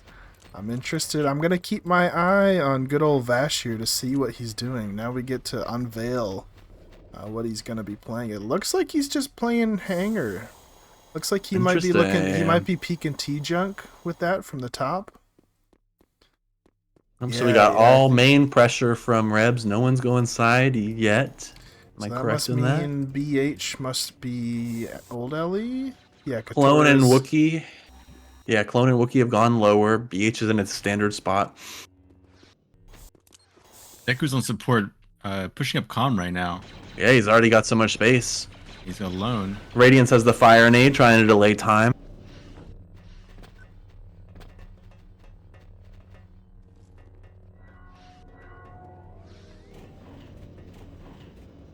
We got a slow movement from everyone. Clone and Wookiee are going up elevator right now into the back of Death Star. Let's see if Sandy spots it. Sandy does. He's cutting around. They're pushing up right now into comms. Yep, they got the nades. Sandy does a great push on it. Sandy's in a dangerous position. He's fighting against Marshall. He gets the hit, but he's pulse now, and Sandy goes falls down. to the pulse. Mando's coming up. Bash is trying to support comms right now, shooting down the Wookiee a little bit. Despite Sandy going down, I Love Gaming still is up one person, but of course, Hillbillies do have the support advantage now at this point. Yeah, Deku is at 9 though, so if a dart hits him, he's toast. Looks like everyone is starting to make their way to the hack in the control room. Hillbillies pushing in. Radiance Got has that Ion Fire Nade Ooh. primed, throws the Fire Nade if they can get out. Ooh. Nope, the ET is picked. Yeah, well-placed Fire Nade puts that clone in a bad position, and the ET falls shortly after. Marshall gets the kill on Sneaky though. And now they're pushing in. No nades to help this push though. It looks like it's pure gunner. I don't know how the ET fell there. And a lot of HP's coming off of this Wookiee here. Yeah, I almost feel like I need a nade here. NBC just has the AT-80, I think. They need another angle. Oh, there he goes. Oh, and the Jedi gets shot in the back. Yeah, they didn't. It's 2v5 now, supporting ILG. So they were in such a good position. I feel like they just started to falter a little bit. ILG taking the first round. Not a bad execute. If they can clean it up, I think they do well. I feel like they really needed to save at least a nade for that control room push. One nade on that stairs would have segmented them out. They could push right on them. I think ILG did a really good job of cutting their losses and trading kills. They managed to get kills during the Hillbillies push, and as soon as the position was bad for them, they were able to sneak out before losing too much. They only lost Sandy in that initial push. Vash is lower right now with the ambient. Ooh, let me find him here. I don't see anything. Wookiee and Clone are going down again. He might make first contact against these guys. Yeah, let's see. Yeah, it looks like they're going lower again, so they're gonna run into Vash here soon. Deku's pushing into comms right now, but he's playing safe. He's falling back to the stairwell. Ooh. Gets a Does little he shot. get it I on? don't think he connected. Nope, He's just doesn't falling connect back. with laser. He's falling back, playing it safe. Well done. He's got information now. knows who's down there, so he can call that out to his team. Now he's probably going to keep an eye on that elevator. He knows there's 2 of them there. He could get a cheeky rocket off on him. Deku is poisoned. He's probably going to take a second to meditate. Yep. Puts on the sense so it doesn't drain while he meditates. Gets that intel. And he's starting to make his way up. They still have the fire nade there sitting in the comms, but he gets the kill on the ET. He's going for the SPD, but Mike gets the knock. He's trying to make space for his team. Hopefully some follow-up pulses can help him. Great But Sandy's pushes by getting those Sandy. pushes, and Mike is just mowing them down. But he gets it. Deku comes with the flank. 5v4 favoring ILG right now. At this point, ILG are up 1, 5-4. They are. ILG's lit, 6 HP. Sorry, Radiance is lit, 6 HP. But now they're starting to push Deku. If they can get some shots on him. Yep, they got a shot on him. Yeah, Deku has no FP, but he managed to get to a safe position. He does. He's got 13 HP, though. Oh, Sandy's sitting pretty on 99. Yeah, he's walking into this BH. He might get darted here if the BH knows he's low. Looks like they're just going to back out and hold hanger. They're giving up on holding this Vash room. ambience. TD this coming Wookiee. in. TD's going to kill that Unfortunate. Wookiee It might right get on the his Wookiee. head. Oh! Sits on his head. Says, hello, I'm taking you out with me. And now it's 3v5 favoring ILG. And they're going to be We'll able see to if they get can the make something. hack, but now being down 2 people, it's going to be really rough. Yeah, Vash takes out NPC. Now it's 2v5. Really, at Definitely this point, all you can hope for is either to get some really crazy picks or to try to sneak that objective somehow. But it's going to be really hard when Sandy's calling everything out with sense. No, for sure, it's going to be a Right now, very it's like, they're going difficult T-Junk, position. they're going T-Junk. I see him on sense. And they're just putting a soldier just sitting in the objective, making sure that they have a little bit of resilience there. Yeah, They've no, got the they're going numbers to comms, do they're it. going comms. He's calling it all out, dude. Yep, so they are in comms. Going the long way. Deku's got the staff on Luke. He doesn't care about the role play. He's pushing the bounty hunter, but bounty hunter just falls out that window. Good to go. Rotates back. Playing nice and slow. They got time on their side.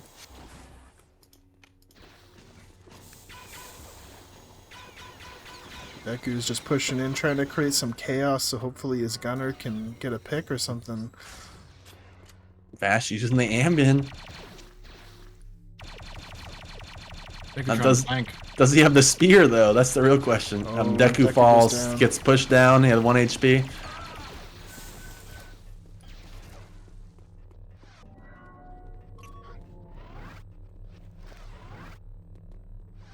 And now it's just a 1v5. All eyes on laser.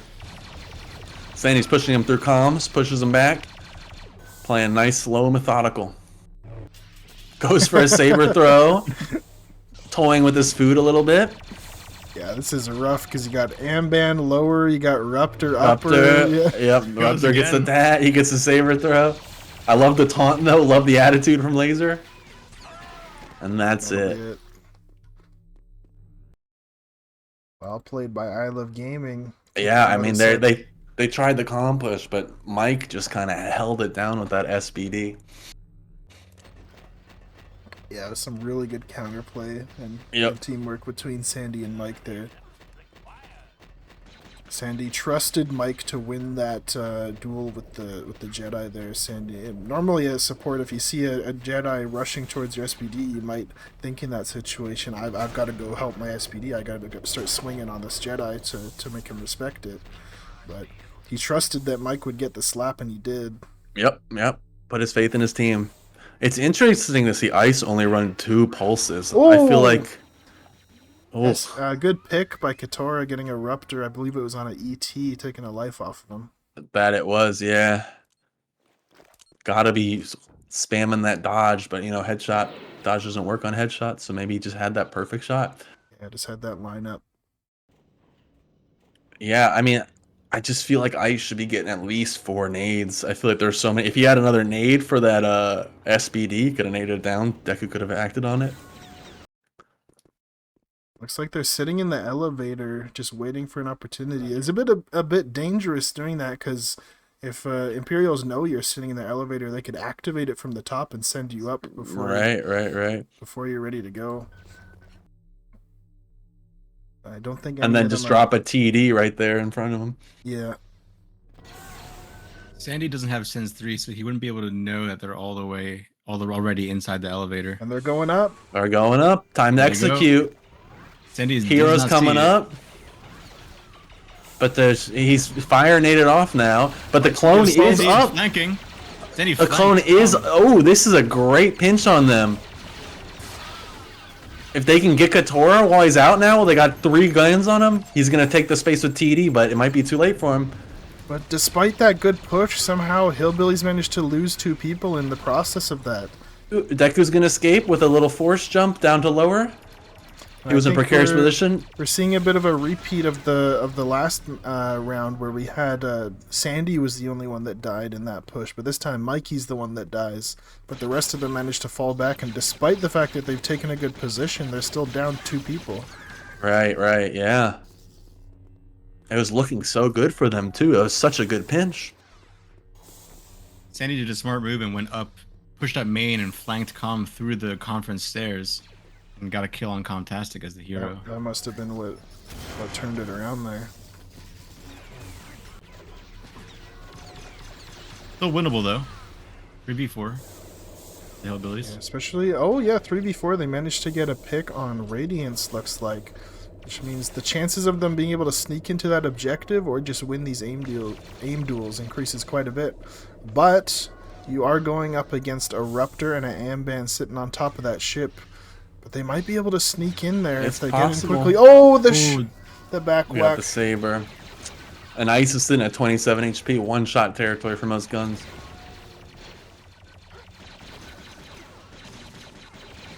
Unfortunate back whack there means that you lose your Jedi. And that just makes this so much harder to be able to come back from.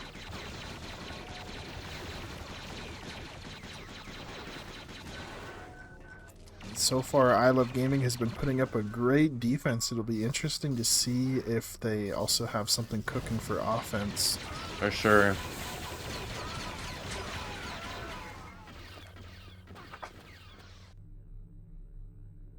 That is 3-0, correct? That is indeed 3-0 for I Love Gaming. And I Love Gaming have Cold Void.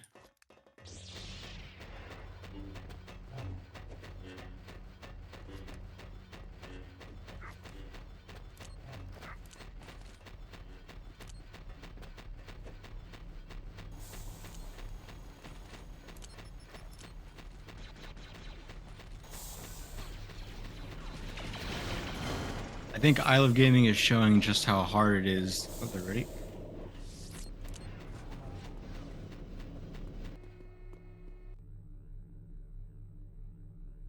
We're going live. Go. So yeah, like you were saying, I think you were going to say something about how hard it is to push in on this map. Yep. How hard it is to attack. Yeah, I do agree. Even when you get a foothold in Com, which is what you're supposed to do, it's a big win. It sometimes is not enough to really influence the round enough to get the win. Yeah, it's quite literally an uphill battle getting into comms. And then on top of that, even if you get that position, if you lose 2 to 3 people in the process of that, then is it really worth it? And Bash is sitting there with the Amd and just popping shots, so it's like we're going a similar kind of strat. Cheeky angle from Katora here. We'll see if we can get a pick with it.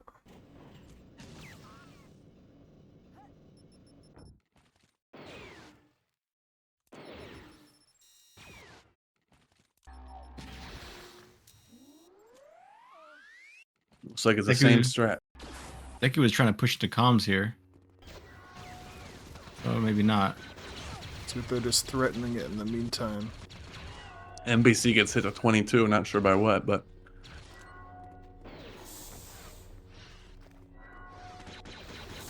probably the Ruptor.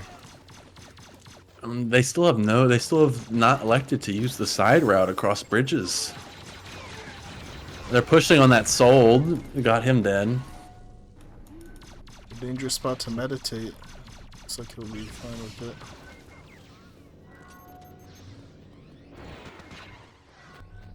Maybe they're trying. I mean, maybe they need some more elevator pressure through old elevator. It's just the bounty on there. We know that the TD is a big spacer, but if you can bait that out, then you can pinch comms through the backside. Especially when it's just the one BH there. And it's going to take a little while for people to rotate over, but it looks like Mikey's rotating over to old Ellie right now. Yeah, it looks like he's falling back into... You would I think get comms the is- great conk on Deku, getting that shit damage. Fire Nade goes out in comms. It looks like Blocks they got really Fantastic off. light presence in comms, but still the Fire Nade is enough to hold them off.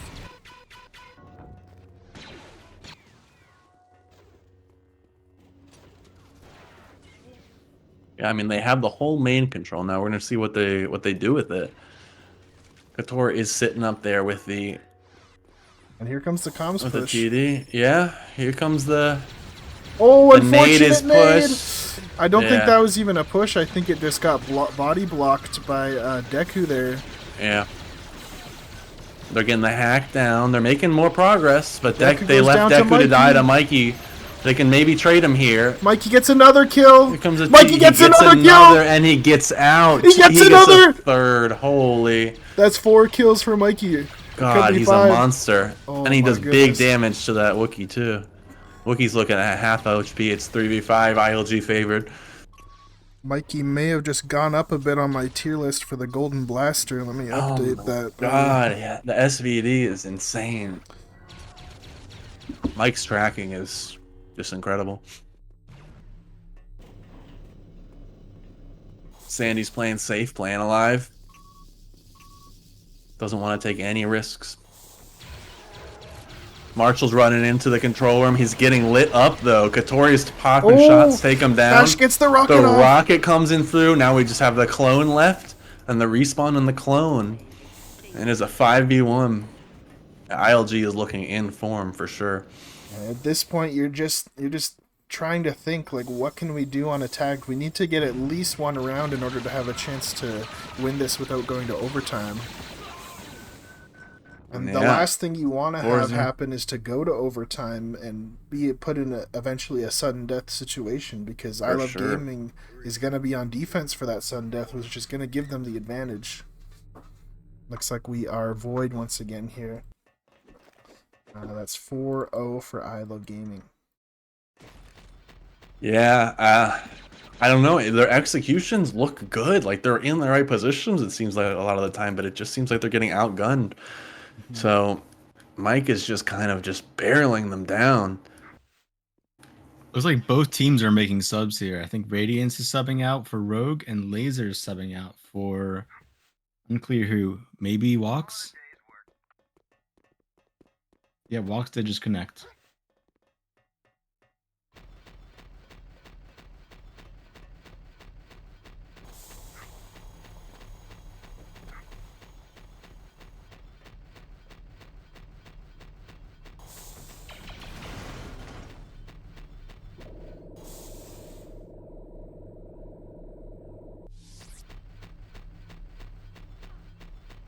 Yep, just waiting. Looks like Bill connected too, so I think maybe they're also subbing somebody else out.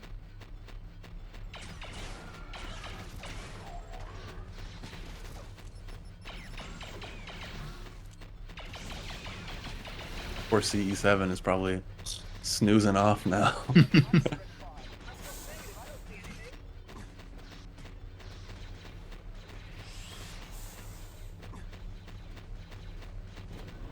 I think it's funny how a lot of players see SBD as a kind of a boring class, or not a class that most players want to play. But Mike shows that in the right hands, it is a force. Oh, You get for a lot sure. of kills. Yeah, Very especially tanky. I'm curious. There's a good chance that maybe the SPD buff that happened in the hotfix right before this tournament might have made the difference on some of those kills. Oh yeah, for making sure. it take definitely. 1 or 2 less shots. 'Cause Yeah, I if you're believe the blaster for SPD got increased by 2 damage, I believe, from 24 to 26, if I recall correctly. Yeah, I mean SBD is just a strong class, especially if you're good at positioning, right? You gotta avoid ions, you gotta avoid pulses, you gotta avoid rockets and whatnot. But if you're able to do that, you can just kind of rain terror on people, and we saw that with Mike getting those triple kill in comms when it felt like he was in a precarious position the whole time. Just managed to turn it around and did half damage to the Wookiee. Like, can't underestimate an SBD player. Got an alarm going off there. I think that was you, Jaden. No, that was me. I'm real Oh, my bad. popular. I'm super popular. Give me 1 My second. bad. I was looking at the Twitch stream, which is 30 seconds behind. I saw your profile go up. The void counter is still ticking down for the Hillbillies since they called void.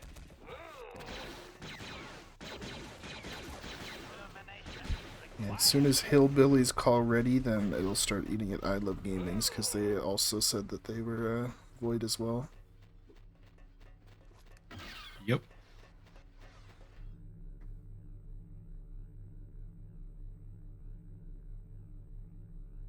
Three, two, one.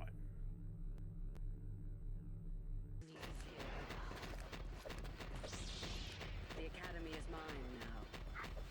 Alright, so now ILG void timer is counting down. Already part of this. Don't be a fool.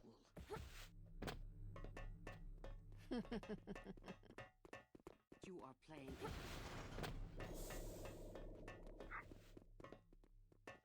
I said, hey. I told you that was a bad idea. Yeah, we gotta get this show on the Right. road. They called ready. All right, Rogue is coming Oh. for Radiance. It's like they're putting him on the commander from the looks of it. And Walks is in for the Hillbillies. Three, two, one.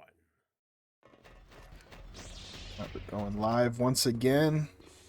You see, at this point, again, if you're Hillbillies, you want to get at least one round on attack so that you know if you 5-0 the enemy team on defense, you're in a really good position just to win the match without needing to go to overtime.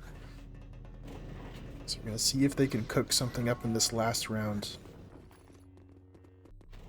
Yeah, and we'll see if there's a... I was gonna say the same two classes are going lower for the Rebs for Clone and a Wookiee. Yeah, it seems like they're playing the same consistent strat.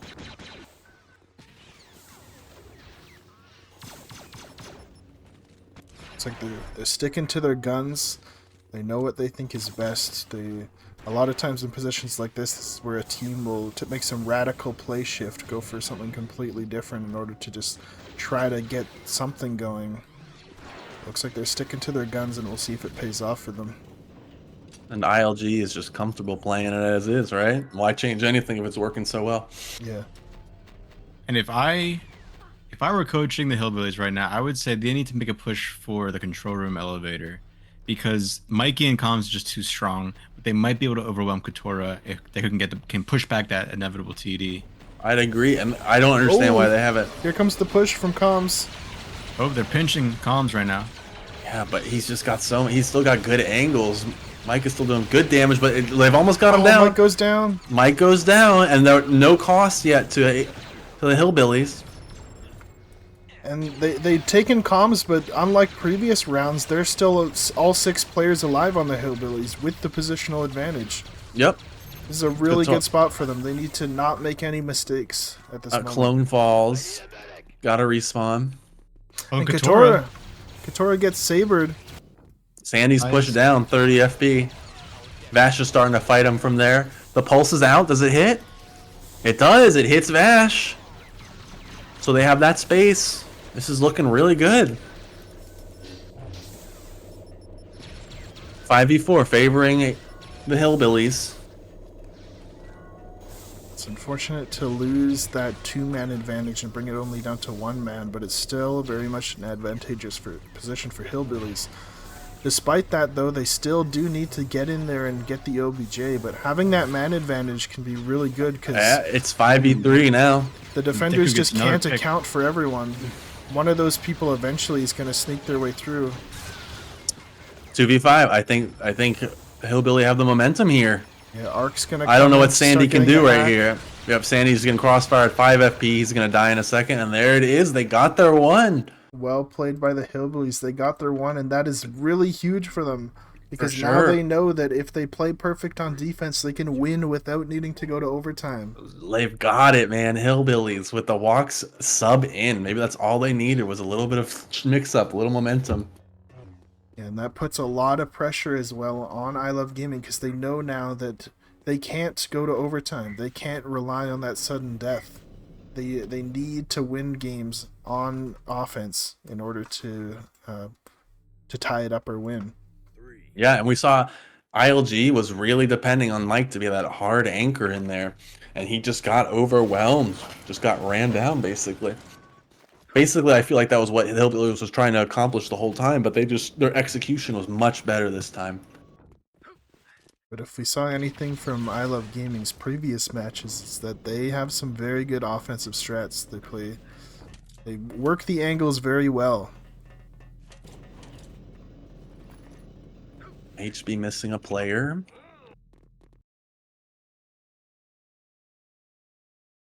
I think Marshall's being subbed out for Bill. Bill's coming in. The Hillbilly Captain, Wild Bill. Working on the turret. Working on the turret.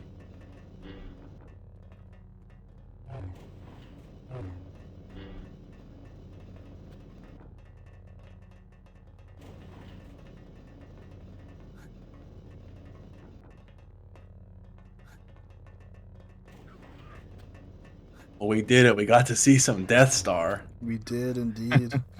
Who knows? Maybe even Grand Finals will be on Death Star. It's not Yeah, off the man. table. I cannot imagine. I think it'd be great, but Yeah, I to would me, be it very feels- surprised if they chose Death Star. I think that if C7 wins map, they're probably going to choose Hetzel as long as it doesn't get banned, because that was what they were very comfortable on last time. And they showed in the post-game interview that they just prefer that map in general just to play. They just enjoy it more. Yeah, I think it'll probably end up being a Lunar or a Hetzel. I think they are historically they've banned Death Star too, so either they don't feel comfortable with the map or they're just here for fun. So who knows? And ideally, they don't play Lunar because we already saw that matchup on that map, in the group stage. But it was an exciting match, from what I hear.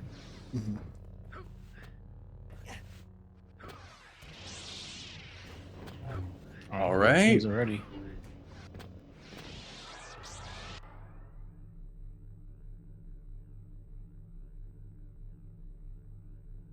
Three, two, one.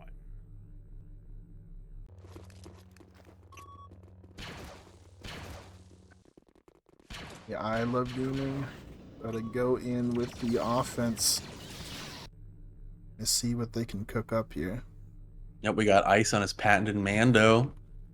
See if he can bring it together. Got Mikey on the arc. I'm going to keep an eye on him. I imagine he's going to be making some plays with grenade launcher. MPC is a solid. He's well known for his SPD too, so this should be a pretty competitive round. There's got to be some pressure on I Love Gaming now because they know that they can't get stuck in that repeat of just losing and losing and losing offense rounds. They need to at least get one in order to go to overtime. They need two to win. Yeah, so Mike has two pulses, so I think he's going Dex 3. Unless, yeah, I think that's the pulse launcher. I believe so, yes. Yeah, if I look in first person, that looks like the grenade launcher. Vash with the giant P3. With the hot dog, the glizzy P3. Sandy's pushing up into comms now, or maybe not. Just him. We got Bill up there with the T21. Someone hit a conch on them, right?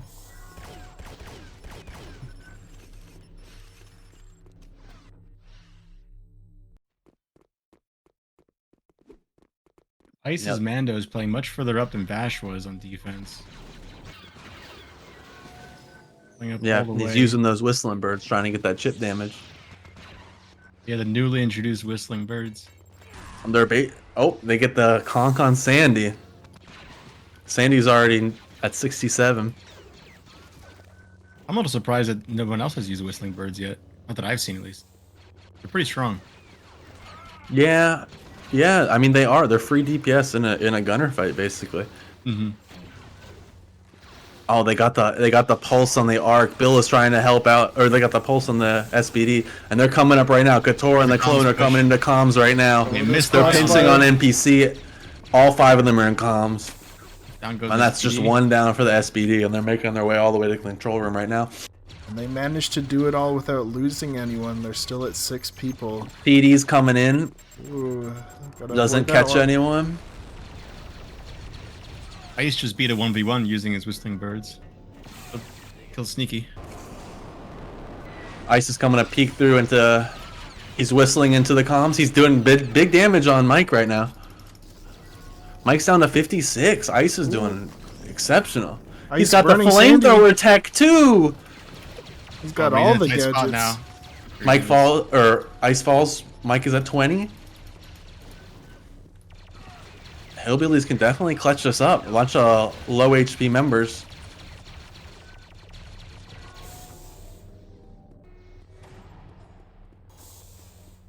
Looks like Sandy Sandy's flanking starting to around from rotate. bottom. Rogue gets the kill on walks. 4v6 favoring ILG. It's like a respawn from a soldier there. He almost had a chance to kill Sandy. If he got a headshot on him with that E11 shot, he might have killed Sandy, but unfortunately just missed. Yeah, and they're taking Falcon control right now. Vash is down on ILG's side, 4v5. But they're gonna collapse on the soldier now. It's a 3v5. Yeah, and Contastic might get flanked from stairs soon based on his position. It's very likely that he gets shot in the back in a couple seconds here. Sneaky's starting to rotate into position. Couture is still full HP too. But Mike is one shot. All takes one shot to kill him. Sandy opening up those windows, maybe trying to go through. He's got Calm has Oh, him they're tracked. pushing They're in on the gonna make Wookiee. aggression. I agree. That's what they gotta play for. Ooh, nice blob. But Deku Sith falls. goes down. All that's left is the BH. He's gonna Bounty go down hunters. soon. Oh, gets Yep, a pick he's on got Rogue, the- but what can you do He's got against the this hands Wookiee? A little bit of spaghetti there, but they close it out, and ILG takes a round on offense, meaning that they've secured the overtime. Still very competitive. I think they can, if they tighten things up a little bit, I think they have a fighting chance.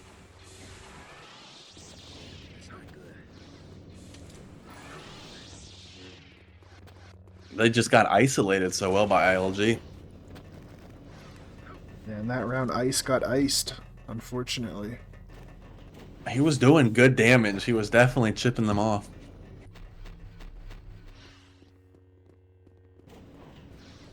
They have a bit of a more aggressive T-Junk hold at the moment. I imagine they're going to back up as soon as they get pressured, but maybe they'll get some chip damage in, maybe a pick if they're lucky.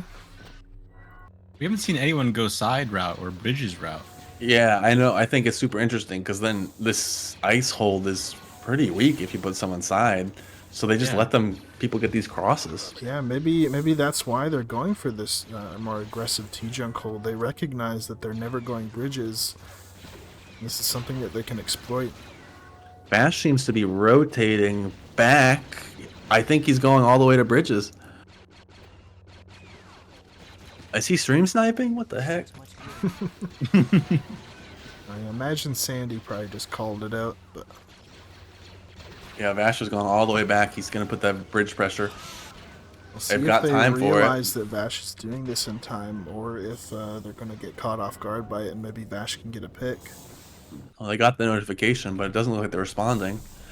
They could also pressure Vash, but I'm sure once Vash gets there, Sandy's going to push up with them and coordinate it together. I mean, if he can get a quick throw on the Mando before he falls back, this could be Yeah, an early for sure. kill. Ice doesn't hear it. It Ice looks like sees he him. might. That's a Yep, quick throw. There you go. You got a quick Ice is throw. low and he goes down. There he goes. Yep. And they had the notification too of the side doors being hacked. I guess just a bit of a miscommunication there. They weren't quite on track with that. Wasn't sensed out properly in time, and it's like Ice bit the bullet because of that. Let's see if they can hold it together. It was very risky positioning, and unfortunately, it didn't work out for him. So they got a man up, but they still don't have position to take objective yet. They still got to push up into comms and make a play, which looks like they're about to do that right now. Mikey and Sneaky starting to push up. And he managed to bait the TD in the control room elevator. Oh, yep. Mike is pushing out NPC right now. He's got the Sith support with him. Mikey's getting in there. Mikey's out of pulses, but he did gain position for his team, but he's going to have to fall back and give it back. Vash went up alone elevator. He's fighting Comtastic right now. Uses his quick throw. Has another quick throw in it. Kills the BH. Fighting the Sold now. Kills the soldier. Vash running hero plays. Ooh, Deku gets Pushed hit up by the Calm blob. too. It's just Oh, Deku no, left. Deku no, gets a Deku gets kill. Oh, He goes clean down kills, with but it. that'll too much for him to handle. And that'll be it. The victory goes to ILG with a clinical performance. Well played by I Love Gaming, and they've secured themselves a spot in the grand finals versus CE7. Sir. It should be intense. They tied up earlier, so I'm expecting some intense gameplay. Me as well. And our grand finals match is going to be in 10 minutes, since we pushed back the schedule by 15 minutes in order just to get things going a bit faster. So we are going to be heading out, and then we will be back with a quick interview, and then the next game should be starting up shortly after that. So we will see you then.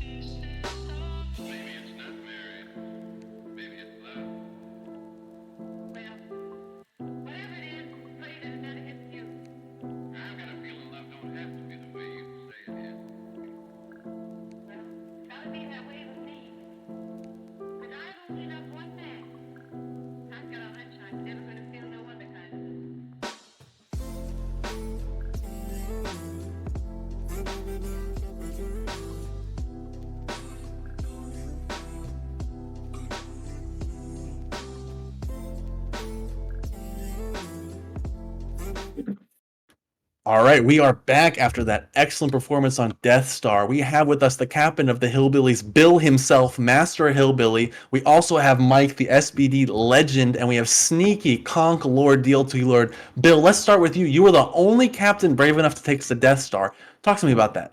Well, my team felt very confident in Hetzel and didn't think it would be banned. We felt that was going to be your kind of ace in the hole. I know it's been talked about on stream about how much chaos there is, and just how necessarily versatile but fluid the gameplay is on that map. And we were very disheartened to see that it was banned. So we said, you know what, we're gonna make everyone have a miserable time, NPC's words, and we chose Death Star. So I see. It's because ILG was just so scared of taking out that Hetzel Prime. There's so much option for creativity there, and they were just in fear, right, Mike?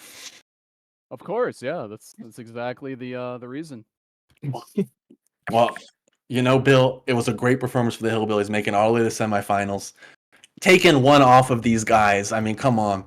Well Yeah, done we to were your really team. surprised when you took that round. That was a good play by the Hillbillies. absolutely, that was all NPC on that one. He said, here's what we're gonna do," and they did it. I didn't play a whole lot. I felt like my teammates were a bit better gamers than I was, and kind of let the team just make the strats they wanted to run. And as we saw, we took a couple of rounds against was it Scrim Team 6? Yeah. Took a round here, and you know, It might not be a dub, but still a really good pat on the back in my opinion. So. You made it to the semis, man. That was excellent work. Love to see it. But so now we're going to transition. Mike, your SBD. In the most recent patch, they buffed it 2 damage. Can you feel the difference? Not really. It kind of feels the same to me for the most part. What He's we were. being modest. He's Yeah, being he modest. is. Of course he is. We saw you taking that one round when you had 3 consecutive kills. It looked like you were in a precarious I think it position. was 4 even. If I Yeah, remember. you took half the HP of the Wookiee. We were talking in the comms. We were like, "There's no way Mike's making out of this." And then you made it out. You got your not your 1, not your 2, but your 3. What goes through your head in those moments when you're getting collapsed on as the slowest class on imps? Well, in that situation, I feel like I kind of just have to single out enemies one by one and just kind of push onto them and kind of accept that I might die here. So try to put out as much damage as possible, really. There were so many times we were commentating on how the Hillbillies got the pinch on you, but it just seemed like every time you turned around with that SBD, just that consistent, clean aim. And sneaky Conqueror holding it down. Yes, sir. How do you feel about your performance, and how do you feel about going up against CE7 in the finals? I feel pretty confident about my performance. It was a good time. I spent a lot of time practicing conks, and it was good to fight the Hillbillies again, especially after last year's scrim where they took out my team last time, the underdogs. It's a good very good match if I remember correctly. I think that we have C7 in the bag. It's gonna be a very tough match, but I have faith in my gamers. Yeah, I mean, Radiance's leadership, and we love gaming. We'll do it. So you guys tied CE7. Do you think you've learned anything about how you're gonna kind of take this next encounter for the finals? Yeah, I think so. All right. Well, I love that little confidence. Well, thank you so much to the Hillbillies. We're gonna have to say goodbye to you guys, but thank you for the entertaining gameplay. And next up, we have our final match, the finals, EU CE7 versus NA's ILG. Stick around. You don't want to miss it. Thank you once again to Lint for giving all these wonderful interviews. We'll have one more final interview after the next match, and then after the final match, we will be doing an awards ceremony, so stick around for that. And Mike, if you're still there, I'd say you're definitely a good contender for the Workdom Award after that play on SBD, but we'll see if someone overshadows you in the coming match. And other Why than you gotta that, put that pressure on me like that, man? yeah, we'll see. Maybe you just got to make an even better play. Keep I working guess them, so. bud. Keep working them. Alrighty. We will Alright, I see love you gaming. all in a minute. Goodbye.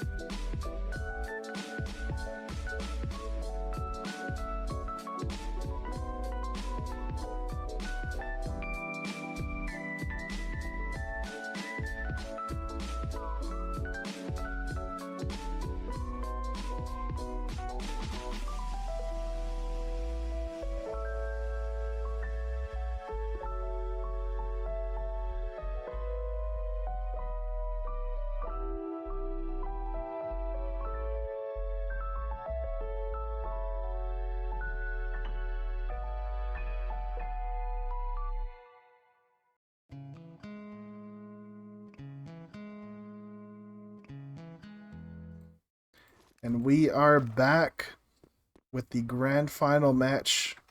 We are looking at I Love Gaming versus CE7. Update my scoreboard here.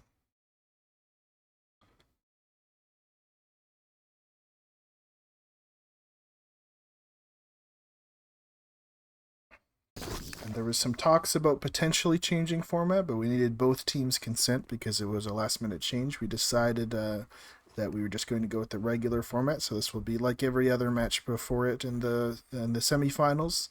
It's first to 6 wins, tie or overtime on 5-5. So we're gonna get this pistol duel underway in a moment.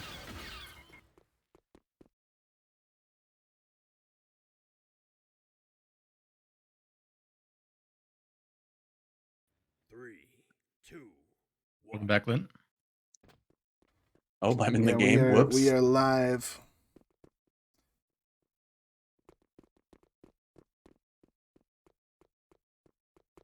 Affirmative. They've got air support. All right, it begins. One shot on Radiance, one shot on Onar. 2 shots on Radiance. He's gotten to the pistol roll. Unfortunate roll there. Radiance And Radiance gets it. clutches it up. Well played by Radiance, getting another pistol duel win under his belt. So with that, I Love Gaming is going to be able to choose what they want. They want ban/side, so they're banning Hetzel, and they want to. Oh, they're play just going defense. They don't Doesn't care matter where they They don't go. care where it goes. They want defense. Let's see either way. CE7's decision. I've got a feeling we're probably going to go to Lunar. Probably Lunar, but I maybe, you don't know, maybe a Death Star's coming. Maybe, I don't know. It'd be kind of risky. They just played on Death Star, Yeah, you know? they're warmed up on it. Yeah, imagine they're probably going Lunar base here. I think C7 really wanted Hetzel. And I did too, honestly. Mm.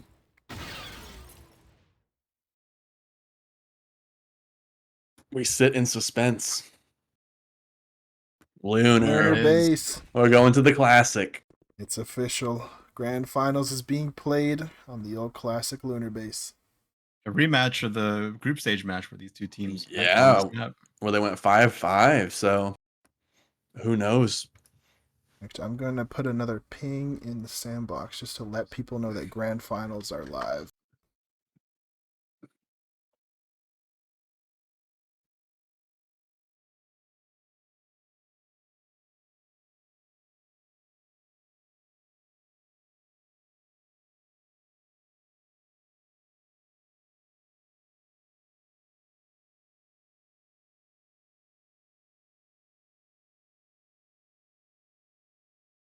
Three, two, one. So we got ILG starting on the Imperials on defense, and CE7 starting on offense as the Rebels. Yeah, I mean, both played exceptionally well on this map, ending up in their original tie. So we're gonna have to see if anyone has decided to adapt after they've both had experience playing with each other.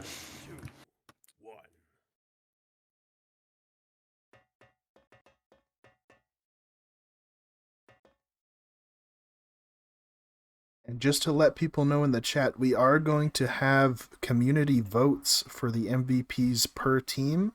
I'll be posting the link to that Google document where you can fill out the information and vote for who you think is the MVP on each team individually. And during the award ceremony, I will be listing off the names of the people who won according to your votes. So stay tuned for that.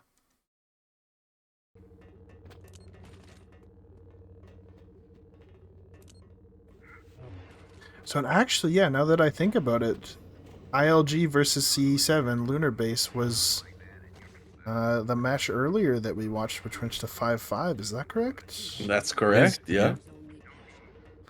I missed that match. I'm glad to see. Yeah, we're gonna see the tiebreaker right now. Like this is Yep. it.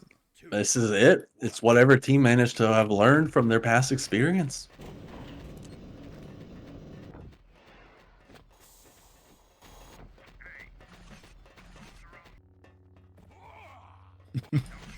Sandy banned his own map. Got a nice little banter flow between these two teams.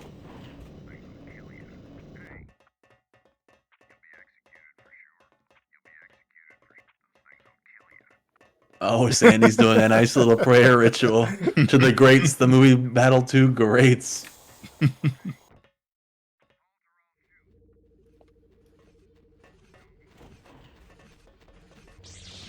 And we got Spy playing a little bit of he was doing a little bit of slide. He's gotten up to this little walkway. I was unaware you could do that. Yeah, I think they know a little bit of techs and boosts because I know. I've seen them do the old sniper boost, which got them a pick. Yeah, they did on the Raptor. A little bit of map knowledge that comes into play. I think that's something that's very valuable in this game is map knowledge. There's a lot of little cheeky strats that you can do only if you do your research and take time to learn it. Yeah, it's gonna be another push support battle, I imagine, inside. For those that missed the first match, it ended up being just a true duel of the fates between Farah and Sandy. Just nades flying back and forth, trying to find space with one another. And a huge part of, I feel like, most Rebels pushes are getting that nade coverage inside, getting past that 90-degree angle. So we're gonna have to see how it pans out in this rematch between CE7 and ILG.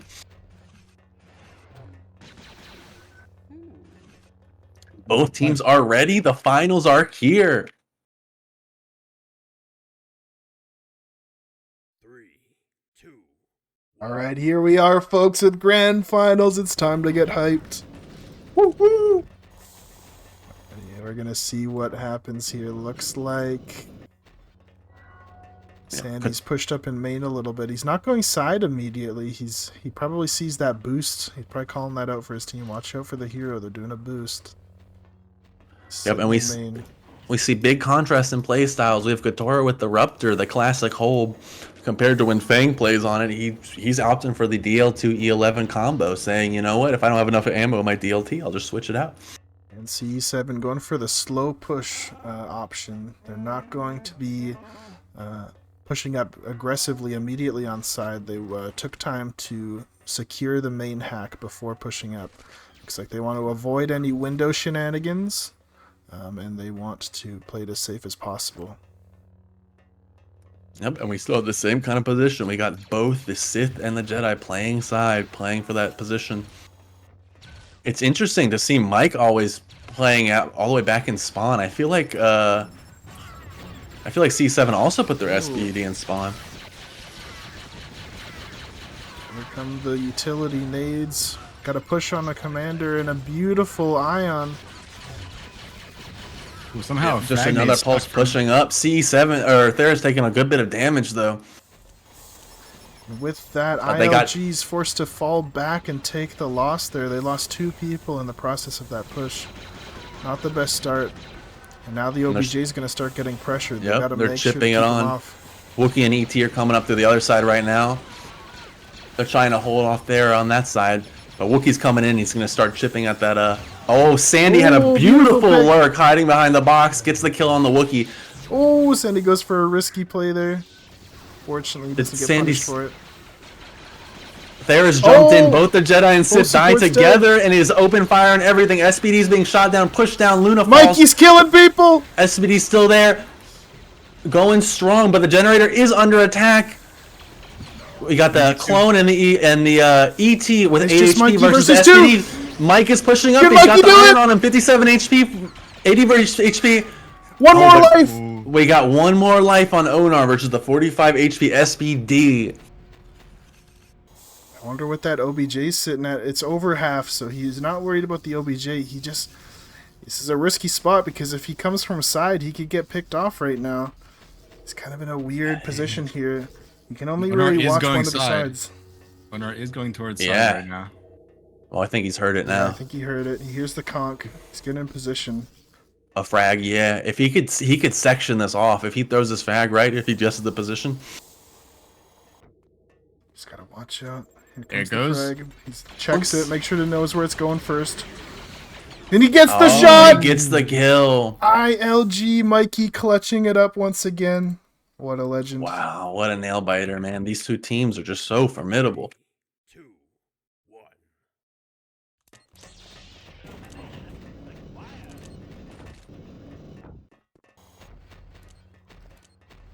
If they're putting that Jedi main still, same kind of setup from both teams, it looks like.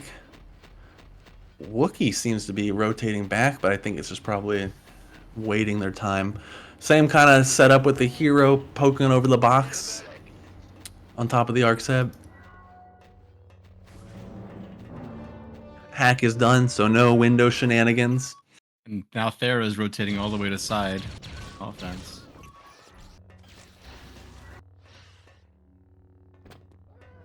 Looks like we're seeing the same kind of general strategy coming out from CE7 as last round. We're going to see if they can clean it up a bit more in this round. They got to watch out for Killer Mike. Bash died early. Sure Nade going down. That fire nade gets pushed. Ooh. Repush. TD Prime.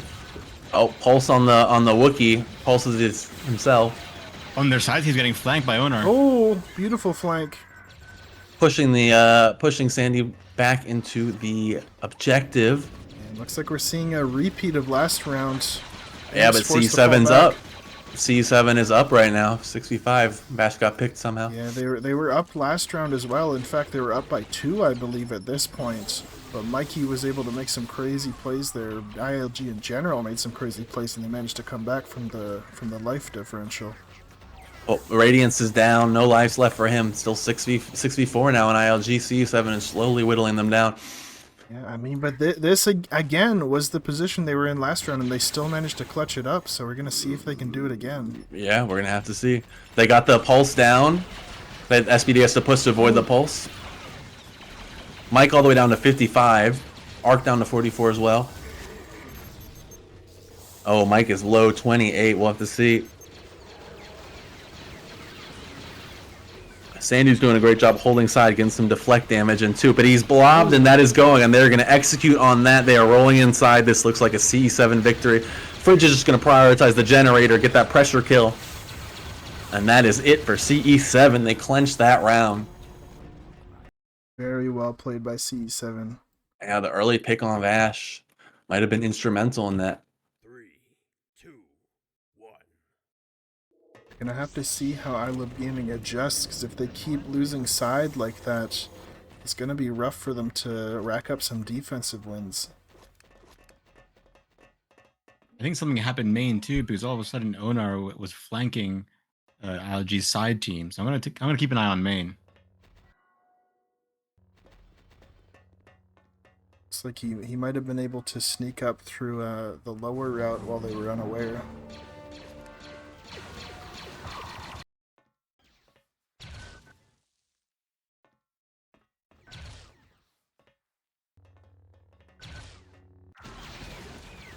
Yeah, Fridge is taking heavy damage, main. Trading a little bit with the SPD, but probably not to his advantage. Side starting to slowly push up from Thera. Thera is poison, taking a second to meditate to mitigate that damage. Mando gets a rocket. I don't think it makes any contact. Mando's rolling in, running in there. Vash is crazy. Thera is pulsed, runs in. I don't know if that was intentional, but it was funny. Bit of a misplayed fire But, nade on yeah, side by Radiance there. He's caught off guard here. He might go down. Yeah, he's lost a life there. He might have another life to play with, though. Yes, he does. Jedi has died under. He was sticky with his own pulse, and that sealed his fate. And that is So, unfortunate for the offensive team. Having no support puts you in a really bad position. Oh, fortunate little conk mix up there. But Oh yeah, a little self-conking. they might be able to take this ARC Trooper out. Oh, a little He's got ion nade. a little Oh, ion. He beautifully gets played. the kill. Well done. That was a lint nade right there. If I've ever seen That was a Fang nade. He surpassed me. Oh, he might go down there yet. Goes down to the West Stars. So 3v6 favoring ILG. And Radiance cleans up inside with a fire nade. Now this Wookiee's just gonna get worked by all these angles. There's no way you Yep. can deal with this. Oh, he gets a pick. kill. Not quite enough. I mean, this game is just a tug of war between these two teams. You make one mistake and the other team's caliber, they're just so proficient. They just punish you for any little mistake you make. You have to be playing at perfect capacity if you want to win this final.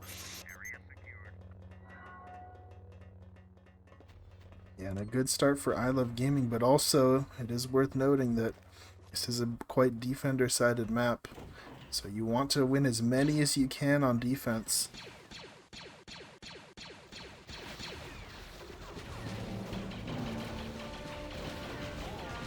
Another early hack. There is pushing up now. Conk is being thrown in the corner.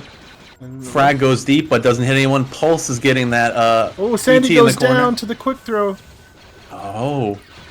Looks like they did a little mix-up there. Spy, they swapped them out to ET, and then they got Onar on Hero with the They're quick pushing throw. they're pushing through side right now. Oh, but they're kind They of might have been a little melted here. overzealous. Yeah, a little overzealous with that push.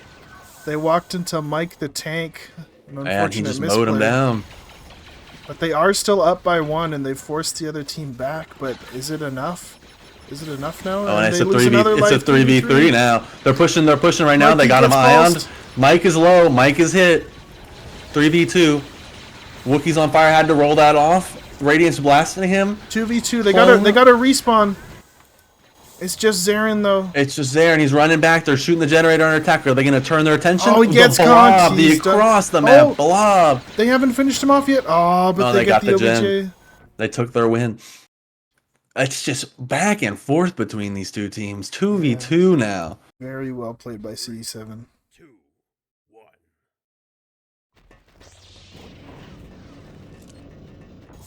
Ah, what a delight to watch. Holy.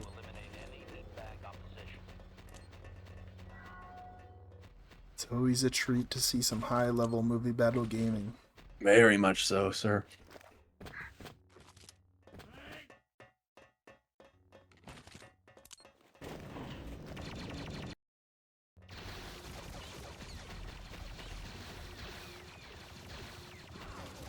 It's interesting to see. Looks like they got Mikey and Main. It's not the usual strat to have the SBD on the right-hand side of Main. Normally, most people opt to put him on the left-hand side, but I guess their idea is that because he's so immobile, it's much easier for him to fall back if they have him on the right-hand side of Main. Yeah. He doesn't have great angles holding that push, but yeah, his safety is probably most important once he gets into the generator. Yeah, Oh, the nades coming inside. The nades are big coming time. everywhere side right now. TD is out, being pushed left, right, up, and down. Doesn't get anyone, but they're making a lot of pressure. Sandy's knocked, but they get the pistol shot. Oh, the quick throw on the coming arc. in. Sandy's still living And though. they're still And pushing another side. quick throw and he's dead. Oh, yeah. That door could not open up fast enough. There is through. With that, ILG are down one and they're forced to fall back. Sonic is coming out right now. Zarin is picked off. The respawn comes in. He's gonna get Killed by the farmed and Jedi. farmed again. And we have a Might 5v4. have We've been in this position. Yeah, Zarin. Oh no, Zarin. No, just- Zarin- no rally. Zarin's gonna get farmed once again. So we're down to 3v5. This is a rough with spot support to be in too. if you're ILG.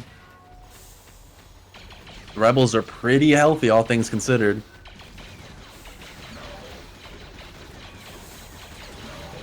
Ion's coming across, hits the Jedi in accident. Mike gets blued, and he's getting knocked crushed. down. And we just have the BH left, and they should clean this up relatively easy. Yeah, and that's 3-2 at half for C7. ILG takes one, CE takes one, ILG takes one, C7 takes one. This is exactly what you want to see in the finals, the international finals. Yeah, and if I'm on ILG right now, I'm a little bit worried because you're down one on defense, which means that you're going to have an incredible performance from your offense in order to come back from this. I don't recall what happened in the original one before them. I don't know if they scored 5 to tie it up, ILG, or what exactly happened. I But feel yeah, like it they're was in. 4-1 or 3-2 at the half for defenders in the first one. Mhm. A lot more offensive strategy coming out. Looks like we're taking a little pee break.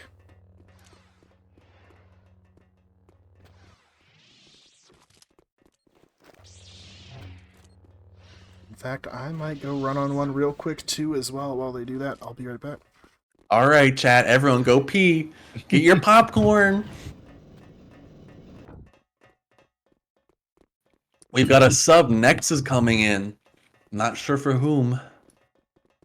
I think I saw Spy get subbed out. Yeah. It's interesting because Spy was top fragging. Oh, 5 maybe. and 2. Last I checked. Yeah, maybe other obligations. It's running pretty late for their time period. That's true. And yet they are still gaming late night, holding it down, getting the 3.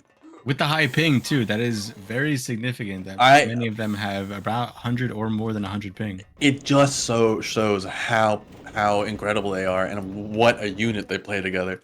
Mm-hmm. And that they don't rely necessarily on their technical skill all the time. They can also rely on their strategies and their teamwork. Back.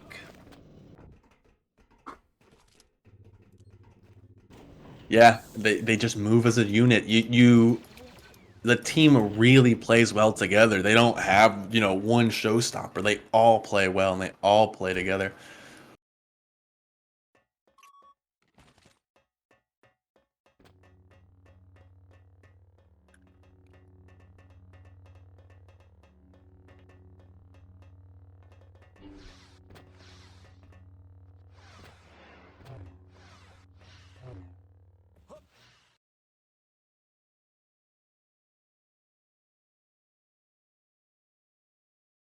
I do hope this goes to overtime.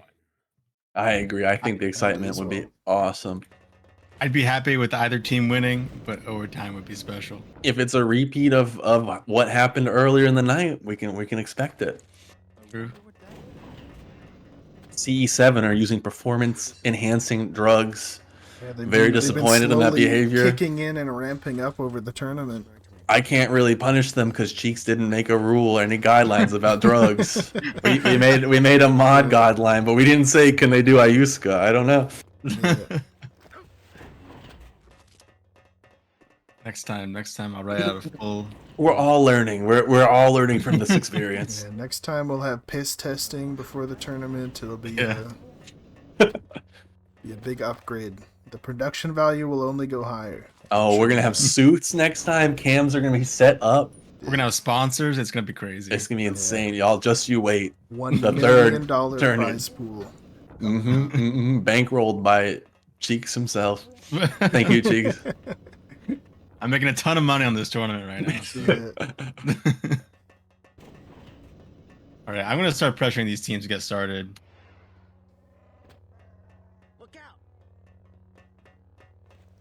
Not yet. I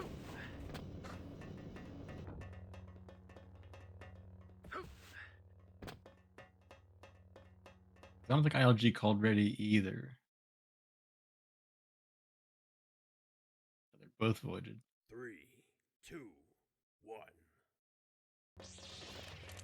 In a couple more minutes, I'm gonna start counting down the void timer. Do it. Display your dominance. Oh, they're called ready. Okay, both teams are ready. Look at that. I'll do an AFK check, or should we just go right into it? AFK check. We should.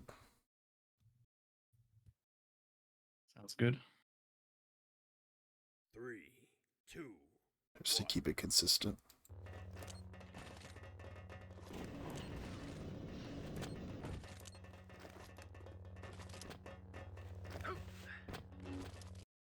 All right, this may just be the last half of this year's International Sandbox Tournament. 2, 1. Will we have a victor, or are we going to go overtime? That is the question. Are they called void? They called void? Oh, void. We are never going to finish this tournament. All right, we're live. We love gambling, gaming, and Greg. That is the war chant. 3, 2, 1. So it looks like we got 3 people going side to start, the hero, Wookiee, and Arc, and then main is the rest of the team to secure that hack.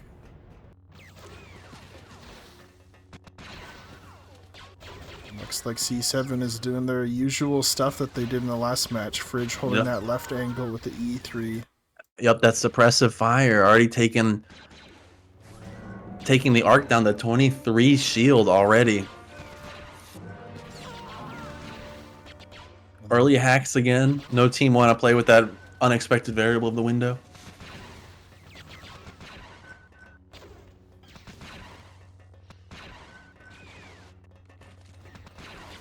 And once again, the SPD is matching, playing right, trying to play safe, don't want to get pulsed out, ironed out. Ooh, I think Sandy just took some damage from the E3 off the wall there. He's down to 40 HP. It's not what you want to see so early in the round. Mike is all the way down low. We're Looks pushing like up. Vash got picked off on the hero there, unfortunately. Yep, Zarin has fallen as well to Nex.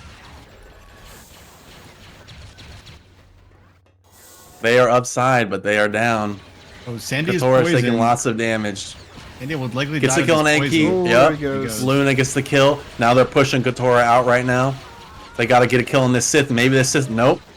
Thera gets the kill on the Arc, and this is looking like CE7's round. All of CE7 is still alive. ILG just has their clone and their ET about to get naded pout. Shot down. And it's just Radiance left with one more life. A strong start for CE7.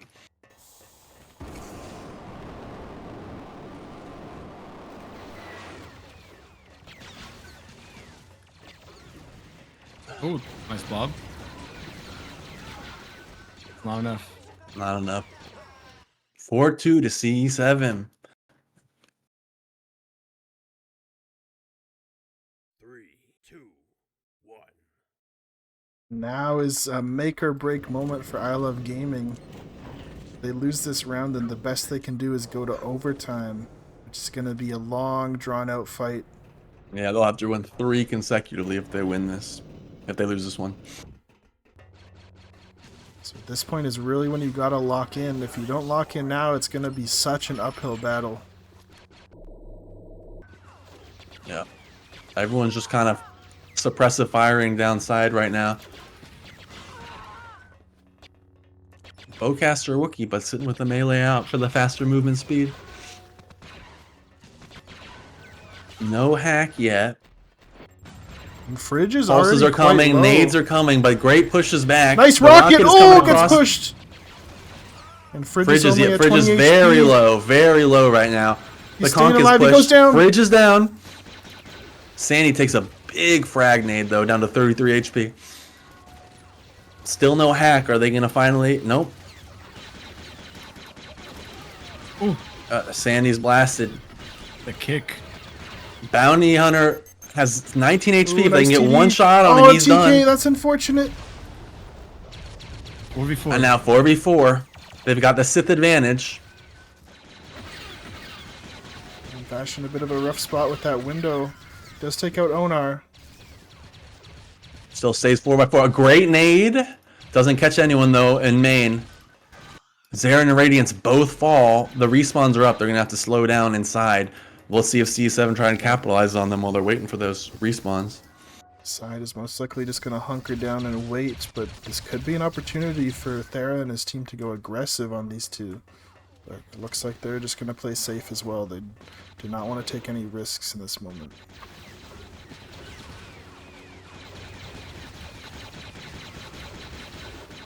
Nade coming in. Doesn't make contact. Pushes the SBD off for a second. Are they going to capitalize on that push? Side needs to push together. They are pushing. Oh, Vash goes down to Hero the soldier. falls. Katora has the Sith on him. Can he outplay Thera? SBD is coming up. He's going to get hit from Katora goes behind. down soon after. Oh, this is looking like a wash for C7. It's 4v2 favoring C7 right now. SBD is still relatively healthy too.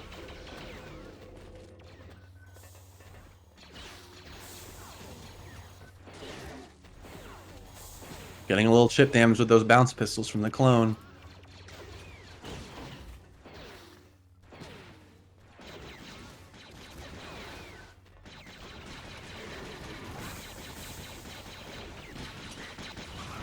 Radiance pushed down, and that is the round. It is 5v2. ILG has to win 3 rounds to get into the overtime territory. C7 just have to clutch one this up. This is such a tough spot to come back from, both literally and mentally, because you know that on the side of I Love Gaming that you have to win 3 rounds back to back on offense just to have a chance to go to overtime. Meanwhile, C7, you know that you're on defense, you know that you have the advantage, and you know that you only need 1 more to win. So even if you lose a round, whatever, you still got 2 more rounds that you can win in order to secure the tournament. Well, CE7 did just waste Rocket and TD side without getting anything, doing their patented little combo, so that is a good sign for ILG. Yeah, getting those out of the way is very important. Means that Sandy's going to be under a lot less stress knowing that the Rocket and TD aren't coming his way suddenly.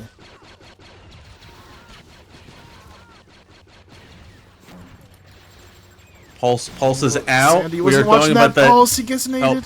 Sandy was pulsed. He couldn't push it back. He is poisoned now. He's 30 HP. This is not looking good so far. It looks like Mikey went down as well. You're down 1. So many of your people are low at this point. It's just such a rough spot to be in. At this point, Sandy's poisoned once again, or I guess he wasn't. Yeah, Vash is at 16 HP too. Oh, Sandy goes down. He gets shot in the back there. Unfortunate. And it looks like the tournament's slipping out of ILG's hands, and CE7 are most likely going to turn this one up unless an amazing play can come out from ILG here. Yeah, Wookiee is fighting the ET right now. They've got him pulse, but the nade takes out the clone. But the Sith is dead. And it is 4v5. There's a possibility for ILG. Wookiee falls. It is now 5v3 favoring CE7. Vash falls. It is 2v5. And if you're Zarin and Radiance in this situation, what's going on in your head? You're probably stressing hard, just thinking, how can we pull this out? Yeah, the SBD is still so healthy, too. Almost full health. Got such an uphill battle to fight here. At this point, it could be setting in the part where you're just, your mental's completely gone and you're just like, alright, this tournament's over.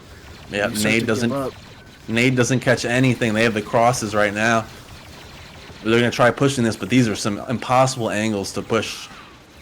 They're taking Chip now. He's trying to run. Radiance is trying to run back, but he just... And there goes all his armor, unfortunately. Yep. Fridge is lit, but Zarin's at 3. He's 1 tap. Yeah, Fridge is quite low, though. It's if one of them can get a shot off. Nice. Fridge goes down. That helps reduce the difference a little bit, but you're still so far but the behind. SVD's sitting there with 117 HP, just waiting, you know? Looks like the BH is also within 1 to 2 shots from death. They still got a full commander on imps too. At this point, could you even consider maybe rotating someone? Like, you got a bit of time to play with. Like, maybe it's worth it just because this main position is such a death trap. Especially Yeah, with the SBD he's going. They're executing out. Radiance is coming out. He gets the blob on the clone. He's pushing through, but then he gets it, and that is it. CE7 are our champions, winning another international against NA. God, what a beautifully played game from them. They tied up the first one going 5-5, but this was just a clinic run by them, getting that 6-2 victory. CE7, congratulations. Very well played by everyone in this tournament, especially to CE7. They had an amazing performance throughout this tournament. There was such a close match earlier against ILG where they tied up during pools, but somehow they just managed to lock in. Something happened. I don't know what. They ramped up the speed and they managed to win this one. Despite the ping, despite it being late at night, CE7 clutched it up. Very well played by them. Well, with that, we're going to be heading to break. We'll be back with some post-game interviews as well as a award ceremony, so stay tuned for that, everyone. We will be back soon.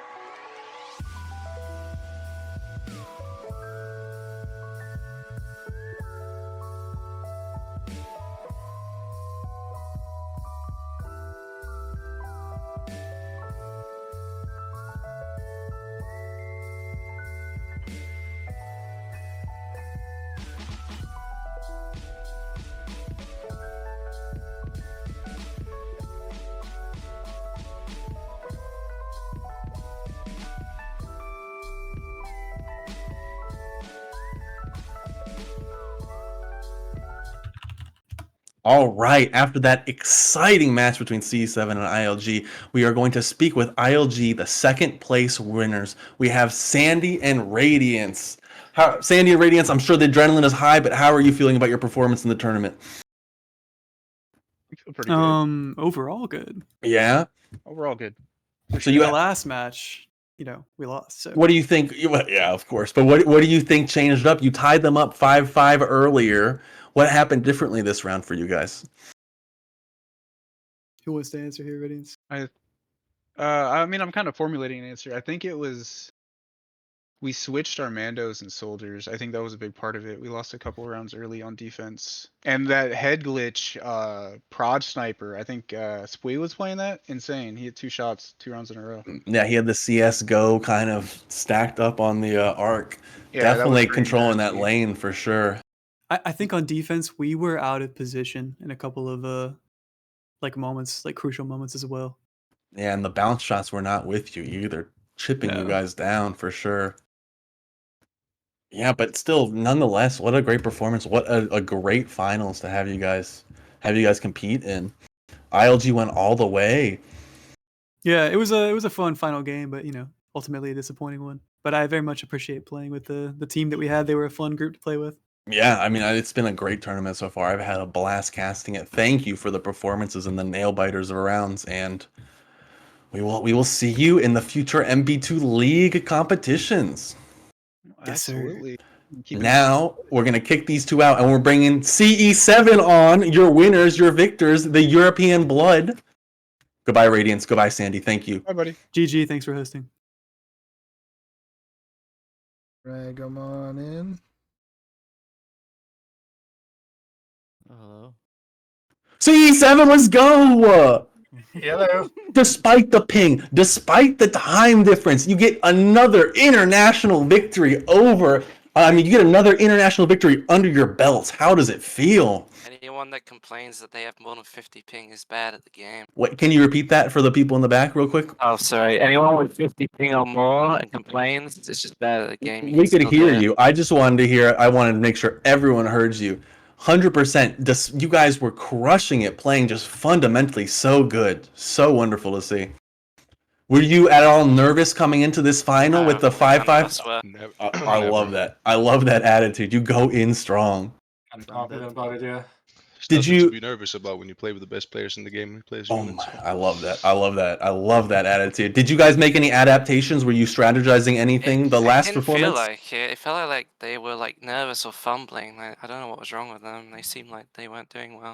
Yeah, you got a lot of early picks, I feel like, on Sandy. You got a lot of positional picks as well. There were so many times where I just feel like you guys had the crossfires on them. You had the tempo and the momentum. But yeah, CE7 is undoubtedly the top, the number one team, what everyone in MP2 needs to aspire to be. So, do you have any words for the aspiring, for the little seedlings, the next generation of MP2 players? Don't play this game. It's bad. There we go. We heard it from Fang himself. You heard it from 15 the years goats. in, can't get out. Well, that pretty much wraps it up. I got something I want to say. Yeah, we want a victory speech. This is you, Onar. It's not a victory speech Captain per se. speech, captain speech. But last time we played NA, I said I want to play Scrim Team 6. Clapped them. Then we play Allergy. Clapped them. And I think some people are spamming this in chat, but NA is so fucking free. I'm out gonna go to bed. See you later. He leaves the mic drop. The mic drop. Why do you think I'm a caster now? I'm scared. I'm trembling with the EU. What's very clear. We got and did it. Beautiful. What's very clear is that NA is going to have to step up their game for the next tournament, whenever that is. And we'll see I think if, C7 will be right there waiting for them, trying to get that hat trick on the belt. Yeah, we'll see All if right. there can be some upsets. But yeah, thank you so much, Lynn, for the interviews all tonight. And thank you to C7 for coming out to answer some questions. With that, we're going to be going to break, and we're going to be tallying up all the MVP votes. And we're going to be also doing a quick discussion and huddle in order to finalize our awards. And once we are good with that, we will be back live for the awards ceremony. So stay tuned for that.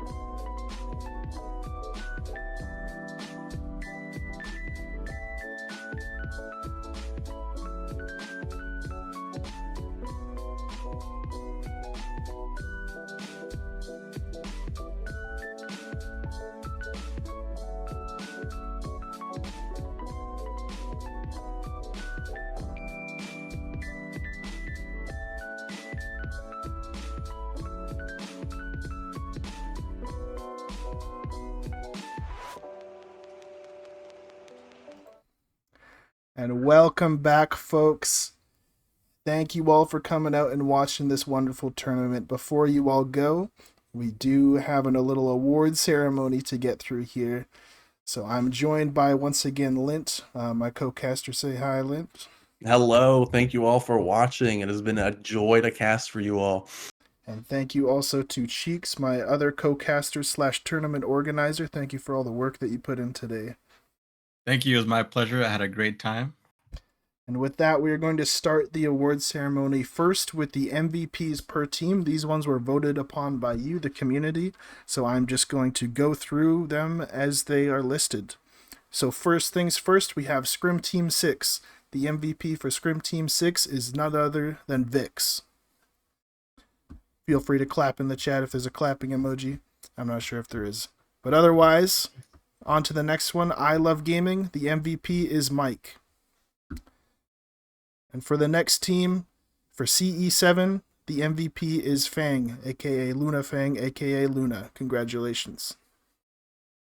Next, we have the Timewasters. The MVP has been voted as Star. Congratulations to Star.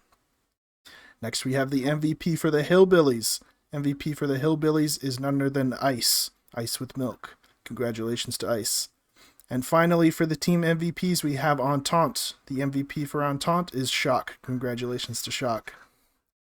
And with that, that is the end of the MVPs per team, and we will be moving on to the Golden Awards, starting with the Golden Blaster presented by myself. So, to be a Golden Blaster, you need to be able to get kills, get picks, and stay alive. And I think the player that has shown that they have the most high ability to do so this tournament was Apudaki. Congratulations to Apudaki. You have won the Golden Blaster Award. We will drag you into the VC and ask if you'd like to say a speech. Is Apudaki in there still? Apudaki might not be in there anymore. I don't see him. Well, all good. If Apudaki is in there, you're good to head in and do a speech. Otherwise, we will move on to the Golden Saber. I will pass the mic to Cheeks. Thank you for the Golden Saber. For someone to earn... Oh, I guess Fridge is here. Abudaki is not here. I brought Fridge in to accept on his behalf. Alrighty, Fridge. Apudaki has won the Golden Blaster Award. Congratulations to him. If you'd like to speak on his behalf, feel free. Yeah, we fucking love Arco. My man. My hero. My mate. We love that. We love that kind of camaraderie. Thank you, Fridge, for accepting on his behalf. Bye. Alrighty. Alrighty. Once again, passing the mic to Cheeks with the Golden Saber. Thank you very much. For someone to win the Golden Saber, they have to show that they can excel in all the aspects of playing a good support Jedi, which means understanding the whole battlefield with sense, as well as making picks with your saber and with your force and supporting your team, as well as making callouts and understanding the flow of the battlefield. And I think, although there were many, many good players that played support in this tournament, including Sandy and Vix and Kai and all the ones, and Deku and everyone who played support was really great. I think Thera is the most deserving. He is currently deafened. I'm going to move him anyway. Let's bring him in. Thera, you've won an award for being the greatest Jedi and Sith. No way, bro. Not me. You've been presented with the Golden Saber for your performance as support Jedi. Yay, do I get a custom skin? We'll give you something. We'll give you a little role probably for this server. Yay! That you can show your children one day And and say, the floor is yours if you'd like to say a small speech, but totally up to you. You don't have to if you don't want to. Oh, I'm gonna tell all my grandkids about this wonderful moment of receiving this glorious Golden Saber Award. Thank you so much to everyone. Thank you, Thera. Alrighty.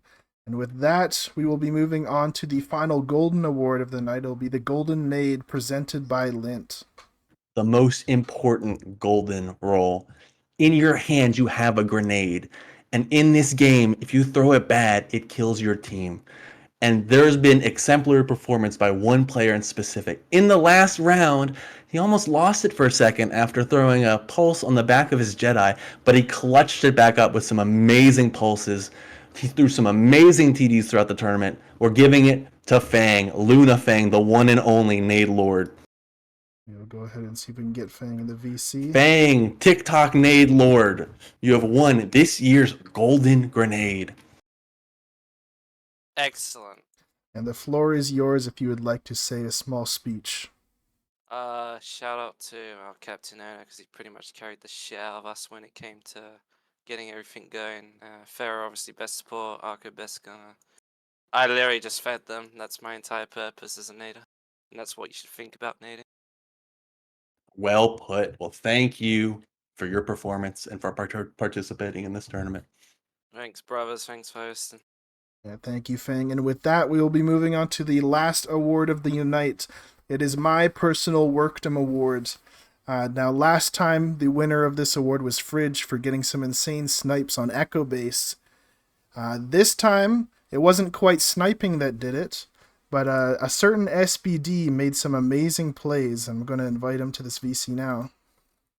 The winner of this year's Workdom Award is none other than Mikey for his amazing performance and plays on SBD. Congratulations, Mikey. Oh, thank you so much, man. So the floor is yours if you'd like to say a small speech. Yeah, I just want to say I love gaming, and SBD it's pretty fun, man. Thank you very much, Mikey, and congratulations again for winning the Workdom Award. I'm sure we will, after this, I will Twitch clip his play and post it in the chat for people to see, but he got a 4K, I believe, on SBD, back-to-back kills, so congratulations to you, Mikey. That was a wonderful play. Thanks, man. Appreciate it. Alrighty. And with that, we are at the end of our tournament. It was a long journey, but we made it through, and I am incredibly happy with the result. And I just want to thank again to my co-casters / tournament organizers, Lint and Cheeks, for helping make this happen. Thank you, Jaden, for providing such great commentary throughout. Yeah, thank you so much. And thank you to all the spectators that tuned in, all of the players that made time for this small, tight-knit community. We're an old game, but we're all taking care of each other here, and we're all looking to see each other's great plays and momentum. So thank you, everyone, and thank you for letting us cast this. Yes. I'm going to take some time real quick to plug Sandbox. We host regular pickup games in this format. We're also working on maybe potentially organizing a more seasonal league format tournament in the future. Stay tuned. But that's all we got for now. Yeah, I'll post the link in the chat just in case anyone does not have access to the Sandbox Discord. Let me copy it. A little paste.